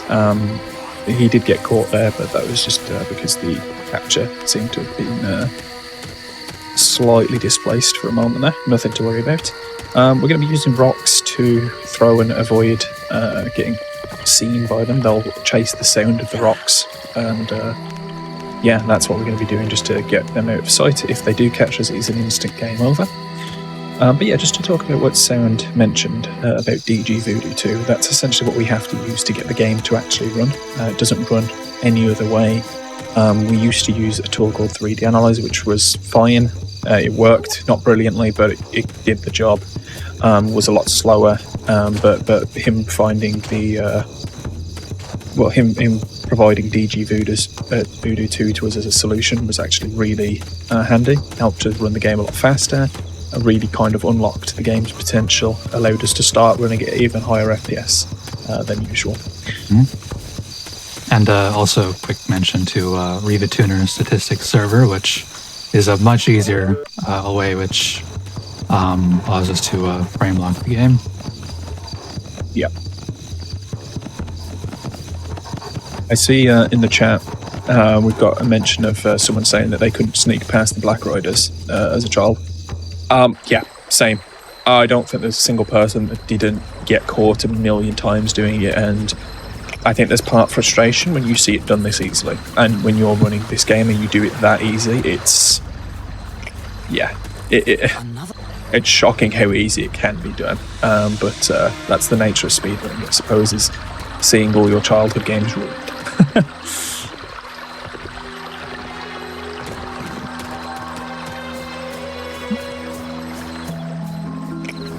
Yeah, the movement in this game does look a bit janky at times. Again, if you didn't see the no frame lock run from earlier, I would highly recommend it. You'll get to see really just how crazy the game can be. It really, if I do say so myself, it was a really good run for both of us. It was a nice race to have and a great way to start off the event. Hello? And again, coming up here, content warning for spiders, so if you are arachnophobic, this is a good time to look away. Yep. So yeah, this next section, the Old Forest, it's a bit of a maze if you don't know exactly where you're going, but since we're speedrunners, we can do it pretty easily. Just the first bit that's kind of annoying for people playing casually is that you need to backtrack in this first area to make that first tree disappear. So yeah, we're just going through this section, finding Merry, Pippin, and Sam, which, quick little fun fact, Pippin is voiced by James Arnold Taylor, who you may recognize if you watched Star Wars The Clone Wars. Yeah, and I suppose going on from that line, Gandalf in this game is actually voiced by the well-known, very famous voice actor Tom Kane, who has been in absolutely everything. Star Wars, Lord of the Rings, just a whole mishmash of different Lego roles. Jones. And yeah, just nails them every time. Usually if you hear Gandalf in any kind of game, it's usually voiced by him, and you'll get to hear him speak a lot later on during the Moria section of the game. Again, this game does follow along the books, not the movies. Obviously, if you want to see any runs of Lord of the Rings that do follow the movies, the EA games are the ones you'll want. Obviously, Fellowship of the Ring was just this version, and Two Towers, Return of the King were made by EA. And yeah, you'll get a good showing there of the movies.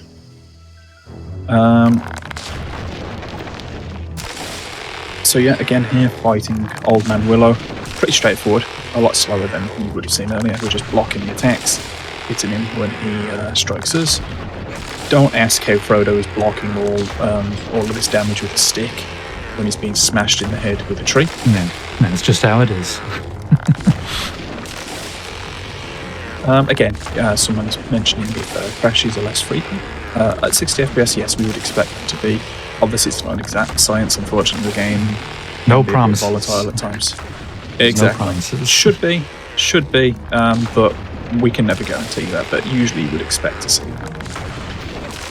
Again, if you've got any questions, please feel free to ask, or feel free to share any memories you've got of playing these games.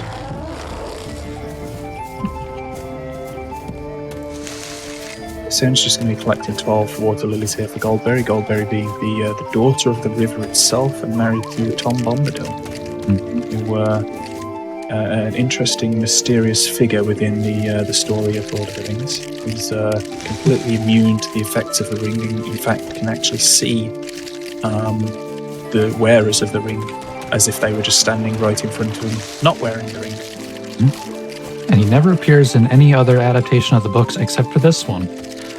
The animated film from 1978, he's not there. Obviously, the films from the early 2000s, he's not there.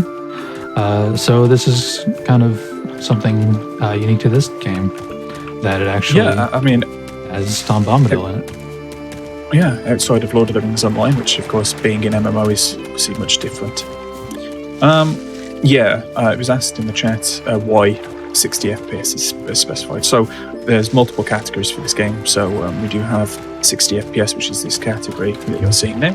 We do also have a uncapped no frame lock run. which again is the one that we did earlier. There is technically a 30 FPS cap, which I believe is the standard frame rate that you get from the PlayStation 2 version, but to my knowledge, no one's done a 30 FPS run just yet. So if you're interested in an essentially, a free world record, feel free to try it out. If you guys are watching this and think, hey, you know what, I could do that, you probably could. Come along and give it a try. We're always happy to have speedrunners that help people out. I have 12. Yeah, this is why I usually count them, because they're an absolute nightmare trying to remember. Alright, we are done with the spiders. The spiders are gone. Yep, no more spiders for the rest of the run. You're welcome, we ran past all of them. There's a little bit of routing, as well as the routing for the lilies in the last section. I actually found by watching the PS2 runs.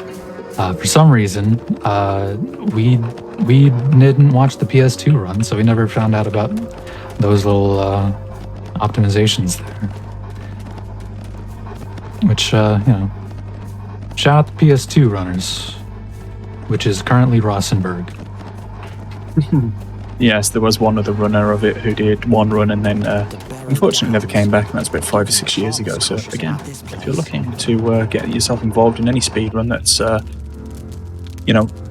still trying to be built up, this is a great game, a great starter game for you if you want to learn speedrun, and I would really highly recommend it. There's not really much to learn in this game. You just learn the route as you would in any game. The movement tech is fairly easy to do. And, even within this sort of game, so to speak, there are new frontiers. The Xbox version is practically untouched. We don't have anyone who plays it in the community currently, so if you and have it is different to the PlayStation and PC version. Mm-hmm. Yeah. So if you have that and you want to join the community, come and teach us about it. That'd be fantastic. Yeah. We're here fighting the Barrow White again. As with everything in this run, it's going to be much slower than we saw earlier. Now we do have to pick up a Western-esque dagger from the chest, which you'll see Sound ran up to just as he entered the room. This Western-esque dagger is the only thing that can actually damage the Barrow White. It's like a Morrowind skeleton. You can only be damaged by magical items. Yeah. Only 5 hits and that'll take him out. Now you'll notice that Sound does use the ring there to go invisible. This is pretty much a trick that doesn't work on the uncapped frame rate, because he will just disappear into the ground and not return. There is a way to still get to him now, to bounce trick that was found by Sound, but unfortunately doesn't really save that much time over just trying to circle around him and attack him. You can go to speedrun.com if you're looking to look for any game that's been speedrun, the different categories and whatnot. And yeah, especially with Lord of the Rings, obviously we have the PC version, PS2 version, which are the exact same. The Xbox version does follow, I think, the same story, but the gameplay is a bit different in itself. In all honesty, I'm not too familiar with that. And again, I think that does actually run at 30 FPS as well. Yeah, I'm just having a look over the chat now. I'm just checking. Yeah, I mean, going back to Mr. Bombadil himself, as you can see, you guys had a bit of a conversation about him. Yeah, Tom Bombadil is in the Battle for Middle-earth games as well. Obviously, being a strategy game, that's a bit different. But yeah, he's an interesting figure. They actually discuss at the Council of Elrond giving him the ring, but Gandalf does specify that it means so little to him, it holds no power over him, that he'd likely just lose it because it just means nothing to him. Its power just has completely no effect. So that was one of their ideas of just hiding it with him, but yeah, obviously that wasn't an option that would have worked for them, so they went with the other option instead.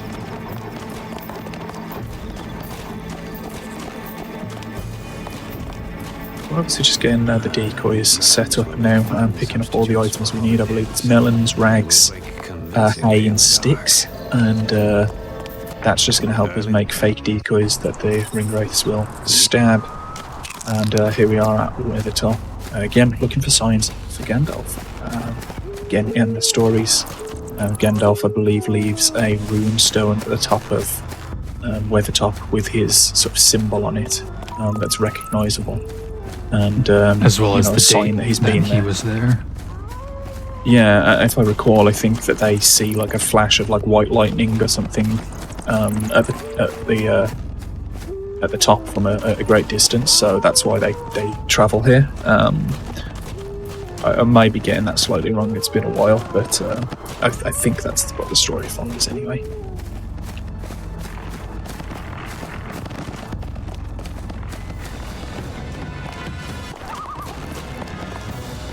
You'll also notice one difference in this run compared to the one earlier. The game is running in a different resolution slightly and a bit higher graphical fidelity.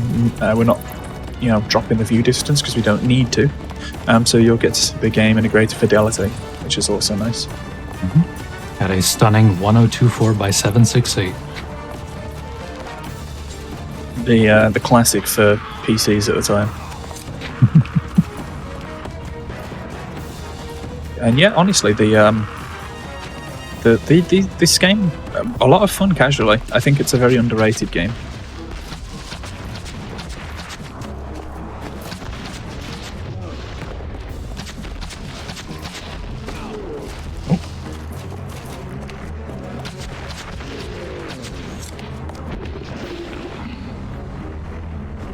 One thing I will mention as well, in the no Framelock run, instead of using the mouse to look around, I was using the keyboard look controls because for some reason, and it's very emblematic of a lot of things about this game.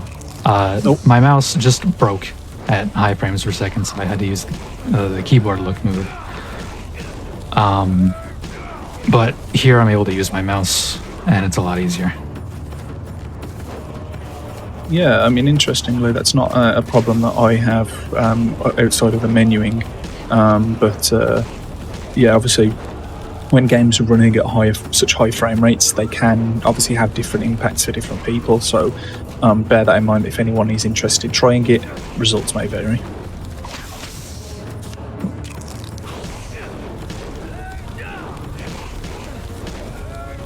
Bit of a menu optimization using mouse 1 or attack to use an item will instantly close the menu.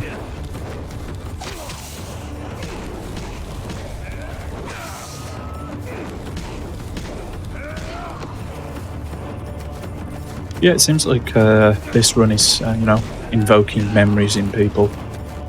Yeah, share your memories of this game. It's like I said, it's a really great game. I think it's quite underrated, and I'd love to hear, what memories you guys have of it, especially as we go through the run and we start going through the different areas, getting to play as Gandalf shortly.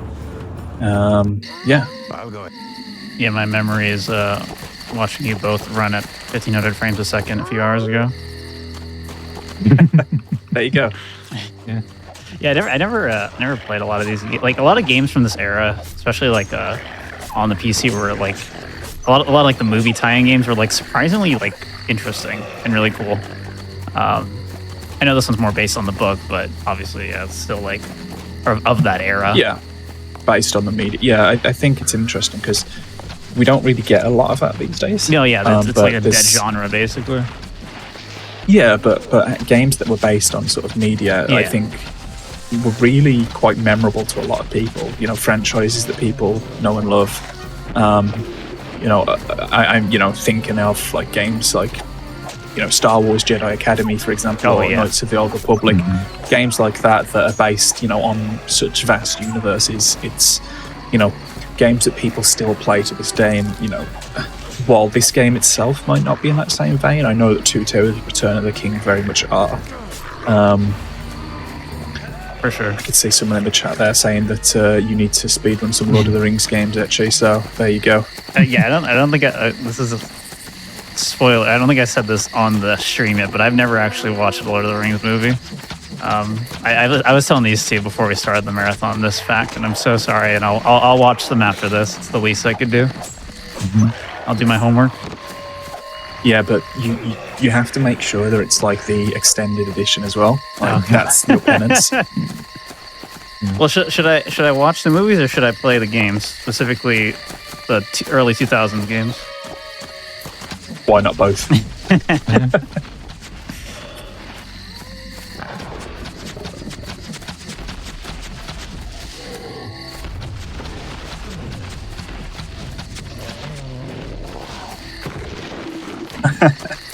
Yeah, someone mentioning being too scared of the Nazgul to sneak out in Hobbiton.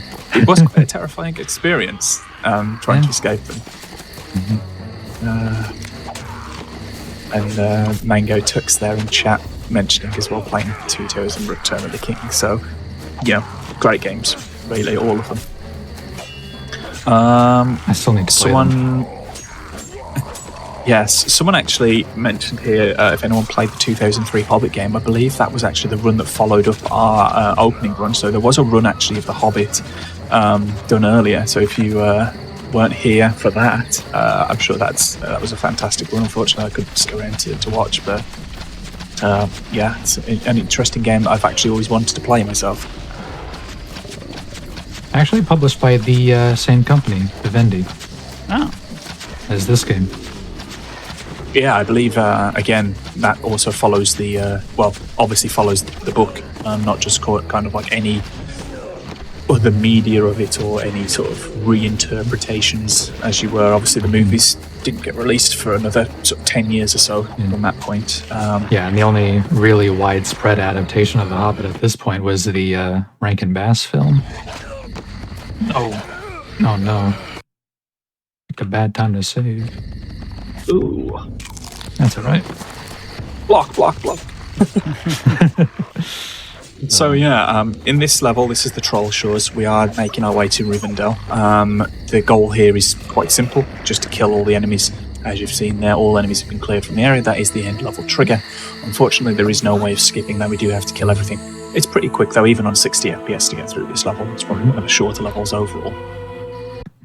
And if you notice, very very brief cameo of Glorfindel, the original writer who saved hobbits and Aragorn from Trollshaws, which is different also in a couple of other adaptations, including the Bakshi funny film. Thing is, it's Glorfindel who comes to rescue them and meet them. In the movies, it's Arwen. In both adaptations, though, it's the same horse. So there you go. They kept the same horse. Yeah.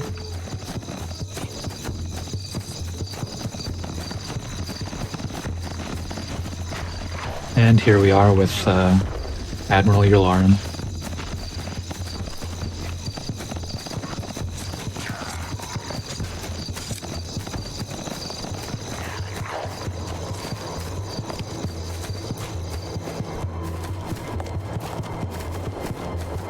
One thing I'm noticing that I don't think I noticed, Bailey, is all the stars are just big square pixels, and also the light coming out of Gandalf's staff is very pixelated. But I don't remember that being the case with his staff earlier. I don't know if that's...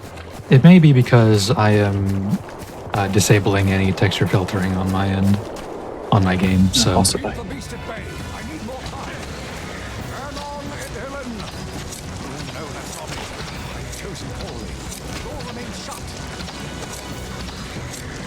My stars rendering in front of the moon.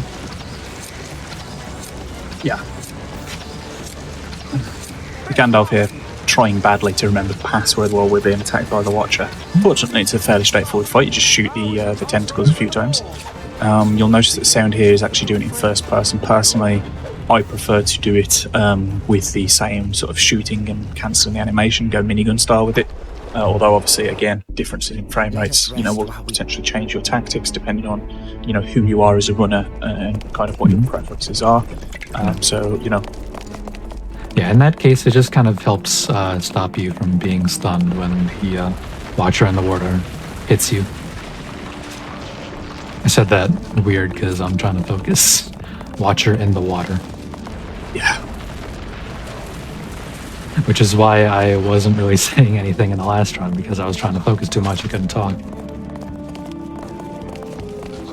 Yeah, that's one thing is that, you know, there's so much focusing you have to do, especially at the higher frame rates, that you don't really have much time to speak.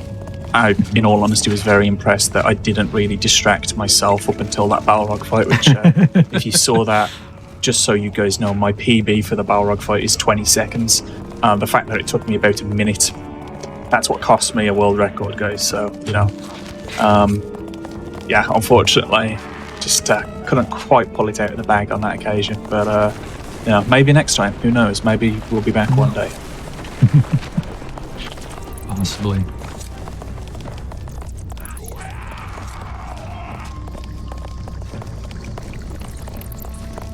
Yeah, obviously playing as Gandalf now, going through Moria. Again, really big labyrinth of all sorts of twists and turns and corridors, lots of enemies. Again, if you know what you're doing, it's actually quite straightforward. Although even still, we do tend to get confused sometimes.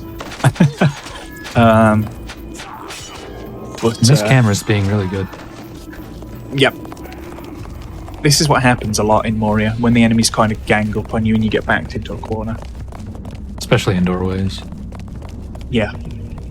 They really like to block doorways in this game.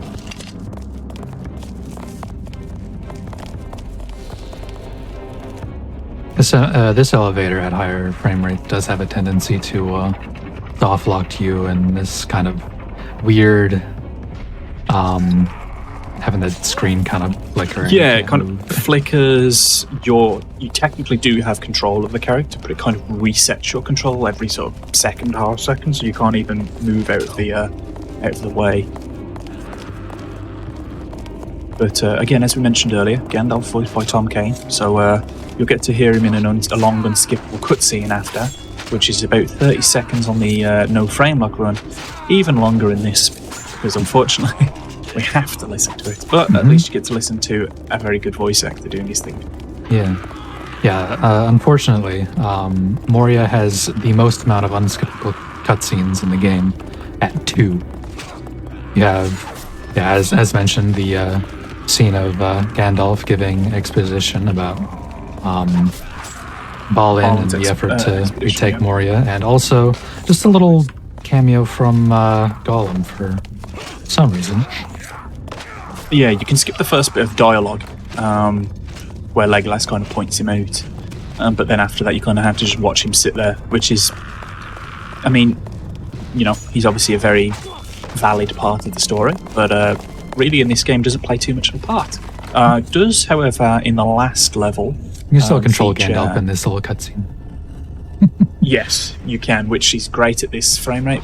In no Framelock, when you've got view distance to nothing and you can't see, you kind of just have to guess, which I got lucky with earlier and managed to turn myself around and run through the doorway. It can actually be a problem because the enemies will still attack you, and you can fall off the edge in a cutscene. So you have to kind of hold S during that cutscene so you don't get knocked off. Yeah, and you know, again, when you're unlocking the second bridge, when the troll's there, that's very much a danger as well. But yeah, Gollum in the last level actually does feature as an important part of a small little Easter egg. You can find him in 3 separate locations in the last level as Aragorn, and at the end you get a unique weapon. I think it's, I don't know how it's pronounced, I'm going to try and just say Ziphidai, which is just a comically large fish. It's more powerful than Anduril, and yeah, can really take out the boss, the final boss Nazgul quite quickly. Oh dear. Yeah, this is looking.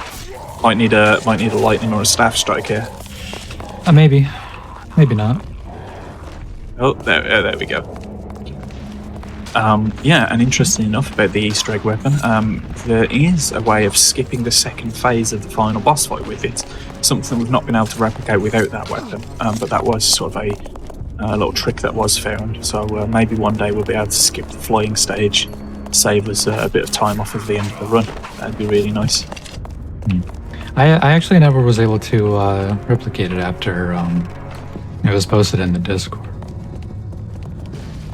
Yeah, it's an interesting one. Definitely something that needs a bit more work, but a very interesting find regardless. Yeah, it might honestly be a version exclusive thing to PAL PS2. Potentially, yeah. Which I may have to try at some point, being as I do have that copy. Yeah. Entering 3 passages here. This will be another fun little labyrinth full of enemies. The enemies can be annoying, but nothing more so than the archer enemies, who seem to really be good at targeting and hitting you at a distance, especially on the no framelock category as well. Shooting as fast as they're able to. And then of course you see the issue here, in such small corridors where there's multiple enemies, you can get stuck. Fortunately, if we're playing as Frodo in these kind of instances, we can use the ring, which will stop them from being able to see us, and that might be able to give us a bit of free movement to get around them. Unfortunately, with Gandalf and again with Aragorn, there's not much you can do. Aragorn, you could try kicking them down. Usually you may just attack them because it'll push them back if they block, and obviously if they're not, they're taking damage and being pushed back. And as Gandalf, you can use his lightning strike, which will kill them pretty much, I think, in one hit. The orcs at least, the goblins. But obviously if you get hit, then you do get interrupted, so that can cause a bit of an issue.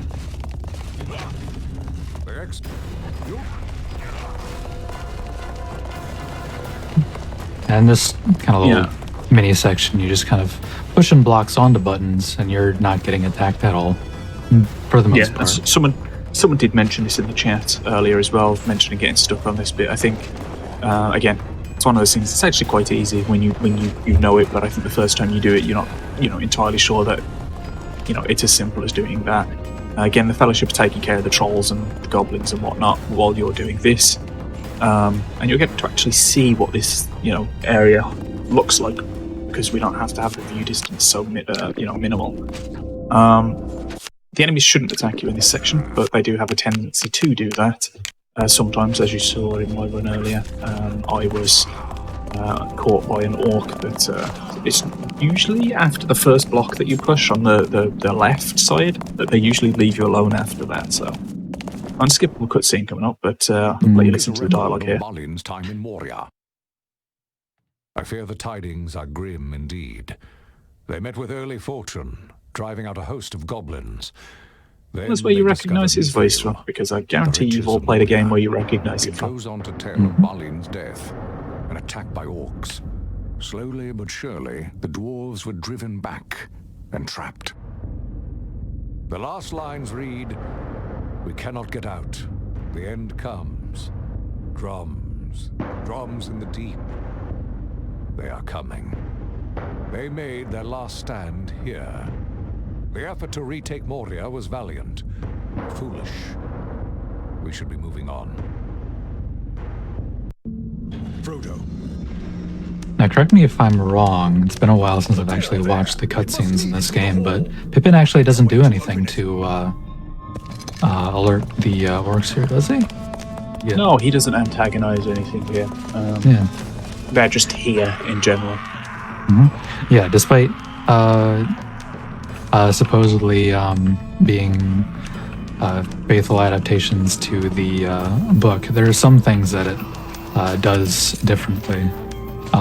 Like, Gandalf just comes up with the solution to the door all himself, instead of either Frodo or Merry doing it. I think at the very end, Boromir doesn't die. We don't get that scene. Boromir dying. Yeah, I don't remember if he's at the Orc Dam, but the game does end at Armon Hen, so we don't get to see it happen, but presumably in the sequel game that was in development at the time, which never was released, we presume that probably that would have happened either at the start of that game or off screen or something.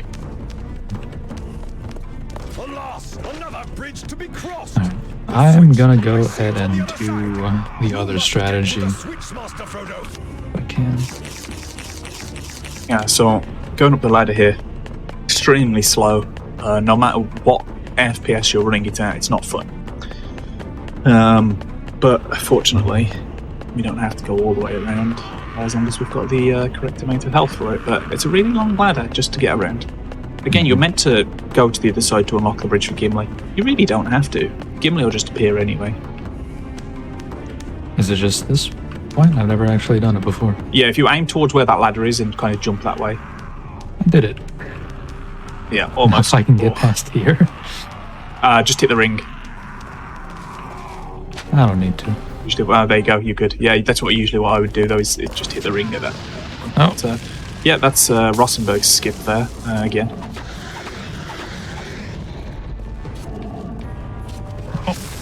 Not used to the timing. No, not used to the timing.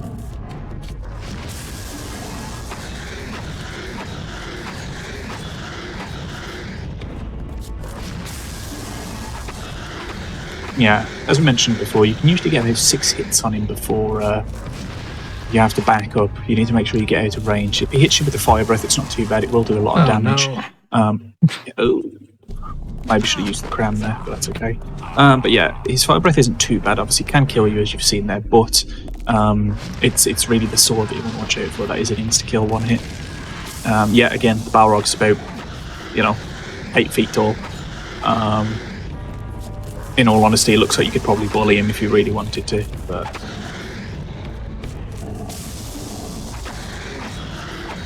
Just going to give Sound a bit of time to focus on this thing.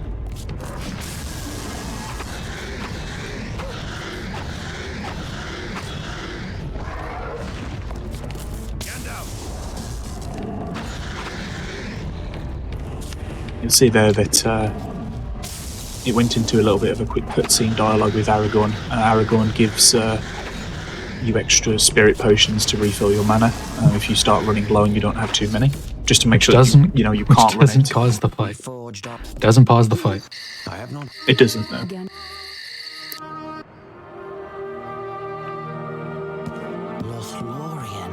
Lothlorien, Karis Galathon. Such beauty.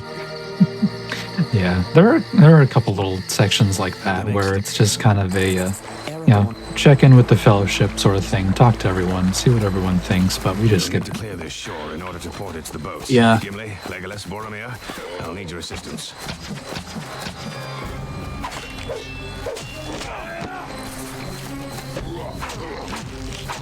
The old kick and stab solution. That is true.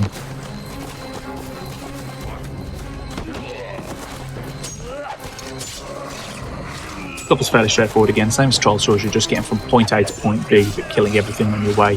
You don't really need to get to point B essentially, but point B is where you'll find your last enemy. So, you have to traverse through this entire level down the shore here.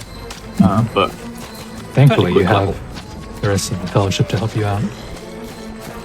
Yeah, and when we say the rest of the Fellowship, we mean the combatant members, minus Gandalf, of course, who is dead. Unfortunately, we never see him again.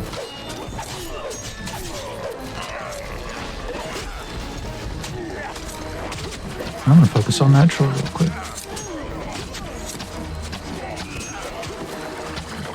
You could stop that, please. Yeah, the other members of the Fellowship here do distract the enemies, the trolls. However, don't really seem to follow those rules. They like to just go straight for you no matter what. They will get distracted sometimes, but... I think Boromir does a good job of blocking them sometimes, but... Yeah, Boromir does the, funnily enough, even though it's a book adaptation, he does the typical Sean Bean thing. He just throws his body straight at the enemies.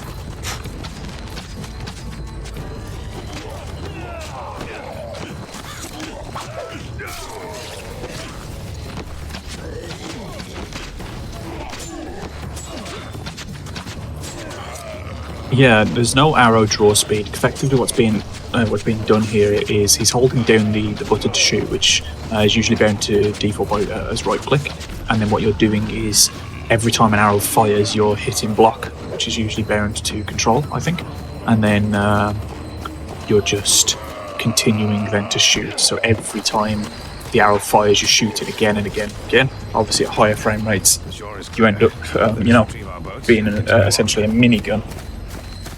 We're going into the last level here, though, split into two parts. We're going to be running up to a section, splitting off as Frodo while Aragorn holds off the enemies, and then once Frodo gets to the top. Oh, okay. I'm going to get the fish. Yeah, well, we've got time to get the fish, I think, yeah. It's not that big of a detour. You just got to kind of listen for Gollum to kind of do his little Gollum grumbling and then go to the next point and then cross a bridge and then you get the fish. Yeah, essentially the level split into two parts. I was going to try and show the cutscene, but I don't think we have a lot of time. I think I wasted too much time to get my setup to work.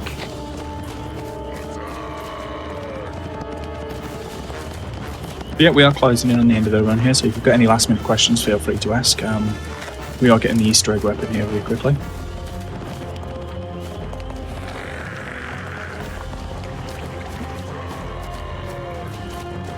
Which essentially just entails us finding Gollum in 3 different spots, as I mentioned. And then we're going to be actually going to the area just over here and getting that. That's actually quite a nice little damage boost there. And we threw Andoril on the ground because we don't need a powerful sword that could summon the dead when we've got a fish.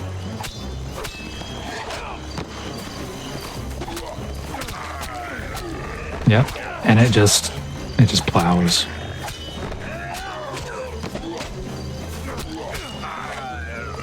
Maybe. No, yeah, that's a one hit on those guys. Zoja wants to know when we're both running 2 towers. We'll run 2 towers when you finally make that video on the Fellowship, yeah? Alright, I'm gonna prove that to you. Like, I just killed those 4 wargs, I'm gonna walk up here, it's gonna happen instantly. Yep. I don't know, man, this is also a different frame rate, you know? Yeah, I mean, what's funny about this weapon is you do get the nice fish slapping sound. Yep. I like that on lower FPS as well. When you jump off that little bit of a cliff, you kind of actually get a lot of movement. But if you do it on higher FPS, you just kind of slide down it. You don't go as far, which is funny. And then the last Frodo section here, which... Yep. I don't know why you might exactly. want to be careful, though. You are a bit low on health. No, I'm not. Oh, okay. It did show you in the red for a brief frame there, so maybe it just resets. Yeah, which just goes to show. The game has weird reset points with your health. Yeah, just that one moment in Moria where Frodo just doesn't get a health reset. Yeah. So from all the way back, for Bree, he's just still hurting, even though it's been like weeks from that point. Yeah. Technically. One of my newest kind of tricks is as I'm going across those bridges, I tend to use the rings so that the orcs don't run towards me. And I found that they're not really blocking that bridge as much as Aragorn when I go through as Aragorn now, which is quite an interesting one. Cool.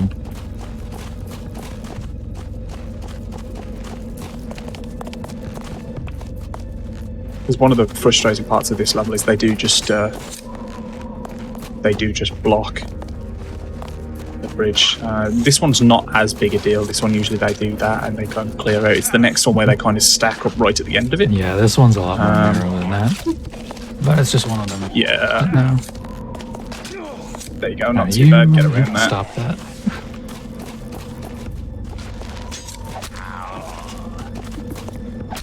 Moving on here to the end.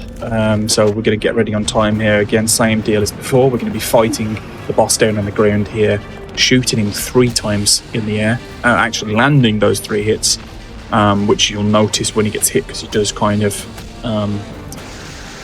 there's an animation for when he gets hit. You can see that he takes the damage. So he's in the air now. We're going to shoot him 3 times. It's a very specific route that he takes, but where is he? Where is he? He was behind you. He's going round. There we go. I didn't wait long enough. Oh, I don't think that. Used to know Framelock timing. I just start waiting for him to come across here now. Got him, time. There you go, time.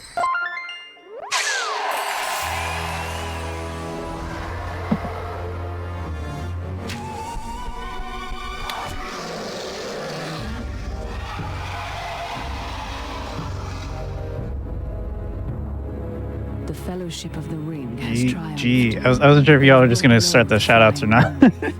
Yeah, but any last shout outs? I know you already did this earlier, but yeah. Yeah, not from myself, I suppose, just thanks again to the community. And I didn't say it before, but thank you to you guys for having us, not once, but twice. Thank you for being here. Yeah. Shout outs to Agrim for, being able to be here again. I know there was a bit of a question of whether he would or not, but thankfully he was. Thank you to the GDQ team and for you, the audience, for sticking with me, even though I was being not very smart during the beginning. I'm just glad we got it all sorted out. Again, you can drop sound and Aeogrim follows. If you want to see the race we were talking about earlier, that'll also be up on the GDQ YouTube channel. They did a no Framelock race, so just the game played much faster.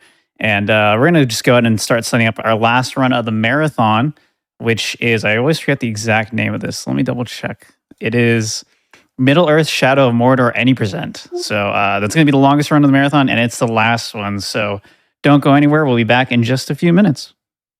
Thanks. Excellent. Hello and welcome back, everybody, to the final speedrun of the one marathon to run them all. This is Middle-earth Shadow of Mordor Any Percent by Kaiser. I'm super excited for this. This is a very hyped game, very modern game compared to a lot of the older games we've seen today. Very exciting. We've already seen a different Middle-earth game earlier today as well, so this will be a bit different. And our runner, Kaiser, if you want to go ahead and introduce yourself.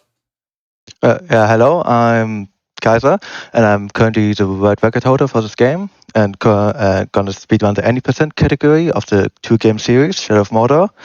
And in this game, Shadow of Mordor, it's the first game where the Nemesis system is introduced, and it's a story about Tarion, the Black Gate Ranger, and where Sauron is gonna come back and trying to capture Middle-earth. And we are, with Celebrimbor, constantly trying to take revenge.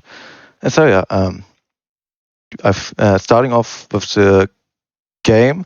In the recording, you have to show off save file deletion, because in Shadow of War and Shadow of Mordor, save file is created once you delete the actual save file, so not once you start the game, but after the deletion of the save file, which I'm going to do now.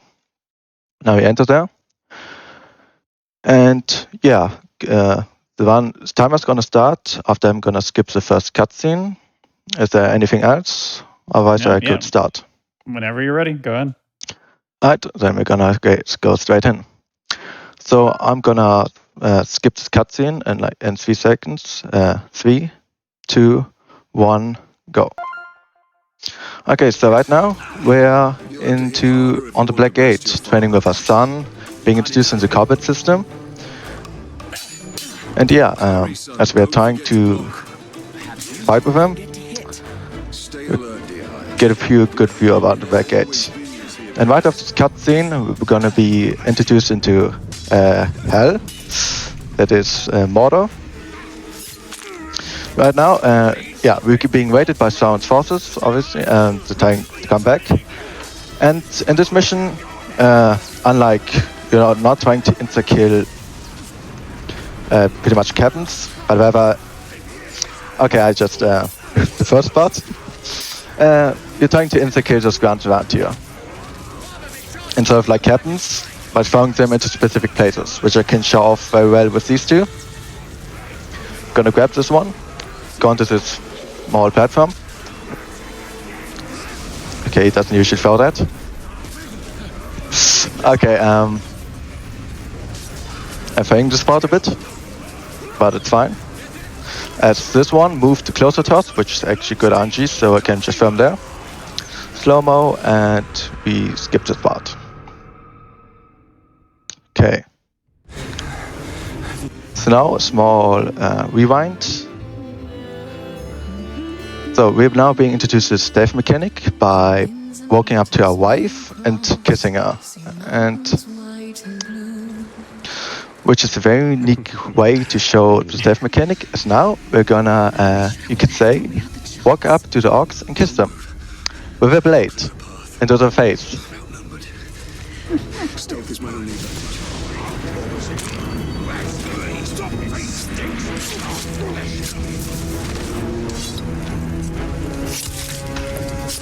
And now the black captains have captured their family, and yeah, we gave up, and they brutally murdered us all. And now Celebrimbor, the dwarf, is bringing us back to life, who also had his whole family slain by Sauron. And so it's, yeah, they're combined with this revenge for Sauron. And here we are unlocking our first radio, which are the fast travel respawn points of the game. And now we're gonna jump down and get introduced to the range mechanic. So, we missed one of you at Narcos, eh? An easy mistake to fix. And already in this part, I can show off the major glitch of the game, which is, as you can see, I will normally pull out the bow, and now I will jump back and instantly load the bow and give them a headshot. It's called the machine gun bow, as it loads very fast. And it pretty much happens if you swing the sword, move at the same time, try to aim. Then the instantly game gets a bit confused and instantly loads your shot. And at the same time, we're also getting introduced to the Nemesis system, which is basically a bunch of captains, which are the mini bosses of the game, which are randomly generated with specific personalities, etc., which which you can have interactions with, which creates a story with them, and that's the Nemesis system in short.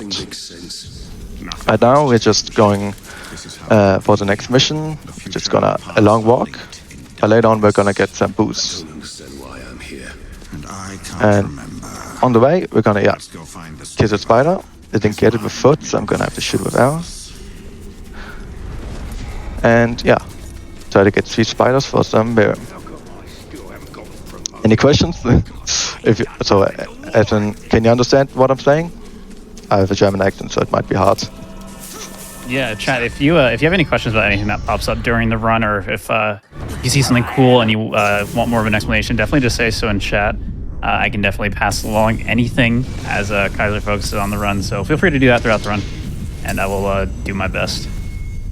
I use your human side. So yeah, as what I just did, I was equipped some DLC wounds, which I usually don't usually get from the start.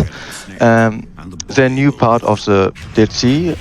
Old ones don't use them, but now as everyone can use them and it makes the run a lot more consistent, we decided to add those. And yeah, one of them was more execution damage, less focus depletion, and more stealth and ground execution damage, which you can always see here. Pretty much all of his HP is gone, and now we're gonna go back, give him 2 headshots, and that's him dead.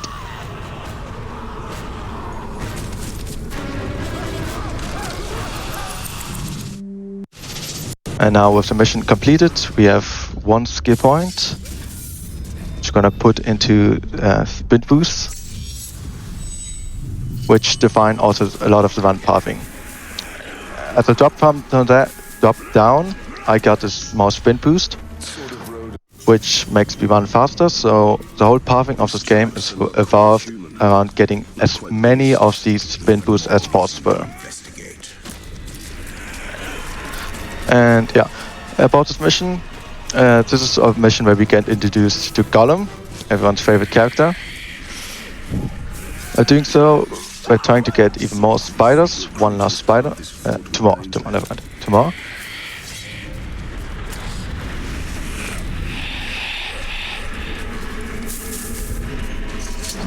So we're constantly looking out for spiders.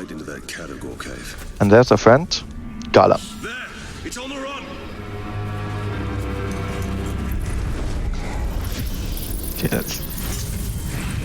Okay,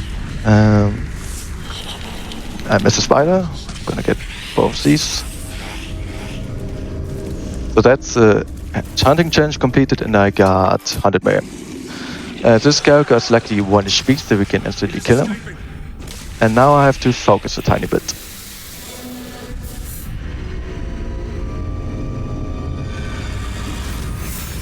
Voodoo Countess. They must have tracked the categories here.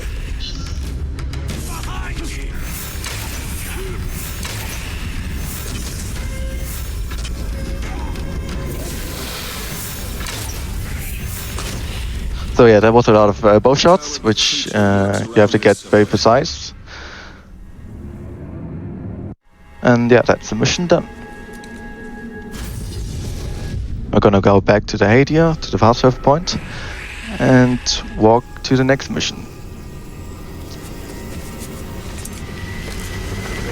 Also, one thing I didn't mention before.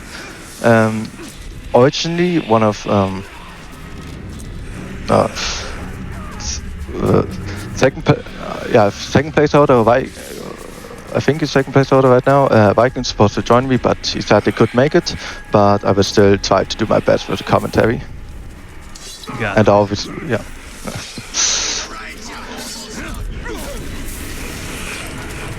And right now we're in open world. The game was just it's a open world game, and there could possibly captain spawn, which they could talk to us, but luckily we didn't get any so far. And we're gonna go up for the next Hadia.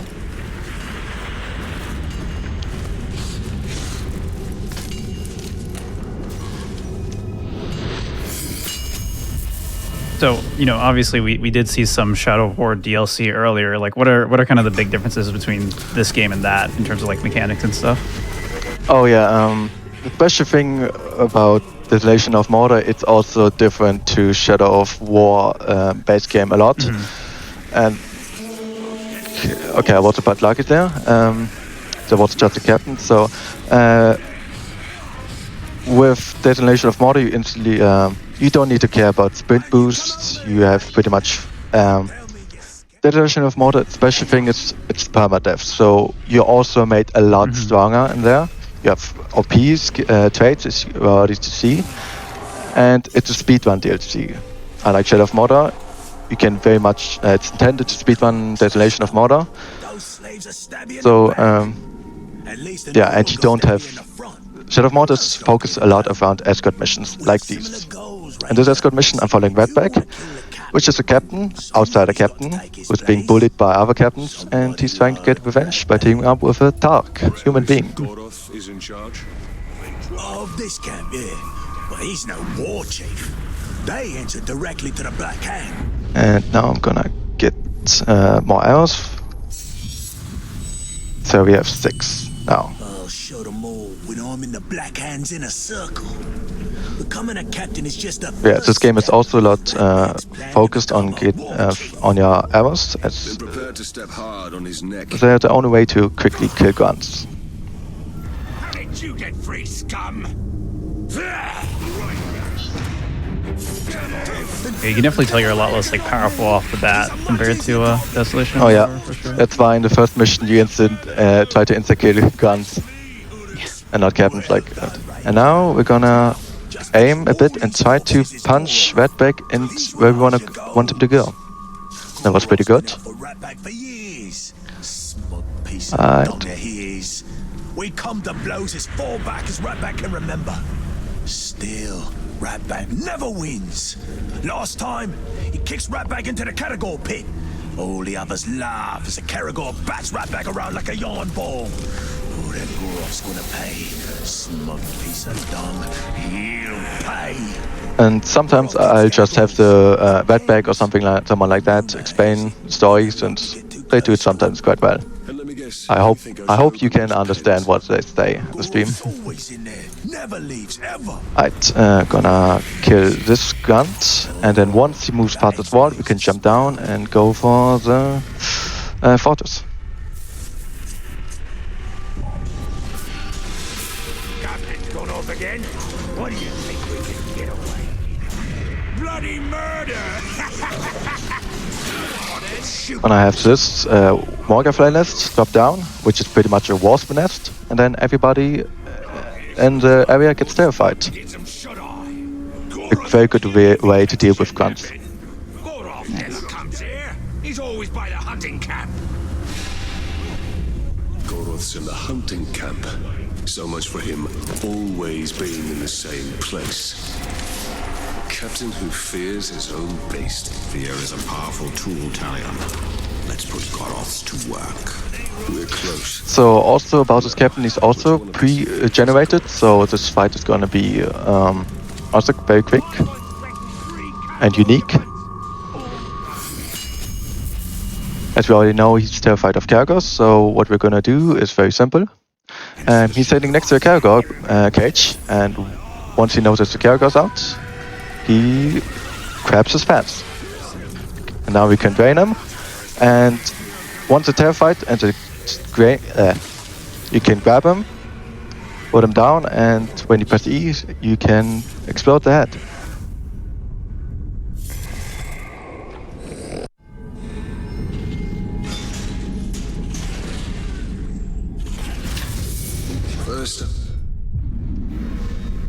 I'm watching with a slight delay.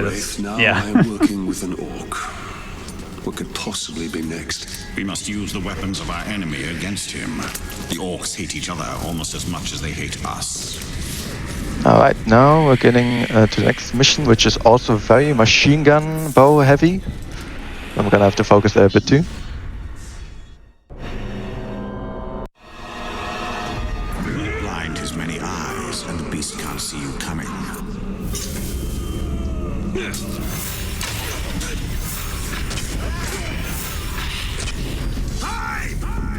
He's got no better than talks like you.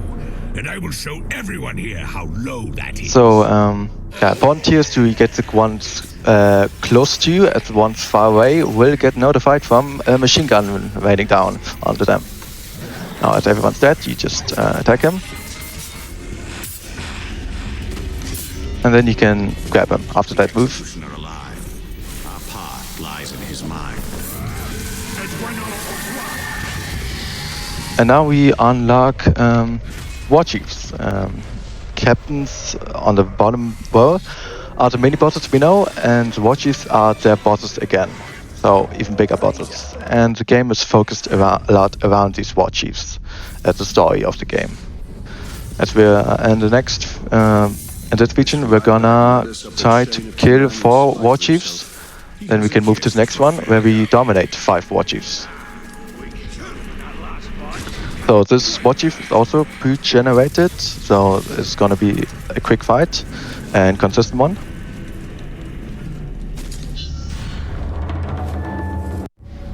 A training platform. So a few of these so far have been pre-generated. How much of a factor does like RNG in general play in that? Oh yeah, to this point, very low, but right after this point, it becomes the whole part of the game.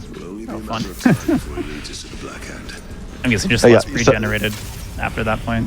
Yeah, you can very often reset the region Udun because of RNG.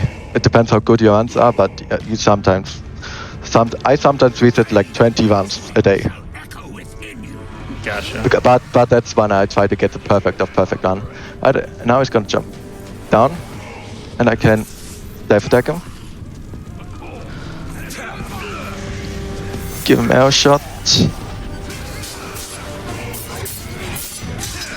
One more headshot. I didn't unlock execution. And now I should execute him.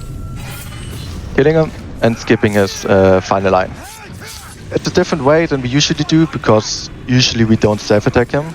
But if you can get it, you can do it that way. And now we enter a very open way of doing things in Shadow of Mordor. Due to being a somewhat heavy RNG game, you decide a lot on how you want to do this. Strats.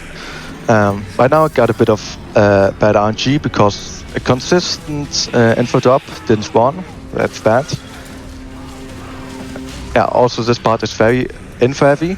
need to get a lot of info for the watches, otherwise you can't assault them. And that RNG, including what trades they spawn with, what missions they spawn with, decide what strats you can go with. Must follow us, Bread Master, to the treasure speaker. Okay, so now, right now, we're doing escort mission with Gollum.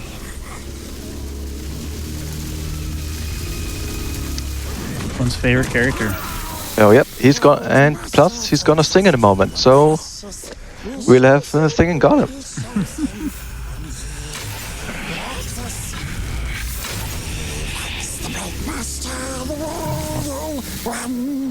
Smells sweet.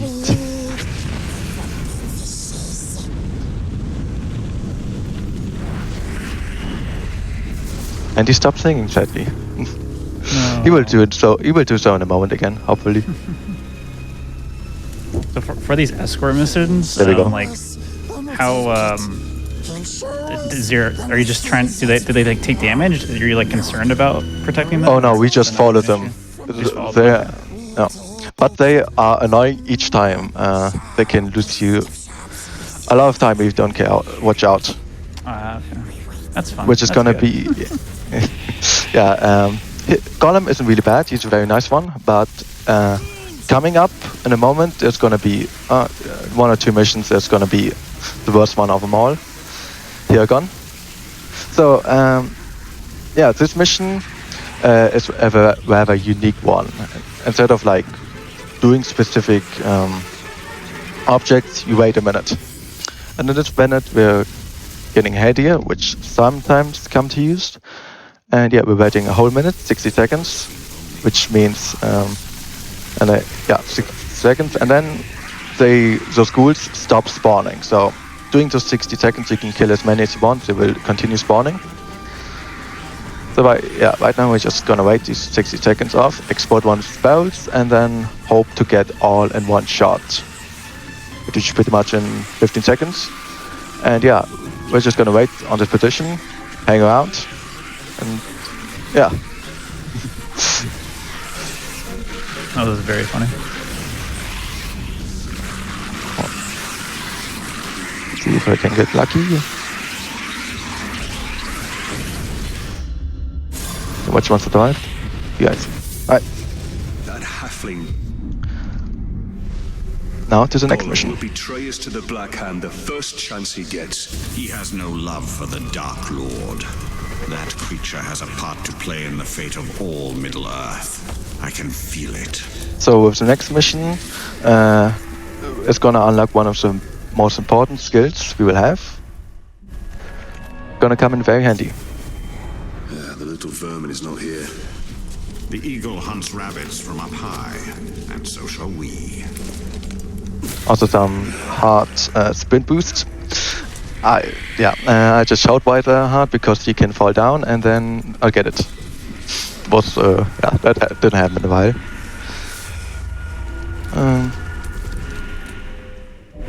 Now you're gonna see the biggest skill aim you will have. 360 no scope in 2 seconds, in a millisecond. Boom. Can I 10 aim? And okay. The air here is thick in death. So yeah, this mission is also a slow one. You just walk to this point B. Nothing much more to it, sadly. And yeah, any more questions right now? Looks like the Grog won his fight against the Caragors. And now is ready for another.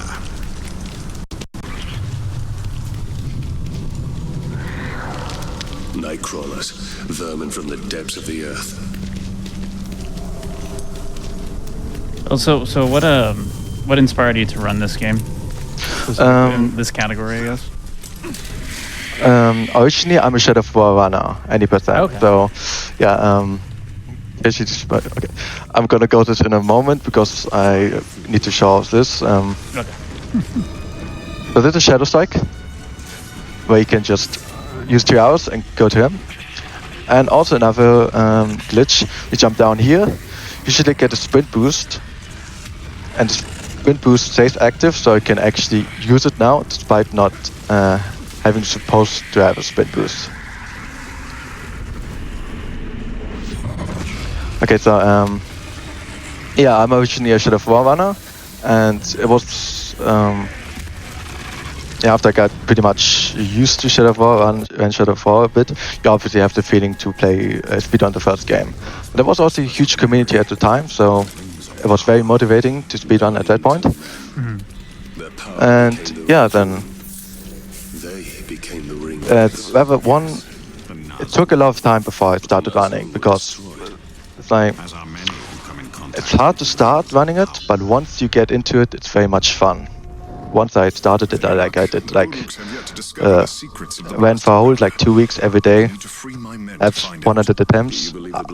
I was addicted. I pray so. Awesome. Okay, and now, so how long have you been running these games then? Shadow of Mordor, I think around 2021. And yeah, I was introduced to it by Guys Ultima, an OG Shadow of War runner, and then Viking, obviously a good part of a community, who streamed every weekend, and those streams were awesome, but it's even better. Perhaps we can take a more stealthy approach and incapacitate them by I got into Shadow of War speedrun by pretty much, I was playing Shadow of War a lot, and then I eventually saw Shadow of War speedrun and wanted to test it out. And it's a very unique way to play the game. Shadow of War speedrun, it's actually, I like it that it's so RNG heavy. It makes the Nemesis system is based around the feeling that you don't get 2 runs in a row. The same thing is for the speedruns. You don't get 2 speedruns ever, pretty much, on how much RNG is there.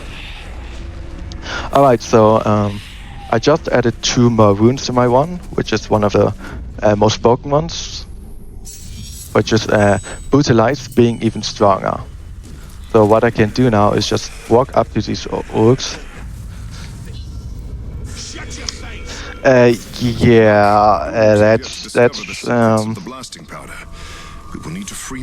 That's a small time loss. I went for them too early and didn't wait for it again. So yeah, this shows why Hirgon is one of the worst ones. Escort missions can be so bad. You're so much tied to them. Take a more stealthy approach and incapacitate them by using their weakness. Grog. But it isn't that bad. It's toxic and is good for one thing. The run is very consistent, so. Follow me. Even with all the RNG and stuff. Yeah, especially because of the GDQ wounds. There was gonna be many places or skills that changed and made it a lot consistent.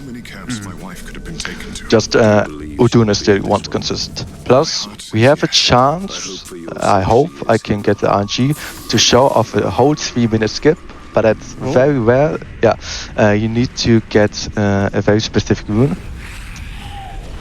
And it's very rare to get. And if I get it, I can show something very rare. Here's open. Right. Fight them all, and now we're gonna grab some herbs.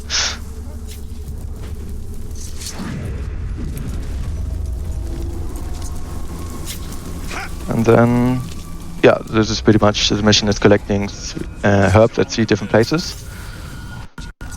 And yeah, trying to survive with Hirgon. Yeah, while also trying to get info. So yeah, it's bad part right now. I didn't have no info right now, so we really need to get lucky for an orc with info. We didn't get one so far. Pretty fair, if you ask me. You are proving yourself to be a strong leader. For a deserter. That is only because I leave the hard work to men like you. So right now I'm gonna kill these orcs, which you don't have to, but normal scenario, Hirgon would start in its and starts sneaking later on. When I fight those orcs, he becomes active and he starts running, making it a lot faster, as you can see right now.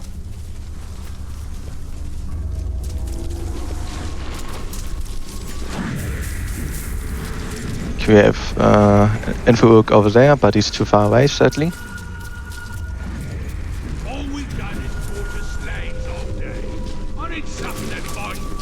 In Mordor, even the flowers are of death.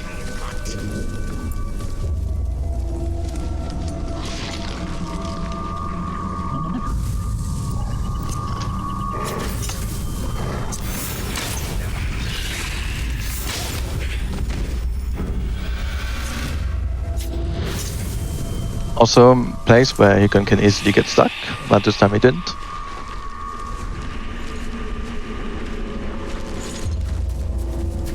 I thought it impossible Sauron would ever return. Darkness descends upon Mordor. Soon it will be impossible not to succumb. Okay, I think I can also introduce Hirgon. Hirgon is one of the resistance fighters, you could say. Survivors of the invasion of Sauron. And right now we're trying to free a slave camp. And these herbs are for... we are collecting our poisoners. And we're gonna put them into the Gork later. The search party for my head. I volunteered. Were you caught, our fellow rangers would have killed you. I cannot let you suffer that fate. Up here. We almost have I will say I've always been a big fan of these speedruns that are closer to randomizers, or that have like a lot of like RNG kind of elements that add that variety. Like you said, just no two runs being the same back to back. I think those are always really interesting speedruns to show off, especially in these kind of marathon settings too. One of the main games I run is a Pokemon game called Pokemon Let's Go that also is very much like that, because there's a fun little mechanic in the game where you have to catch 50 Pokemon, and it's never the same run to run. It adds a lot of variety and spice to it, and it's cool that this game has those types of RNG elements as well.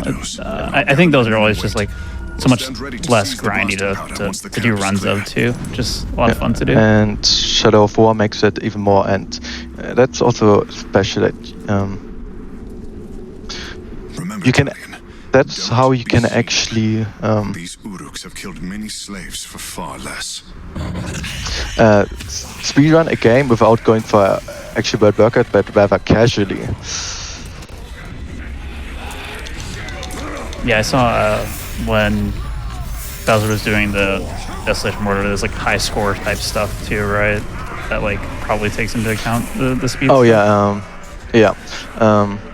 that's high score. Yeah, there have been so many ones, but with high score, there are old stats which have been patched out by now. Not patched out, but have to do with the market where you have scores in the millions, which are not beatable by modern standards. So yeah, that's too bad. But others, yeah, that is a perfect example of a casual speedrun. It's awesome.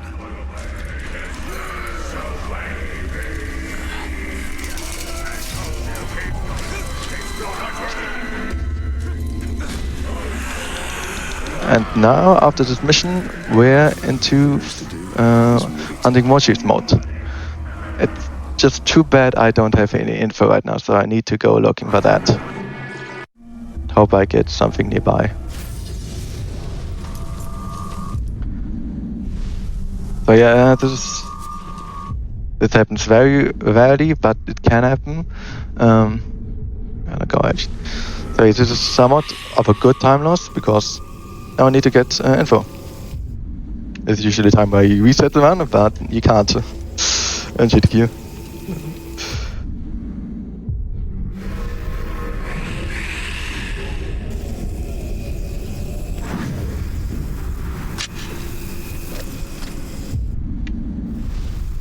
Yeah, we're just gonna walk through the forest and hope we can find a worm.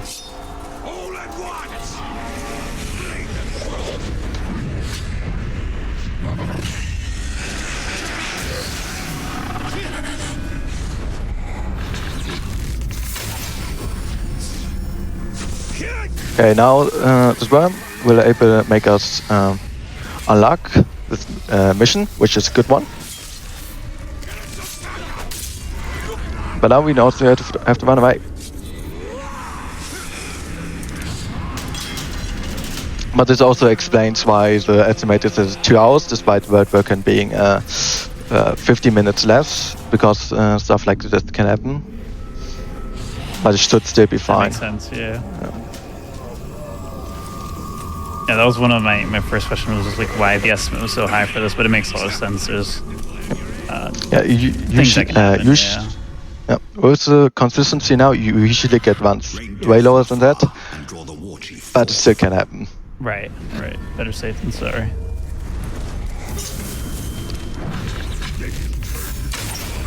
You ought to just lock the...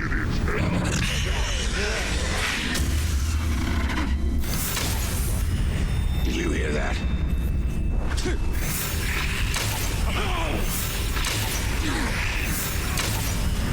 Okay, now it's gonna come out. Hopefully. No, don't tell me the game is bugging out. The game has to be kidding me today.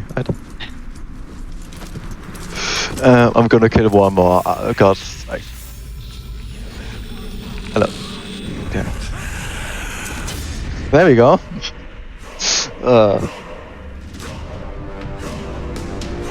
That's very rare that happens. Okay, what was he weak to? Care guards. Luckily, I can make this quite quick.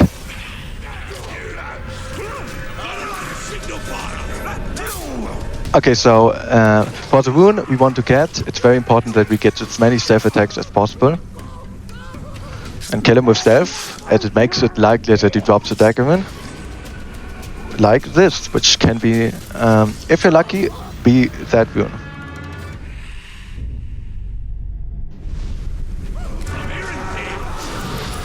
Which it isn't, sadly. But we still have 2 more warships to go.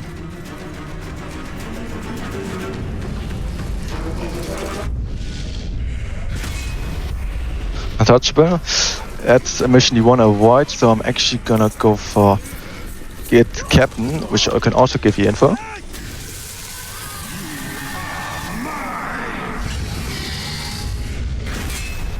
And get a very good Captain. Let's hope this mission is also a good one. It's Trap, yeah, that's a good one. And there's also an Archer. We need one last info.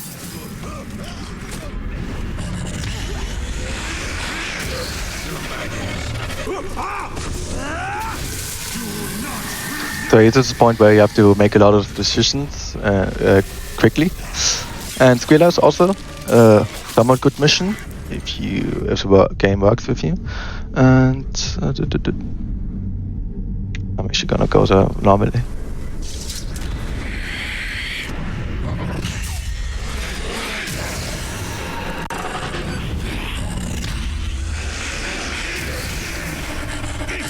Okay, now that we ran out of the whole fort out to get to this mission, we can go right back in a moment.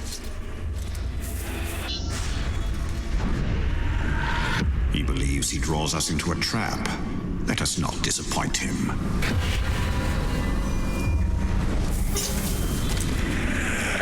This is the best fortress in all of the... So yeah, this shows why Shadow Strike is also very important. It's the fastest way to travel. From point A to point B.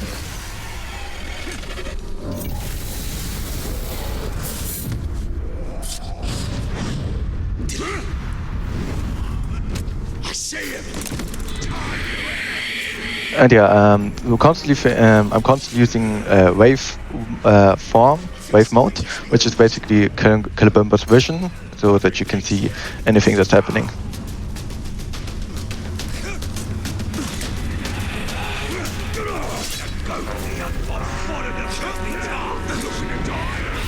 Okay, it's gonna spawn up onto the side, and I need to watch out so that I can get a stealth attack on him.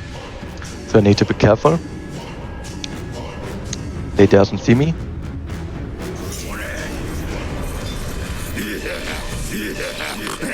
Okay, he saw me, but that was because of the alarm. I'm just gonna go up this building and it's gonna lose me. Exactly how I want to.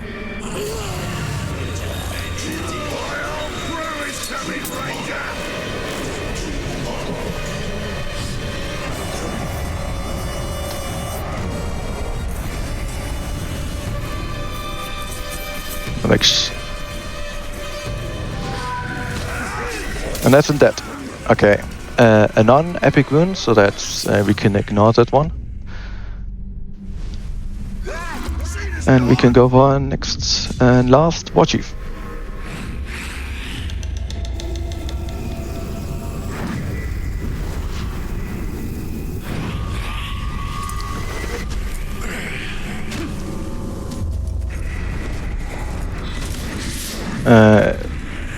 So the Squealer mission is again can work well if the Orcs work with us, so these ones are aligned. Make this Uruk scream, and his master shall answer.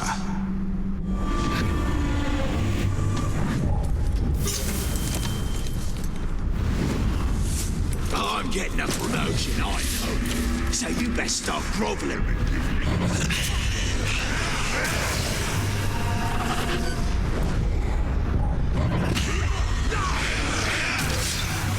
So what we're gonna do is grab him and just make a shield, and we just slowly walk away.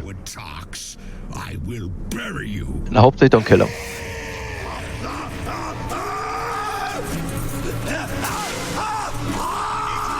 Problem is the captain, so he does more damage. Okay, 3 more seconds. And okay, nice, we did it.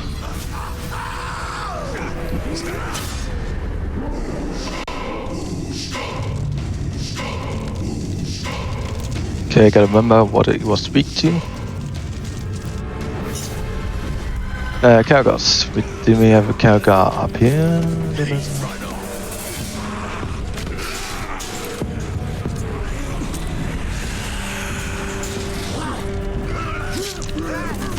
Want him.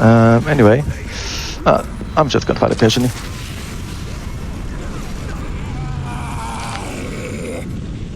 An explosion! G-Man! Leave my Uruks alone, and I might kill you quickly.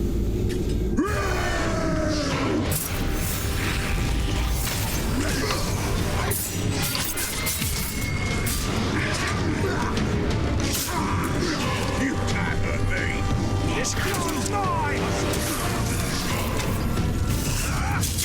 Okay, slow animation.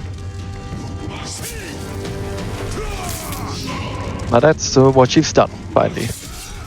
So yeah, this would be considered a very bad War Chief split. But it should still be fine. Now to the second last mission of the region. They missed the jump.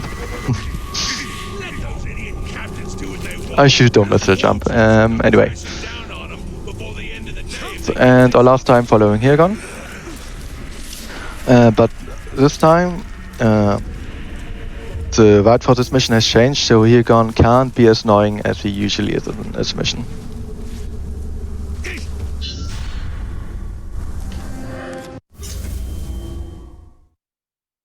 Forgive Aaron's words. It's gonna get one upgrade.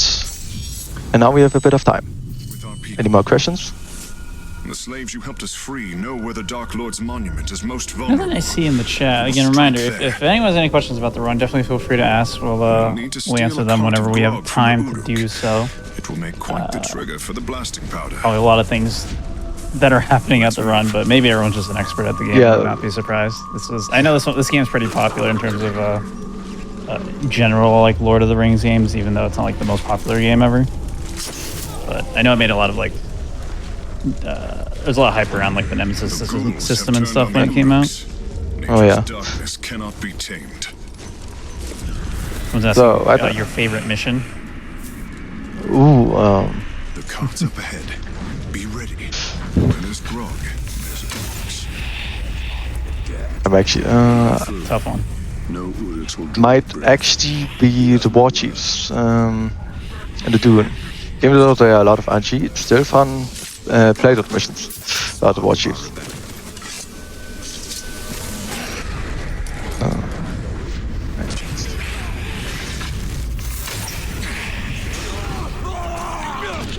So, the special thing about this mission is that instead, like most missions, you usually, if you fail them, you go back, as I demonstrated one time accidentally. This one actually moves you to the spot, and it gives you full arrows, so it's very helpful. To the monument free from harm.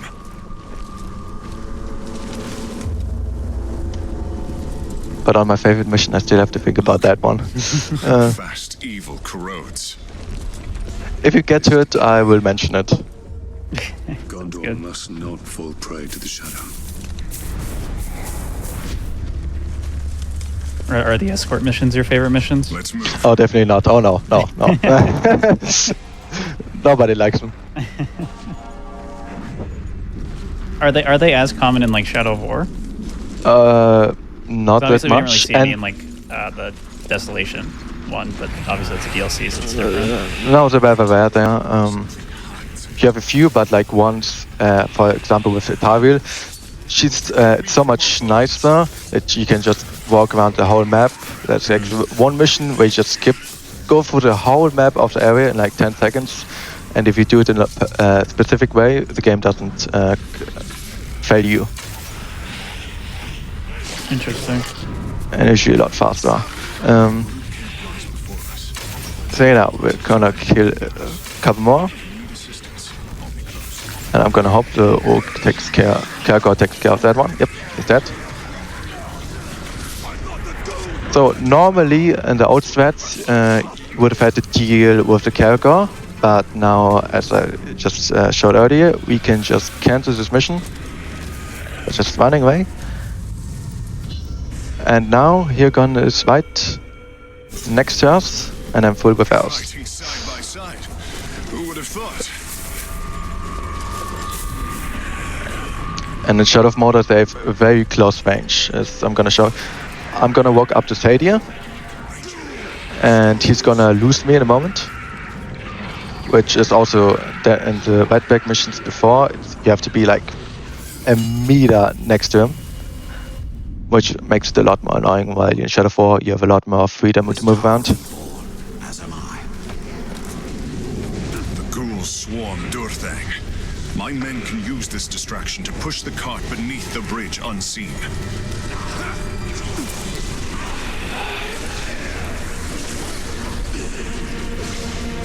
Alright, so yeah, this mission is pretty much about beasts taking over Mordor right now, killing everything in the path. Simmer beasts. In a moment you will see sprinting Hirgon, the fastest man alive.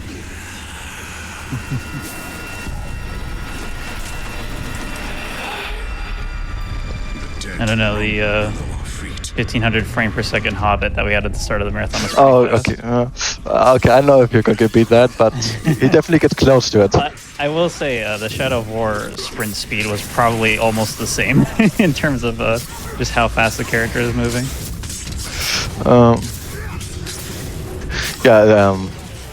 Definitely, and once you also unlock teleportation, you just pretty much like with Talon Strike, you're just the base in main game, not in Desolation of Mordor. You're just unbelievably fast. You want to be. My men will protect the cart. Let's clear the ridge so they may pass.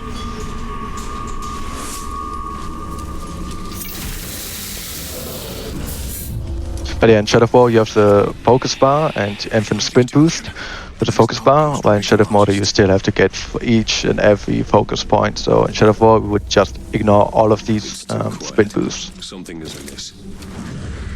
Gotcha.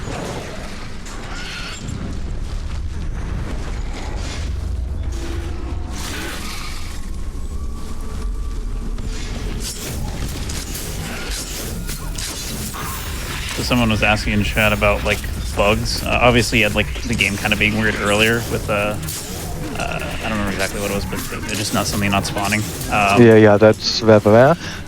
Bugs, we obviously the machine gun one is a glitch, but not many are. We're not exploiting that many, though. If we exploit some, they're always huge ones, like 3-minute skip on the final mission. As there's a hard one, which I try to show off. It's very consistent. I get it like 80% of the time, but it used to be a lot harder. But you don't have like because of the randomness of some things, like you don't get like random bugs that sometimes ruin everything. No, it's rather the RNG that wins everything. Yeah, it makes sense. The Audix numbers dwindle now that their war chiefs have fallen by my hand. So, in one of the first missions, you can soft lock the game if you just press escape. Oh, cool.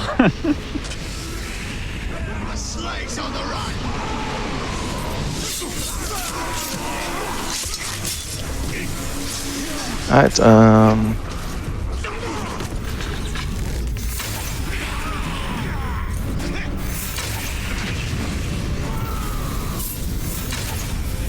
okay, didn't I? Alright, I was just gonna get some arrows, and yeah, this is pretty much AFK mission. But they're all fighting down here. We're just gonna ignore here, go up, and yeah, take a break. We have some time here. There's something special Viking always goes for. Right there at the spot. If you time it perfectly, there's gonna be an archer spawning. If you time it perfectly, you can kill him. Which is, guess I can go for it.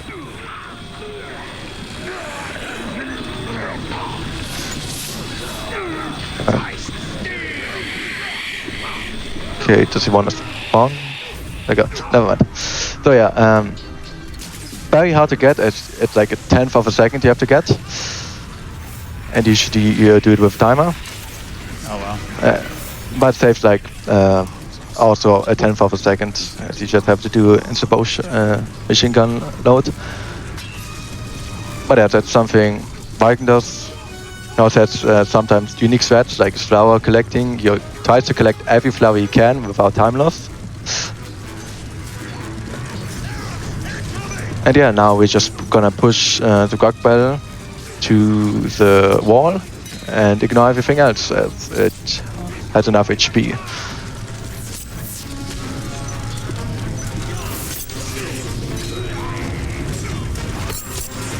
And that would be the mission done.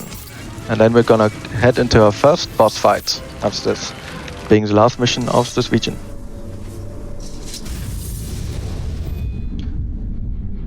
And the most fun one, actually. Shadow of Mordor isn't famous for its boss fights, which you will see later on, but this mission is rather a good one. And when they do, these men will die.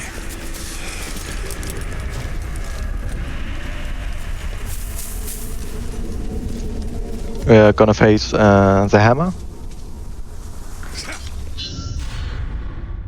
And starting off in the mission, we're gonna start off with defense. Punch him, give him headshot. He's gonna want to tie back, but we're not allowing that. But I had to defend one of these. Okay.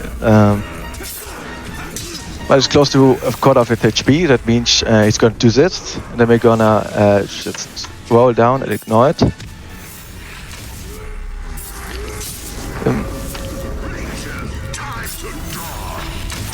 It's going to do it again at half HP. So yeah, each quarter of its HP. We're just going to try to build up a combo.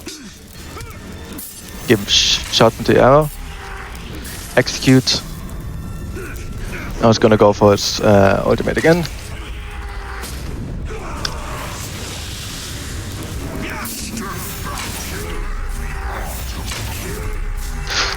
Okay, very close to finishing him.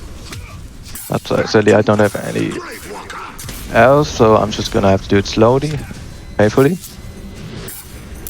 Okay, that was somewhat smooth. Not the best, but also not the worst. You take those. And yeah, and after this we can go for the break.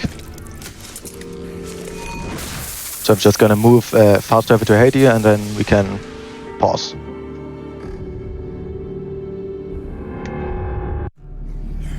Which would be an now. We have defeated the Hammer of Sauron, but the Black Hand and the... So yeah, did you pause? Because that would be.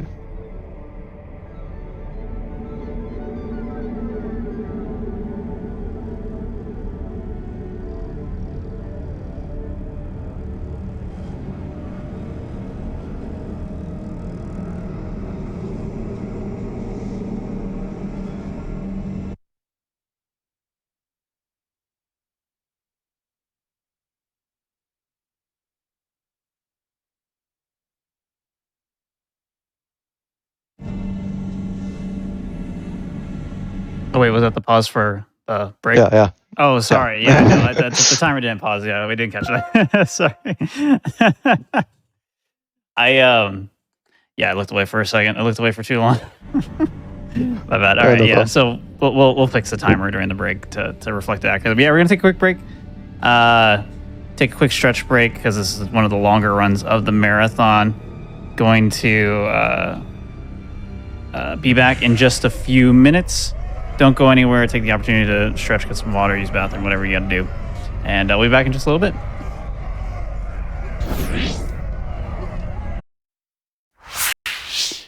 Hello and welcome back, everybody, to our Lord of the Rings speedrun marathon. We are in the middle of the final run.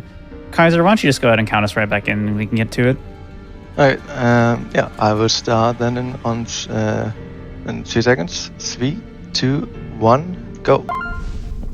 And yes, we did fix the timer, so the time is accurate, and we are all good to go. Nobody panic. So, yeah. Yeah, go ahead. Sorry. Okay, you can start. We got some time. I was just going to say, so someone was asking about a Discord server for learning Lord of the Rings, and yeah, so go to this link. There's a link to the Discord that just holds basically all the games in the series, most of the games in the series. They're all on that one link if you just join that Discord server. Plus, I would rather play the server, but yeah. Viking is a good commentator for this game too, in Shadow of War. And yeah, he also has some videos which I always recommend to people if they want to learn and stuff, as he's very good at commentating stuff. Awesome. Right. So yeah, going back to the question what my favorite mission is, I can say that this is the mission I hate the most. I will be able to show in a moment. But now I'm trying to get a speed boost for Shadow Striking, so hope I can get this one. Nice, okay. So about this mission, we're entering now a ghoul cage. And you're not allowed to get detected. Worst part is, you can get detected despite doing nothing wrong. And this is gonna cost like 2-3 minutes. I lost very good ones because of this. And so, yeah, not a mission I'm very fond of. But I'm gonna be a bit careful here, so we can, so we don't lose 2 minutes or so.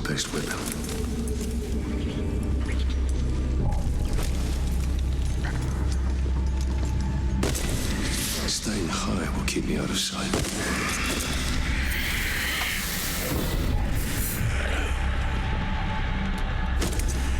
Ghouls fear fire as much as light. Those flames might prove useful if we... Have any of these missions been your favorite mission so far? Definitely we got some at the very start. I just took a wrong route, so that's okay, phew. Yeah, the very first missions, like the the first golem mission is one I've like pretty much because you can it's somewhat smooth and yeah, I don't know. I like them all equally you can say, except this one. I guess that's fair. So we got a ghoul matron. Tanky version of a ghoul. They will keep coming till only our bones remain.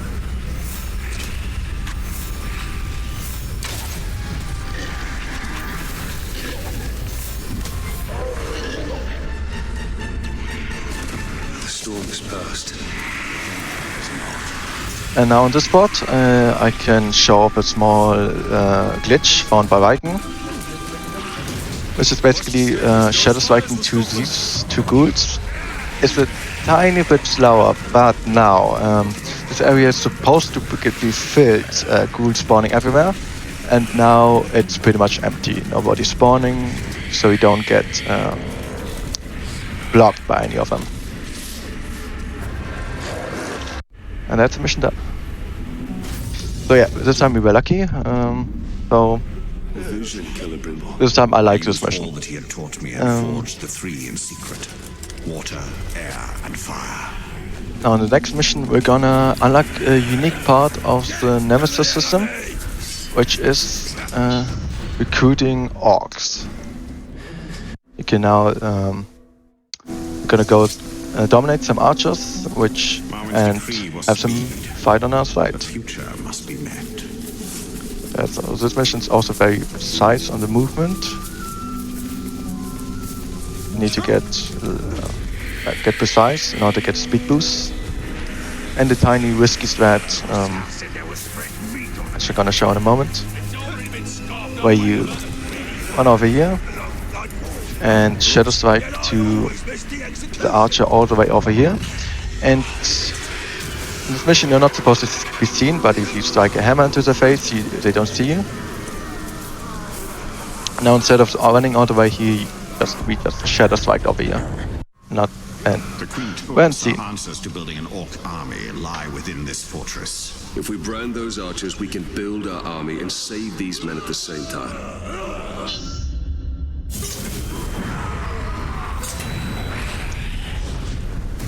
Your will is mine. Yours till I show their insides the light of death. You are made to be cowed by terror.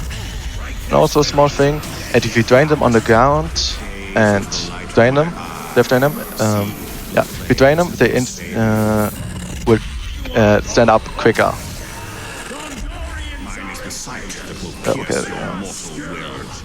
That's also something that scary that can happen. The button for drain is the same as going down something, which can, instead of war, lose your whole missions, your whole missions. Right, and now you would see why Terrify is so broken. There are like 13 orcs here, and we're just gonna terrify them all. I never equipped it. I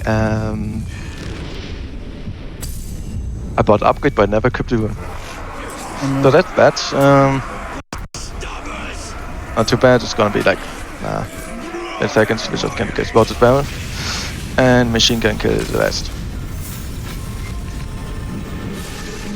But this Terrify thing is gonna happen. Come on and use a lot more add on.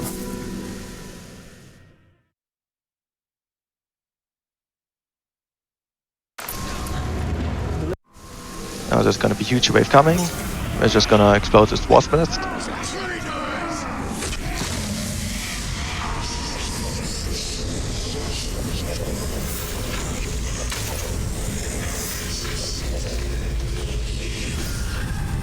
Okay, we have a slow mission, too bad.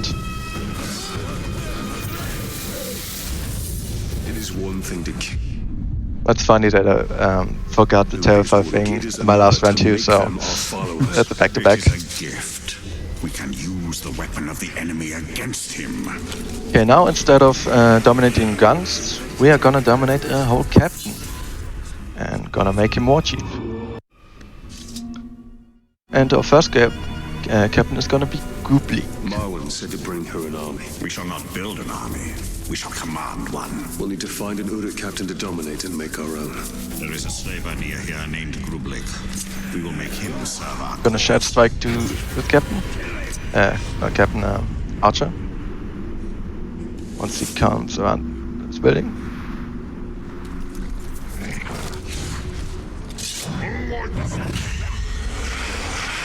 Get our arrows back. And gotta watch out where Gooply is. Before we isolate the captain. So they again. And now everyone's running for their lives. Somewhere behind the wall, so they don't see it. So I'm stunned at one. So Gooply can now watch me, brutalize him too. And then he's gonna be terrified too. Making this fight a lot quicker. And, yeah.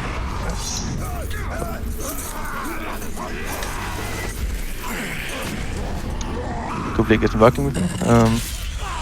So yeah, now I can just grab him, dominate him, and send him to press his war chief and kill him later on.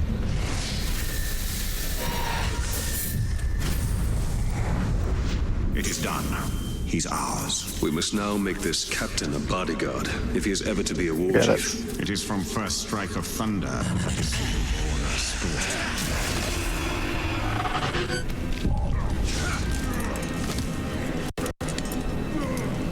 Okay, on the first group, you can go for the Terrify, but then Gooply will attack the ones fleeing. So I'm actually gonna just casually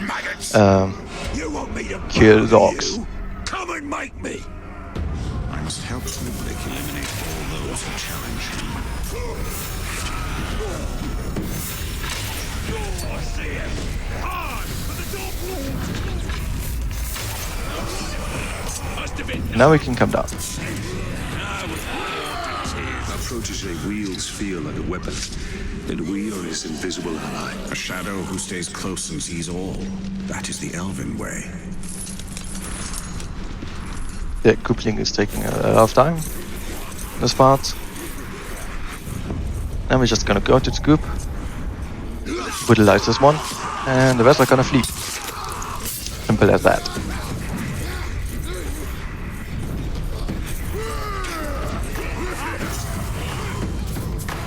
Kill the traitor! Our captain fights for us well. Through my will, he steers these Uruks of Mordor. Same thing is gonna be for this last scoop.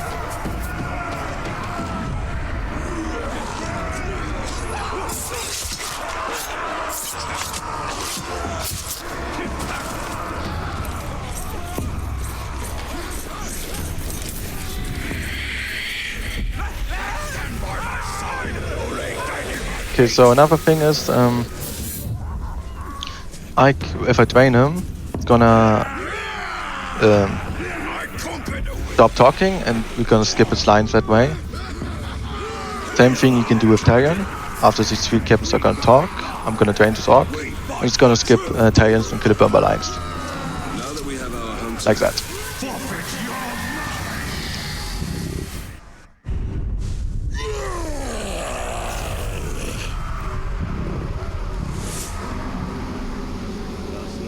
The war chief has chosen our captain. And he has chosen death. A great advantage will ready us for this battle. Listen to them. Vile, savage beasts. And we shall harness and command their savagery. Okay. The archer is in his bad bot, so we're just gonna wait a bit. There you go.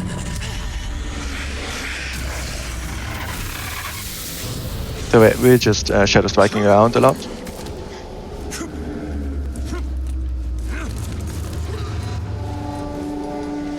And in a moment we're gonna fight the worst war chief of this area.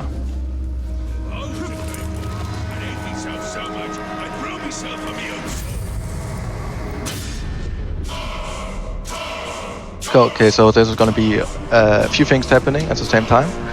First of all, I'm gonna explode the campfire next to you. And then activate Group League, which so he's not on fire anymore, and now can attack Tars, giving him a lot of damage. Gonna go for the arrows next to me and kill the bodyguard captain, as he can get annoying sometimes. Alright.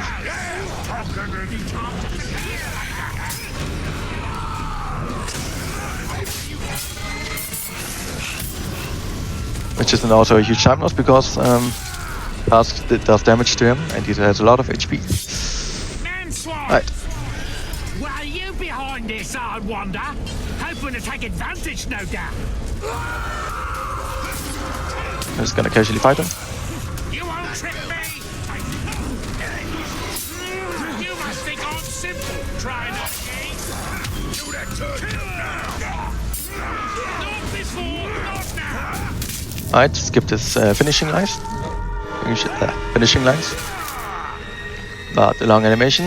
If you're lucky, if a gun kills him, you skip his slow-mo and his finishing lines, making it a very quick fight. And now we have Group League as a war chief, a friendly one. We're gonna go up here. Punch him. Skipping his lines. And now, same thing with Tarion and Calibaba.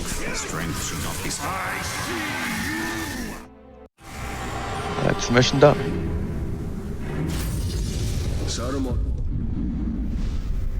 is one of the Istari. With the power of the ring, he could have built a great army to challenge the Dark Lord. Okay, I'm gonna have to move quickly on this one. Yes, we must stop because he's captain. Okay, didn't get in his lines, luckily.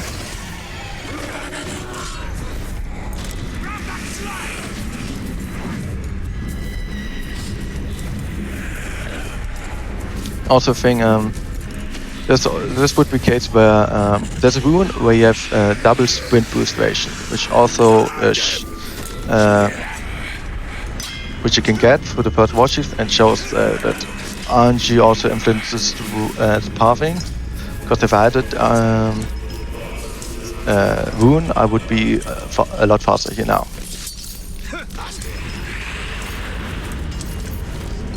Now we're gonna unlock this idea, which is sometimes useless, but can also be very important, depending on where we're gonna get the warchief spawn. So, unlike in the first region, we don't do preparations for the warchiefs to let them out. We're gonna go straight from our own warchiefs, have a make a ride to the next warchief, and fight them on a field. Only in stealth can you clear a path so Nethariel and their men will find the elixir. Emotion fogs your way. Risk without reward is recklessness. This medicine will clear the Queen's mind and lead to answers of your past. Then may truth justify our alliance. Okay, I luckily got an upgrade in there. When you level up, you get all your arrows refilled, which I needed in that moment, so that was lucky. Now I hope I can. We have Morga Finest. I can see why men follow her. We don't. We have a decent campfire, at least that. I'm gonna safe attack a guy down here. Explode campfire. Okay, he was weak to fire, I guess. And that was that's. Very nice. Quick fight. Good RNG. Wait, no, that's Farm, they're still alive, but they're all pretty weak. Now it's done.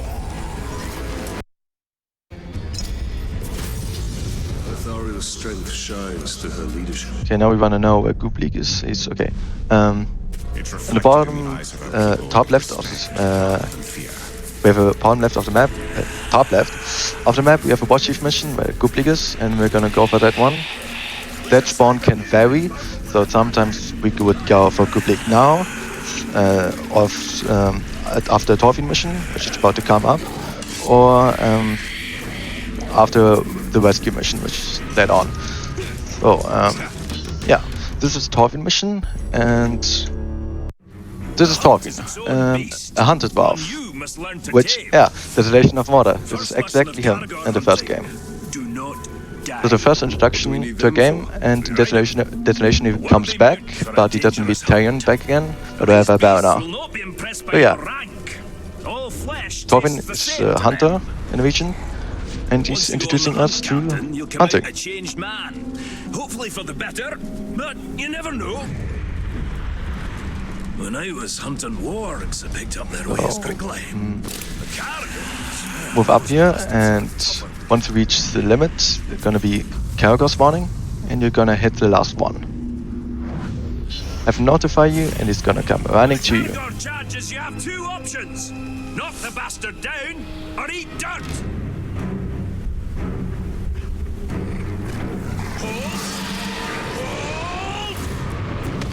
What now? Climb on. Karagos are pretty much the cast of Shadow of Mordor.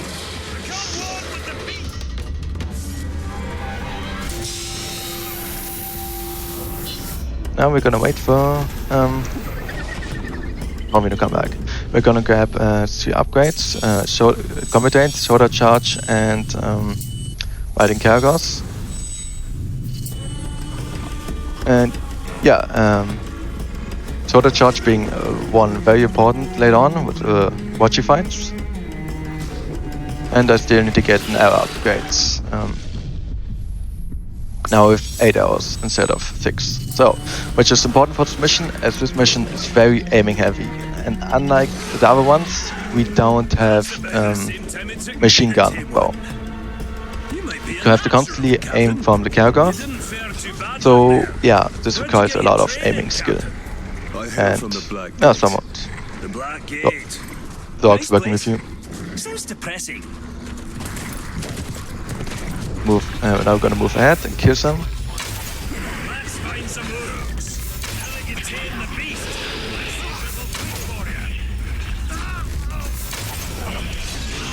Now we're gonna have Torvin and Karagos do the rest, while we're going for the Hadir.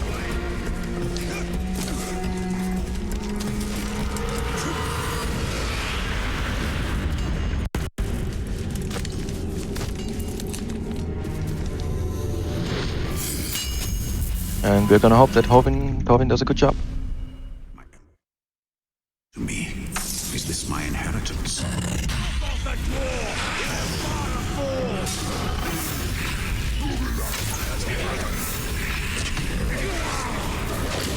Oh, let's get the guy.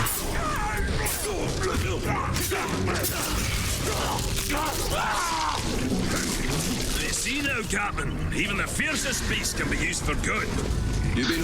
Luckily, you can drain a character of arrows, so I stick it all for 8 arrows back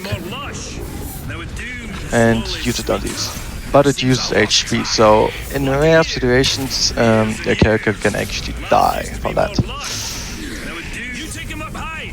Leave the ground dogs to me. The world was young, the mountains green, the stream yet on the moon was seen. Words were laid on stream of stone when Durin woke and walked alone. Now that's a dragon burst. The world was young. That's fire battle. Got the basics down. Right. Let's take on a fresh batch. We'll find Now I'm gonna equip a wound that we got earlier. This one, or this, we have 2 of dismay. Last time I did it, it didn't work for some reason, but it's a wound that unaware orcs will flee from a headshot in an area, which can be very strong for this mission.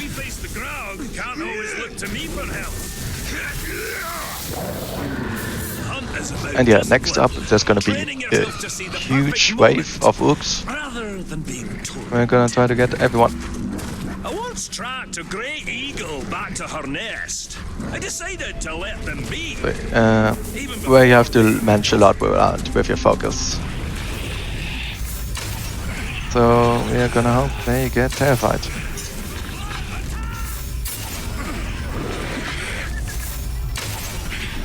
Which they don't for some reason. I don't know if this one is bugged or something.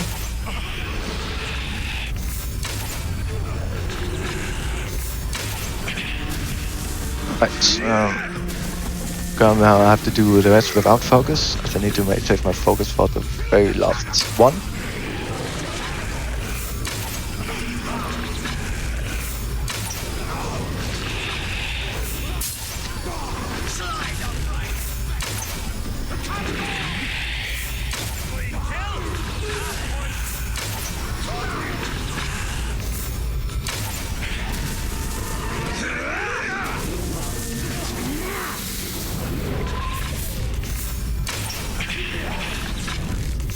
Okay, now there's one gonna spawn over there. We're gonna kill him. And now Tovin is gonna spawn into some the different dimension. Perhaps we should track the hunter. Right, and that's one of the not so good missions done. What does riding It's gonna go very wrong if you aren't doing well with the aiming. Right. Far from home. Not all those who wander are lost. Now we have a captain here again. I'm trying to avoid these lines. I'm gonna... And we avoided those, nice. So, what backward lesson do you have planned? So following Tovin, we now have a bit of time. If there were any questions? You want to hunt Graug? So you shall. What is your favorite Lord of the Rings movie? This is a rare Ooh, It's territorial. Strong enough probably to claim land as its own. probably 2 towers. Okay. Tell me, Captain. Now a huge fight is gonna break out. Today will be the first of many. Now you're talking I don't have an answer to this question, so I'm just gonna agree with you. Well, since that's the largest Alright, you didn't watch them. I like Yeah. those odds. So I assume you have a plan to kill this Why is it your favorite? Is it like standard middle of the trilogy, just kind of being the best sort of thing? Step 1. When he's I'm gonna make myself a little bit embarrassing because I forgot the name, but why not his throat? There is one place Defense of the Fort, it's one of the better I very much find very epic. I sadly forgot the name of it. There it goes. What a fine specimen. It's just very iconic. A lot of memes around it.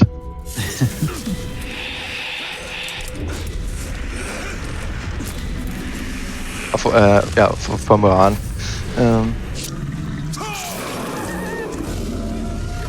Chat, also feel free to answer that question.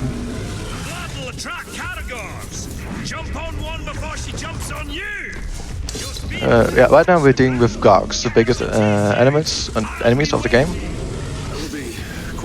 And yeah, while we did a staff attack on him, we're gonna try to get a character who's gonna come right around this corner and jump on it once it comes near. Need a cargo for speed.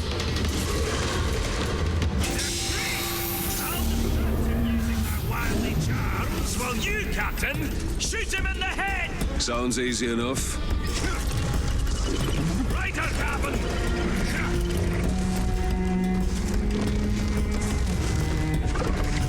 Here, you. I've slain bigger Graugs when I was a wee boy and my beard was only 3 inches long. 3. Shoot it in the head.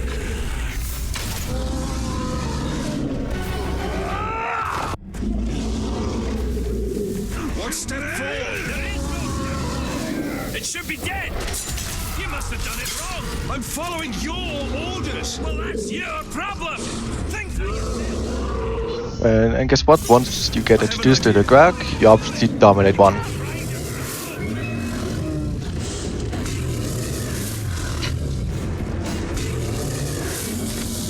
And once you dominate a Grag, what just... it's obviously natural that it's gonna be a huge amount of enemy orcs spawning. Like that's obvious, you know? It always happens. And now we're gonna smash. This looks stupid.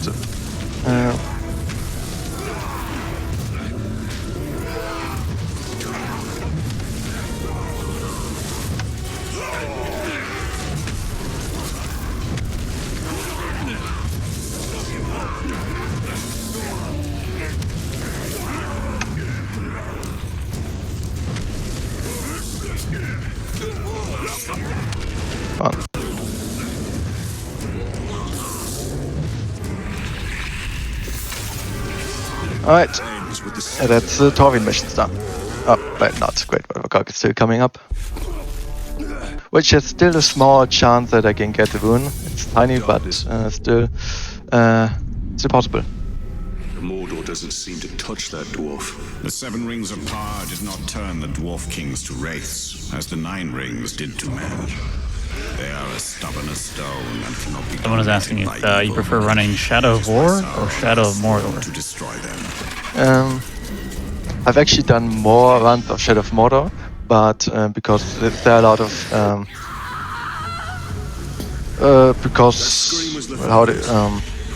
the competition about this, around this game is a lot more. We have a lot of more runners, and yeah, it took. This one is rather interesting. You can always run it again.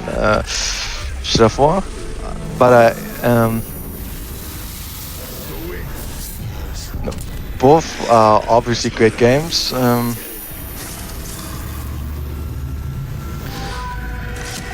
But I would still say that's another hard question to answer. But I've played this game running more, I think. And Shadow of War, I did a lot more testing.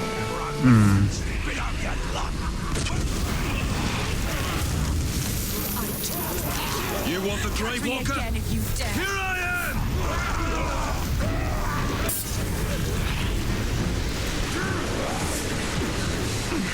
They forced me to watch as they killed Okay, my men, with this one part, after another. I know what you feel. if I can get lucky, I can skip the first fight and just work around it. Which is rather like 30% chance that it happens, so I hope we're lucky. Which is walking straight to the path, trying to avoid them. Hope they don't go straight to you and attack those 2 guns next to them. Which is happening right now, so it seems like we are being lucky. Yeah, nice. Let's skip the whole first fight. Nice.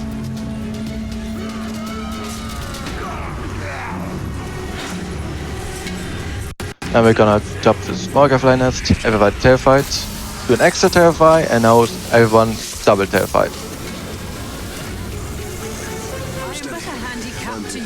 Make haste. My leg is broken, not my spirit.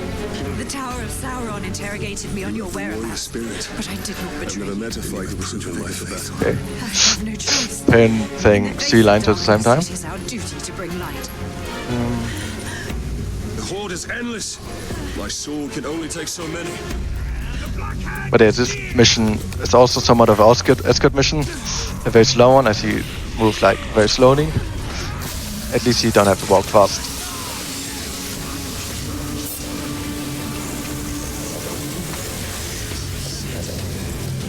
And yeah, after this we're gonna enter into our first raid missions. aka our first war chiefs. We're gonna start off by going for Kublik, which is next to right near task, so that's good. Thariel and her men will not survive Mordor. They must leave or perish. The Black Hand will suffer for this.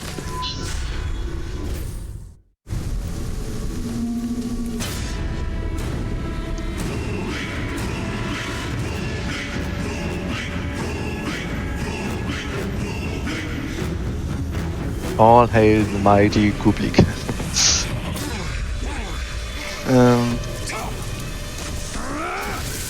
So instead of, like I said, doing the whole preparations missions, we just go for these raid missions. And that one's rather not so great one for this point of time mission. So we're gonna go for this one.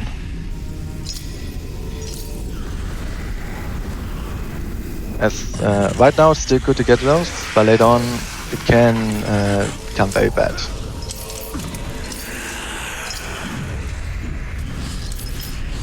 I think something just moved.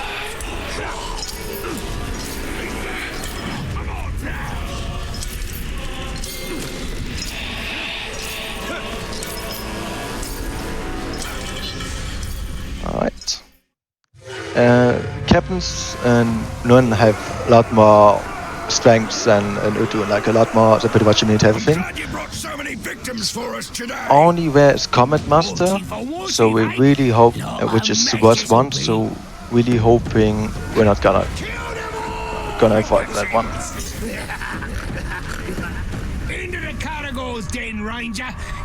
And I'm gonna show the shoulder charge, which is just pretty much okay. I not that. And after shoulder charge, you can just give him a good counter.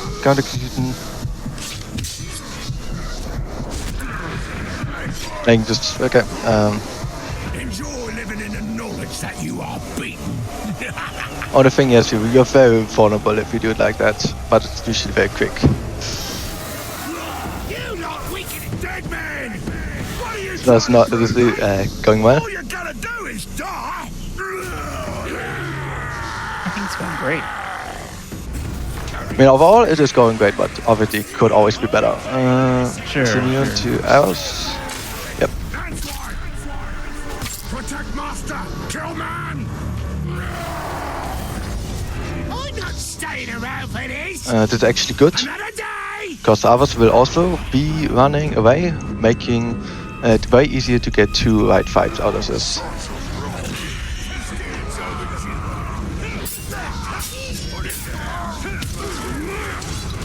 I knew you was trouble. Turn as I saw you. Now look at me. You wanna wait for this one, because yeah, if you do skip this one, it can actually bug out, and so it can't do a riot, and you just have to let him go.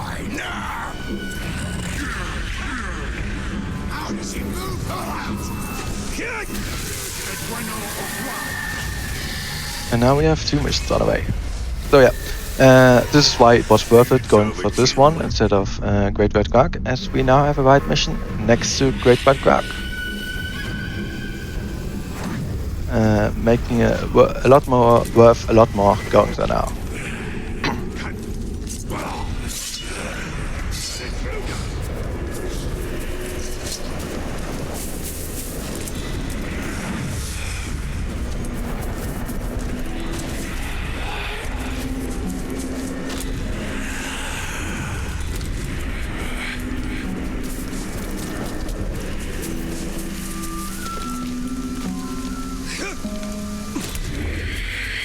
Alright, this is also a good place to fight them, as we have a Walker Fly nest next to us, and we can instantly stealth attack them.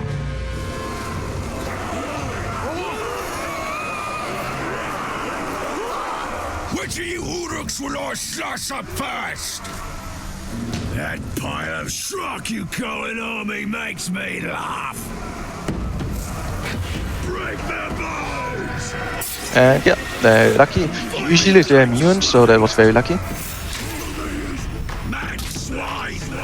There's a lot of us and only one of you. What do you think is going to happen? I'll tell you. A lot of fun for us. He's betrayed us. And yeah, now it's 2 more hits. Make sure I don't get hit. And that's been done. Can't believe me, Shrock. Laid low by Gondorian filth. End this.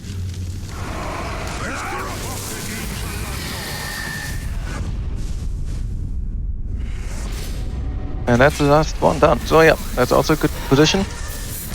Meaning we're done with the rights, ordering rights for now.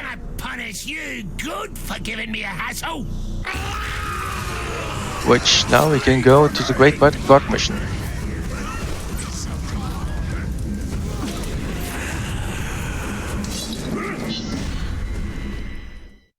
Torvin!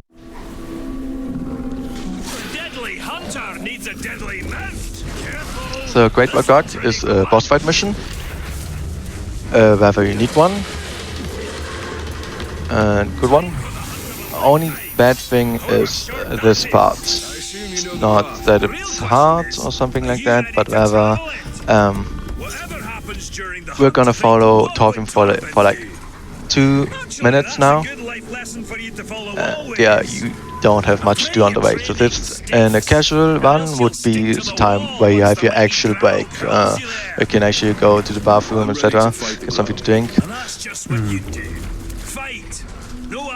But yeah, now we're just gonna listen to Torvin. I mean, what I can also mention is that we, because we didn't get the rune, skip this mission pretty much. In the upcoming boss fight, there's a rune. It's called Bright Fury. It's a dagger upgrade, which has a chance each time you throw a dagger, you can stun the target with an area. And that also is for the Great White Guard. So if you stun him, instantly becomes vulnerable, and instead of like doing the whole phase in order to attack him, you can do it in a matter of a millisecond, making a 3-minute fight into a 10-second fight by just 3 times doing that, which you need to be very precise. It's like 1/10 of a second, but with aiming constantly you can get it. But sadly, we didn't get it. I mean, it's very rare, and it's so rare that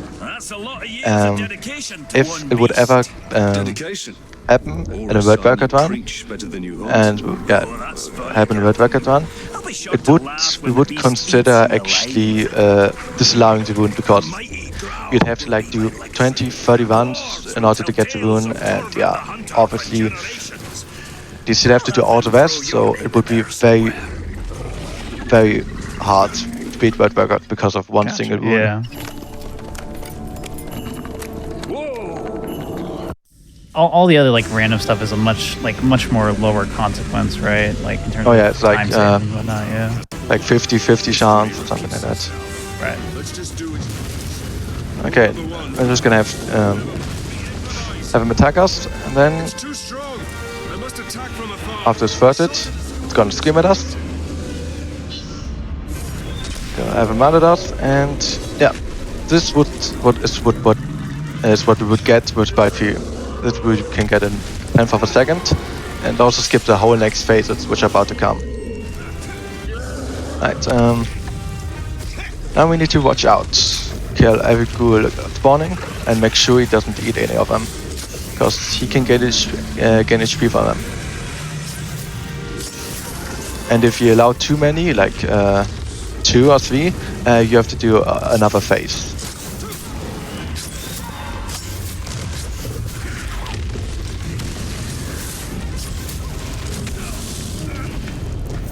Okay, now 2 minutes.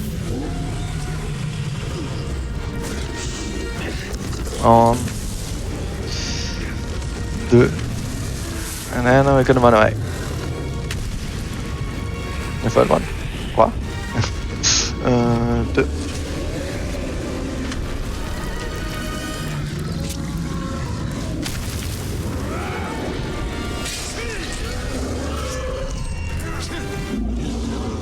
Now we're gonna have to come out again.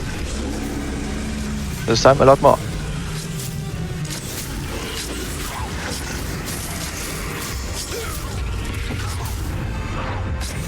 Okay, grab now one. So we need to shoot his hands. No, he couldn't eat those. One. Do this a few more times till everyone's dead.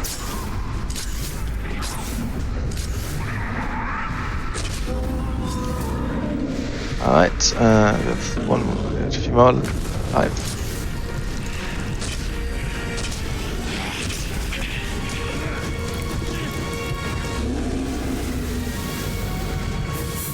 We're gonna have him attack us 2 more times. 1, 2. I'm just gonna run away. Okay, he wants to do his 3rd time. Now it's gonna scream at us, and that would be it with the mission. What's the Great White Guard mission, which the whole fight you could have done in 10 seconds. And now, also read about this mission after there's going to be a long cutscene loading time like this, which loads like half a minute, and it loads, and the whole time it actually loads nothing. Nothing is loading there, it's just taking 30 seconds for some reason. And then, yeah, we're gonna go for the next 2 wide fights, and then we would coming to the final missions. But yeah. Oh, jeez. Yeah, but still need to do some wide fights, so it's still, Right. like 20 minutes.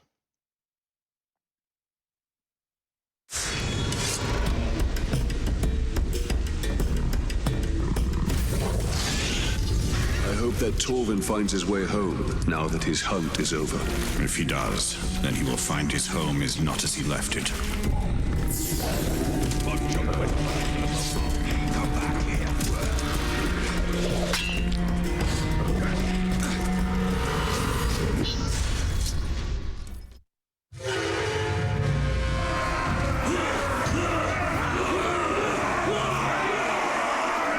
You're dead! All of you are dead! Dead! Another unique way of facing these fights is by also terrifying everyone here with the rune, but only risky fingers. I'm gonna terrify this one, I'm gonna terrify some guns. Go for every single one, I can terrify all, which makes them run away. 1v1 with Warchief is gonna be easy. But if the Warchief actually decides to die, one of his bodyguards will become Warchief instead, and they're gonna be far away, so you're gonna have to get another right mission, which is a huge time loss.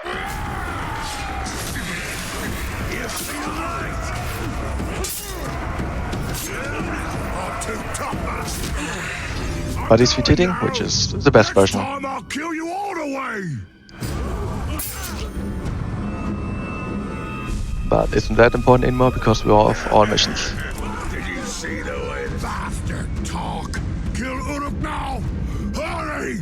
I should be... No, just gonna dismiss him. And move to the final one, which is yeah, the good one. One next to the final mission spot, so yeah, that's the one you wanna have as last.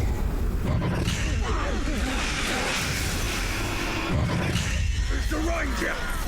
Lead him! Trip him!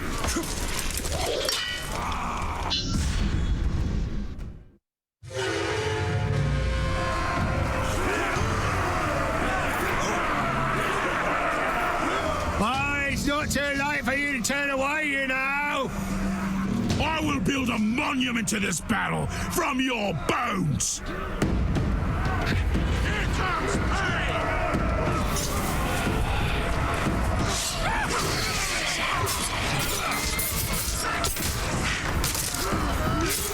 Skinner! Look at me! Look at me! Your sorcery did this! Now you pay! I don't even know who you are.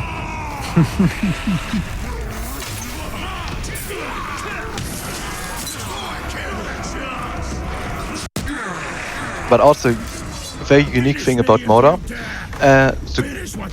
unlike in Shadow of War, in Shadow of Mordor, the guns around you that have actually spawned in this open world can become captains, which usually, like, not by dying, but that actually random open world interactions that you have nothing to do with. So that's a very unique thing, which happens rarely, but if you notice it, it's yeah, a very nice thing to notice.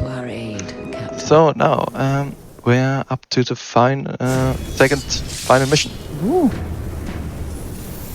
Yeah, and casual playthrough, we're supposed, and this is the Nemesis missions where you face your Nemesis. The one Nemesis is the one you have the most interaction score with. In the casual playthrough, that will be someone you know, but in the speedrun, there's somebody you don't know. Also, special thing discovered by Uxolo, if you have 0 interaction score with anybody, Redback is actually gonna spawn there. The Redback is the captain we tried to make Warchief earlier in Udun, which is a very interesting thing to happen. Okay, you can look it up on YouTube if you want to see it. Okay, it's not immune to arrows, so that's good. It's on the Combat Master, so this can be good, quick fight. Okay.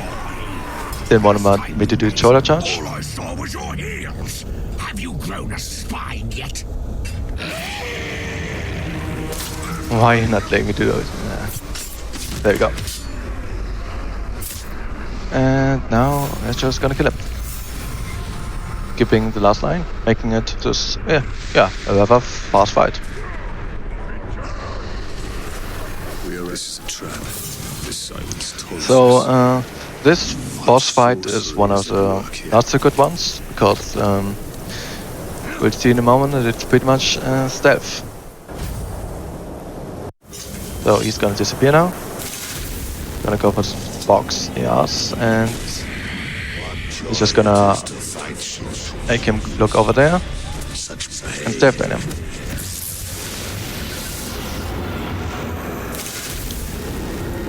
Same thing is gonna happen to the next one.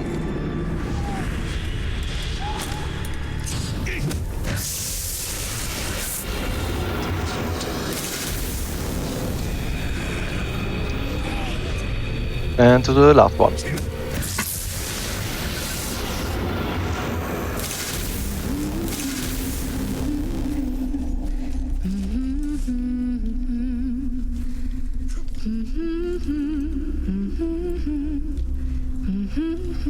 Let me know this. It's fake. And now the most epic fight you can have in a boss fight. Man, that was epic.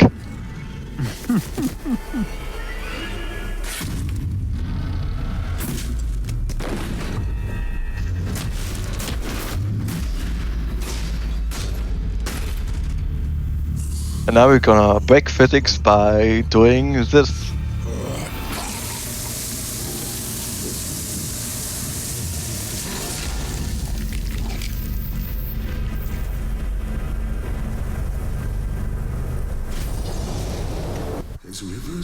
Alright. And now we are up to the final mission, which I will hopefully show off one of the best skips in this game. One of the weirdest glitches, which isn't easy to do.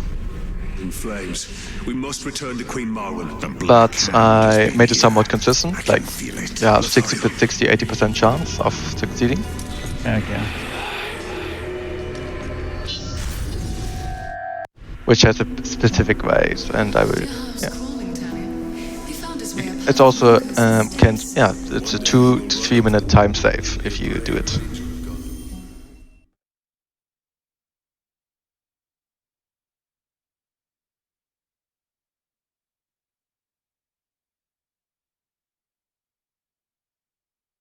So yeah, this run might be a very quick one, actually, overall. Awesome.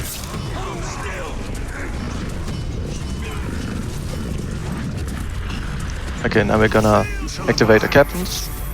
And so, right now, only the one in the middle, the main captain, War Chief, is activated. So he's the only one coming near us. And yeah, we're just gonna wait for him to come here to specific positions, and now then we're gonna shoot 5 arrows, 5 headshots.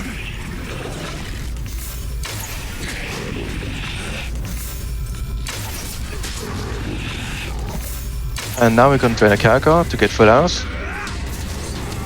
Gotta watch out if he gets hit at any point. Shadow strike him. Do ground attack. 1 full shot, or somewhat full shot, and then drain him.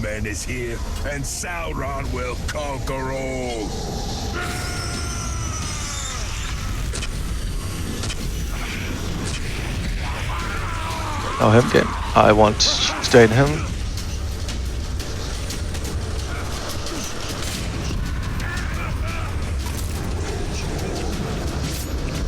Okay, looks like we got it. And boom. That's all. So, originally we were supposed to fight former captains now, but they're all mine now.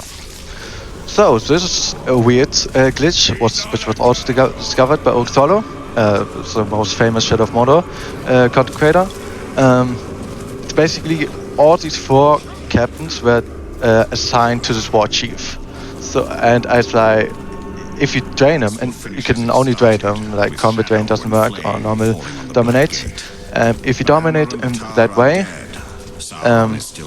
and activate them, all these assigned captains are gonna be considered also part of your army, and you just skip that whole fight. So time is gonna come up any moment now. After sound fight, I'm gonna bowl 2 times, and there's gonna be 2 minigame cutscenes. And the last one is gonna be ramming my sword through 'em. And once that's done, it's time. So I'm gonna say it in a moment. And 3 seconds. 3, 2, 1, time. Jeez. Amazing run. GG's. Yeah, GG. Were you like keeping track of your time? Did you see what your pace was? I actually had the timer, but it started way later, so what's the time? It's like a low one. Oh, it's a high 145. 145. That's good. That's really good. Yeah. Despite the horrible X1 Odin watch use, that was terrible.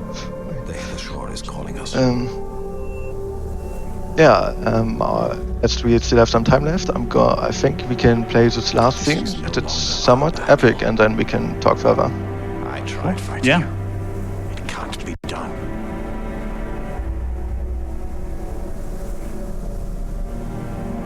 Could you really rest for all of eternity, knowing that you had the chance to stop him, but did nothing?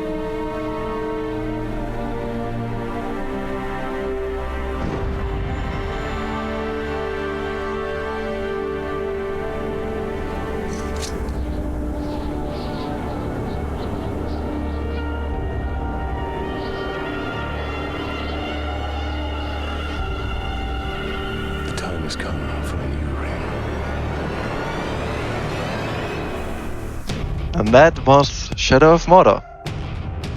Awesome stuff. Yeah, any shout outs you would like to do? Any thanks, anything like that? Shout outs obviously to the Lord of the Rings community and Social for always making 7. And obviously to Viking, who sadly couldn't be with us today, but we all obviously wish him good health, etc. And yeah, obviously being very supportive of the community and being pretty much good motivation to keep running Shadow of War and Shadow of Mordor. So yeah, he's one of the best people I know. Yeah. And obviously shout out to his family, because he probably wants to.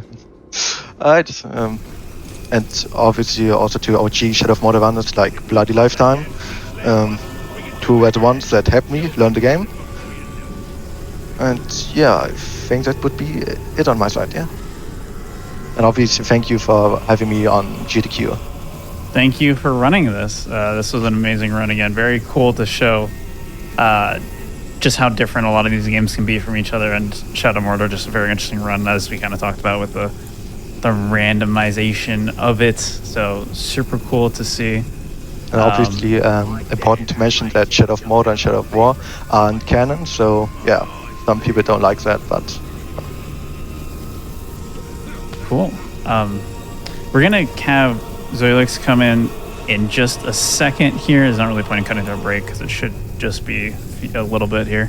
But he's gonna say some last words. He helped plan a lot of this marathon with me. Did a lot of work with wrangling everybody, getting submissions, and helping figure out who was gonna run what. And it was a really cool process and a really exciting marathon that we were able to put on here. I'm very glad that we were able to get the Lord of the Ring community into this. So I think he's good now. So if you want to just say whatever you wanted to say, now's the time, Zoilix.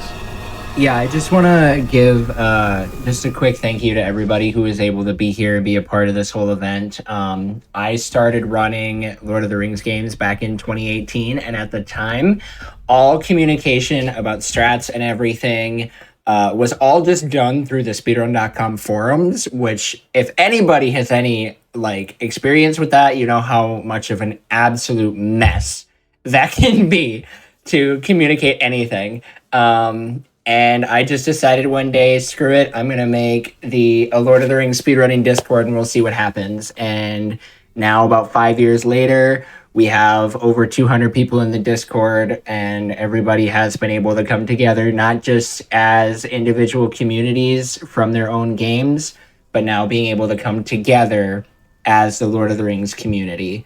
And I think it's just so cool just to see how we've gone from a very small group of random bits and games here to now this cohesive community that can come together and put on this event and be able to show you guys some incredible video games and speedruns that so many people have been putting in the time to. So thank you guys again. And if any of these games interest you, please join our Discord. We would love to be able to have more runners and host more community events. So yeah, join our Discord, and thank you guys again for watching. Yep. Thank you all so much for watching. That's going to be it for today. Tune in tomorrow. Hold on, I have an announcement for it. Hold on. Tune in tomorrow starting at 1 p.m. Eastern for a Little Big Planet Bonanza. You'll see a variety of co-op speedruns of Little Big Planet there, so you do not want to miss that. If you missed any of the runs today, it'll all be on the YouTube, youtube.com/gamesdonequick. All the runs from today will be on there shortly. And just thank you all again for hanging out for such a long day full of Lord of the Rings. So yeah, take care, everybody. Have a wonderful night/day, and see you again next time.